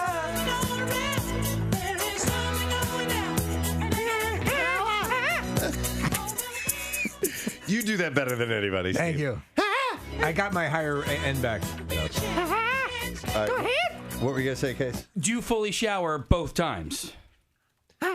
At night and I in the do morning. military showers. I have no Yeah. hair. Yeah. That cuts down on a lot of it. However, I at night I take a hot shower, a quick hot shower. In the morning I take a wake up shower. Okay. I don't know why I just enjoyed you saying, I have no hair. It's the goddamn truth. I just have In case no you haven't hair. noticed, the same way Kathy pleasures herself to herself. I have no hair. Do you guys ever wash your pubes with shampoo? Oh my God. Every day. Why? With shampoo you do? Yeah. Okay. No, Not I do soap? No, toothpaste. When I'm washing my hair, You then go downstairs. I have soap in my hand, so Right. use it on your pubes. He's got soap in his hands Use for it his on the nuts. pubes. He's got soap in his hands for his nuts. This is getting ridiculous. I had 3 hours of sleep last night. And there are real musicians in the green room listening to this. I mean, probably I don't think they're listening. We may be inspiring a new song Napping. from Dorothy. Bedazzled Shimmer takes time. La La Land star Emma Stone was the belle of the ball at the Oscars, winning Best Actress, and she's absolutely looking the part. You go back and see the photos, thanks to some seriously hardworking fashion folk.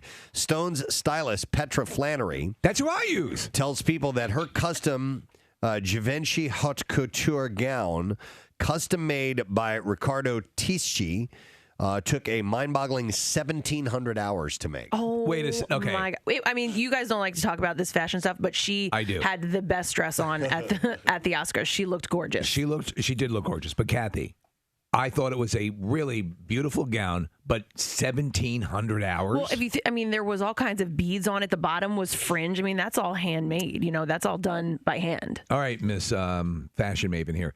She also had a lot of the of glitter. It appeared glitter in her makeup. Mm-hmm. Did you notice, like around the eyes and stuff like that? Yeah. Is that stripper glitter thing still happening? Well, I think that she did it a little bit more glamorously, not so Okay. I wouldn't Not like call a it stripper. glitter.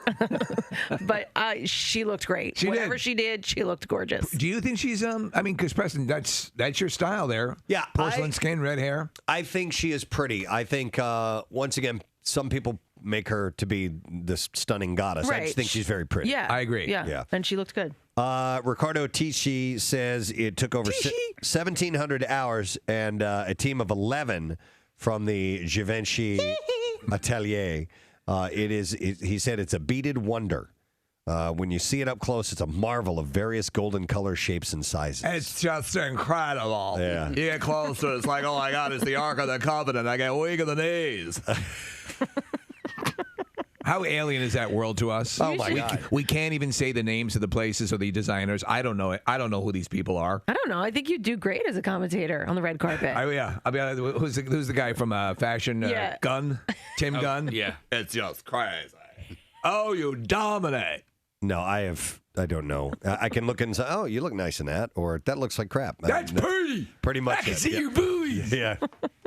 By the way, I finally saw Amy Adams. Holy God. Yeah. I mean, she was She's not that really busty, but she sure looked like it in her dress. Who looked? Brie Larson. Yeah. Did you see Brie Larson? Yeah. Whoa. That was nice. That's our commentary.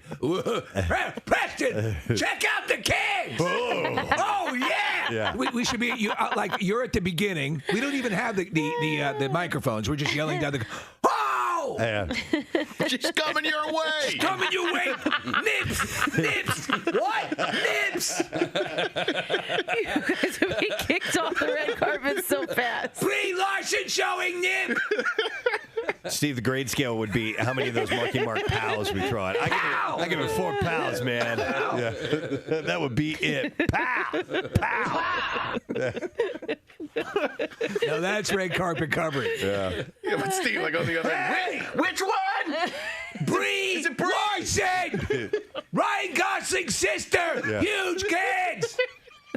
I hear ya! I'm waiting! He's yelling over her. Yeah, she's on the way down. Right here. The Preston and Steve studio is the arena where the invincible men of Chi-Chi cooking skills await their challenge. Using all their senses, skills, creativity, and succulent delights, such as ramen noodles, canned chicken, and Doritos, the Iron Chi-Chi chefs will prepare new, original Chi-Chi never tasted before. Reputations are on the line in the Preston and Steve studio, where the Chi-Chi chefs pit their garbage bag creations against one another. What inspiration do our challengers bring? The heat is on. Who will be the Iron Chi-Chi chef? Wow. All right. Love it. And by the way, the winner of the competition will get the coveted Golden Shiv Award. That is correct. Which we have in the corner. Now, to paint the picture, our studio has been completely done up to mimic a prison. So we actually have bars on the windows.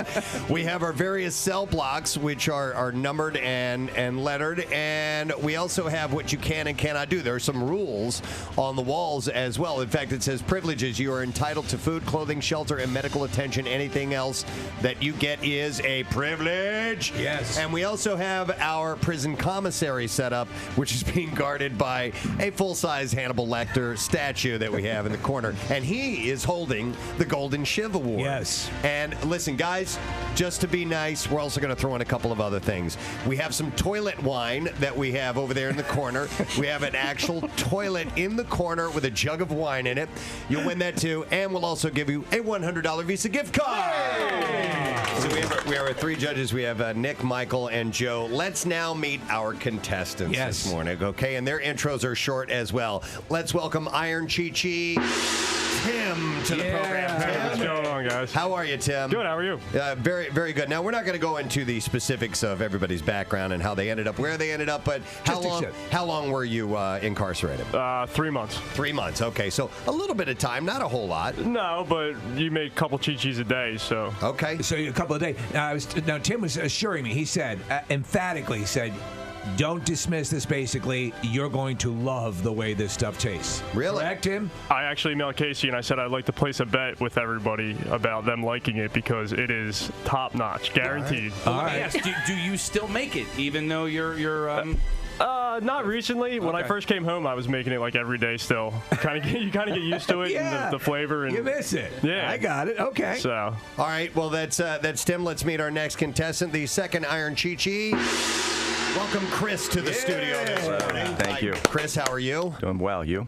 Doing well. And for how long were you behind bars? 24 months to the day. Wow. To the day? To the day. Wow. So you didn't get out for good behavior then? Nope. Okay. But how's your Chi-Chi? It might be a little rusty. It's been a few years since I've been away on vacation, but it's all still here. Vacation. No, Chris, the fact that you stepped away from it might breed a little bit more creativity and improvisation. A little bit. Yeah. I have been a cook for about 20 years. That was my main profession. And then, So you're bringing that wealth of knowledge into your Chi-Chi preparation? A little bit. Okay. All right. Fair enough. All right. Well, good luck to you. And let's go over to our final Iron Chi-Chi. This is Mike, everyone. Let's hear from Mike. Hey, how's it going, guys? Good, man. How are you, By the way, Mike? sorry for bothering you at work. Oh, it's okay. All right, Sorry to bother you on parole. That's been going for a long time now. So. Mike's actually wearing a prison T-shirt, by the way. I don't know if you guys noticed or not. Mike, if you can turn around. What is DWHCF? George W. Hill. George W. Hill Correctional Facility. No kidding. That's a Delco. Yes. Delco, baby. What pride. What pride. Hold on, they sell T-shirts, or did you make that? No. I kind of took it with me when I left, even though you're not supposed to. So you robbed the prison. You took something on the way out of prison. You gotta have a reminder to not go back. Yeah. So, but it's not a Marriott. All right. So, for how long were you away, Mike? a little over 7 months. Okay. I did 3 different times. One was a weekend, one was 12 days, and the longest was just over 7 months. But you had your Chi-Chi experiences and your Chi-Chi preparation skills are up to snuff? I actually emailed Casey. I told him Chi-Chis aren't even the best thing that they make there.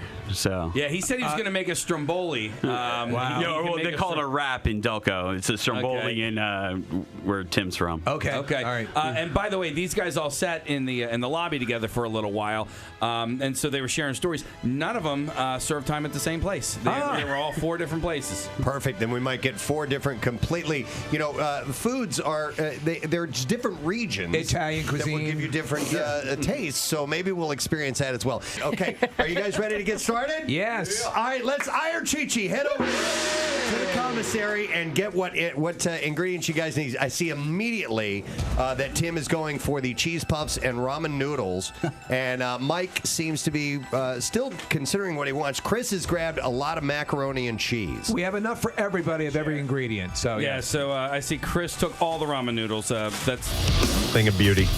Just goosebumps. Some people have the gift. And a couple of requests for that one. Believe it or not. Yeah, believe it or not. No, people do. Some people have never heard that before, and they can't wrap their mind around what is happening. And other people, it's a classic now. So the mystery performer of Oh Holy Night on MMR. You know it was. 10:39. Divine. We are coming to the end of our broadcast day. And we've had a fun one today. And I would like to thank our guests that were in the studio this morning. Kyle McCarty. Hey. Kyle Mack.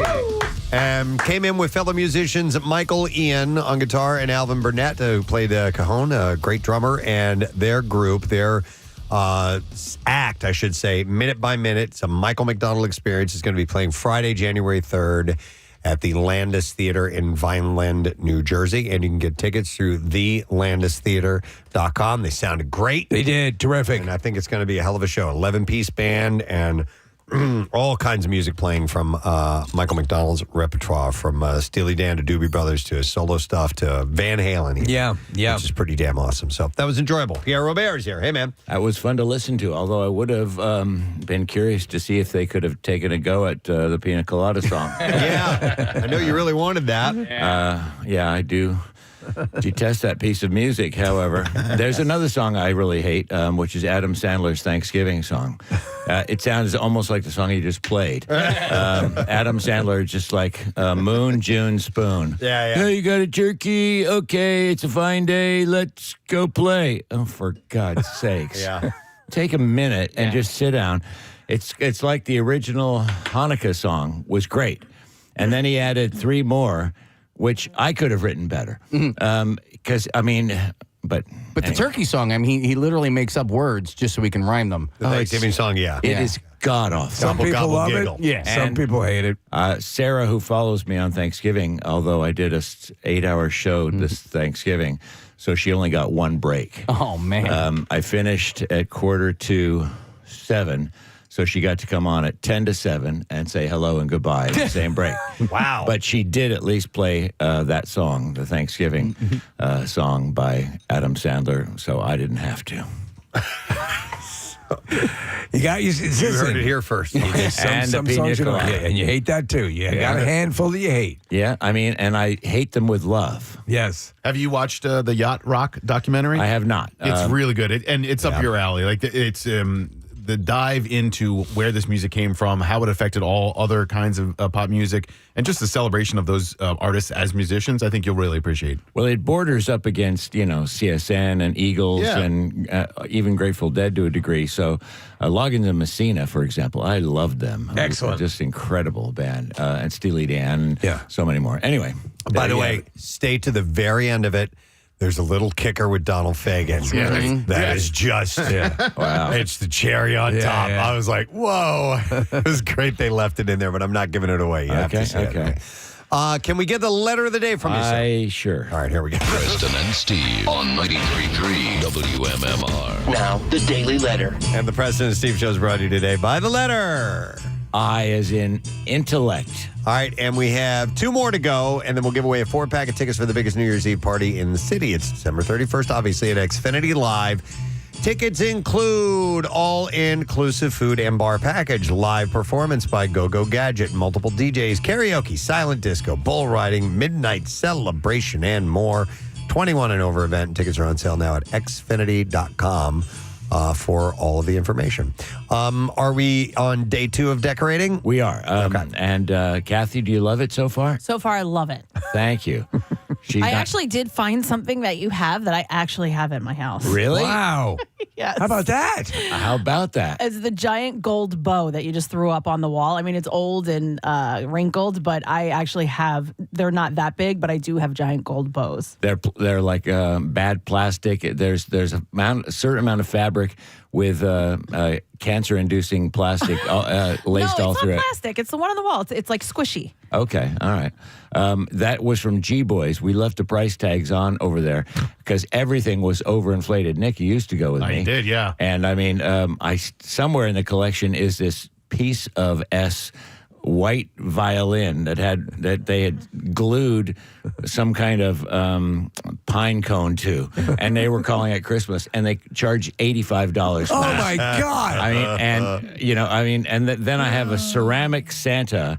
It's about 3 feet long that leans against the wall, or you can hang it up. It's ghastly. No one would want it in their house. $95. Wow! And I'm going, now that's marketing, ladies and gentlemen. That's capitalism at work. So, yes, the elves will be here. We may have a very special Christmas elf, one of Santa's helpers, stopping by. We shall see. Block of Christmas songs, block of Creed. It's Keith's birthday. Yeah. It should be a national holiday everywhere, but it's not. But we'll celebrate. All right. Thank you, Pierre. And I want to thank our sponsors. Preston and Steve Show is brought to you today by Acme Markets, the official supermarket of the Philadelphia Eagles. Also brought to you by Duncan. Preston and Steve Show runs on Duncan. Tomorrow, the day is finally here. It's our Christmas miracle. And we're headed to the Colonial Theater in Phoenixville. And we will look forward to seeing those who have gotten tickets in one way or another. If we don't see you there in person, make sure that you do tune in and listen to the program or view the program on our stream on YouTube, because we're guaranteed to have a good time. Yes, it's all for you anyway. It's our way to say thank you for supporting the show all these many years. That is it. We are done. Rage on and have yourself a great day. We'll see you tomorrow.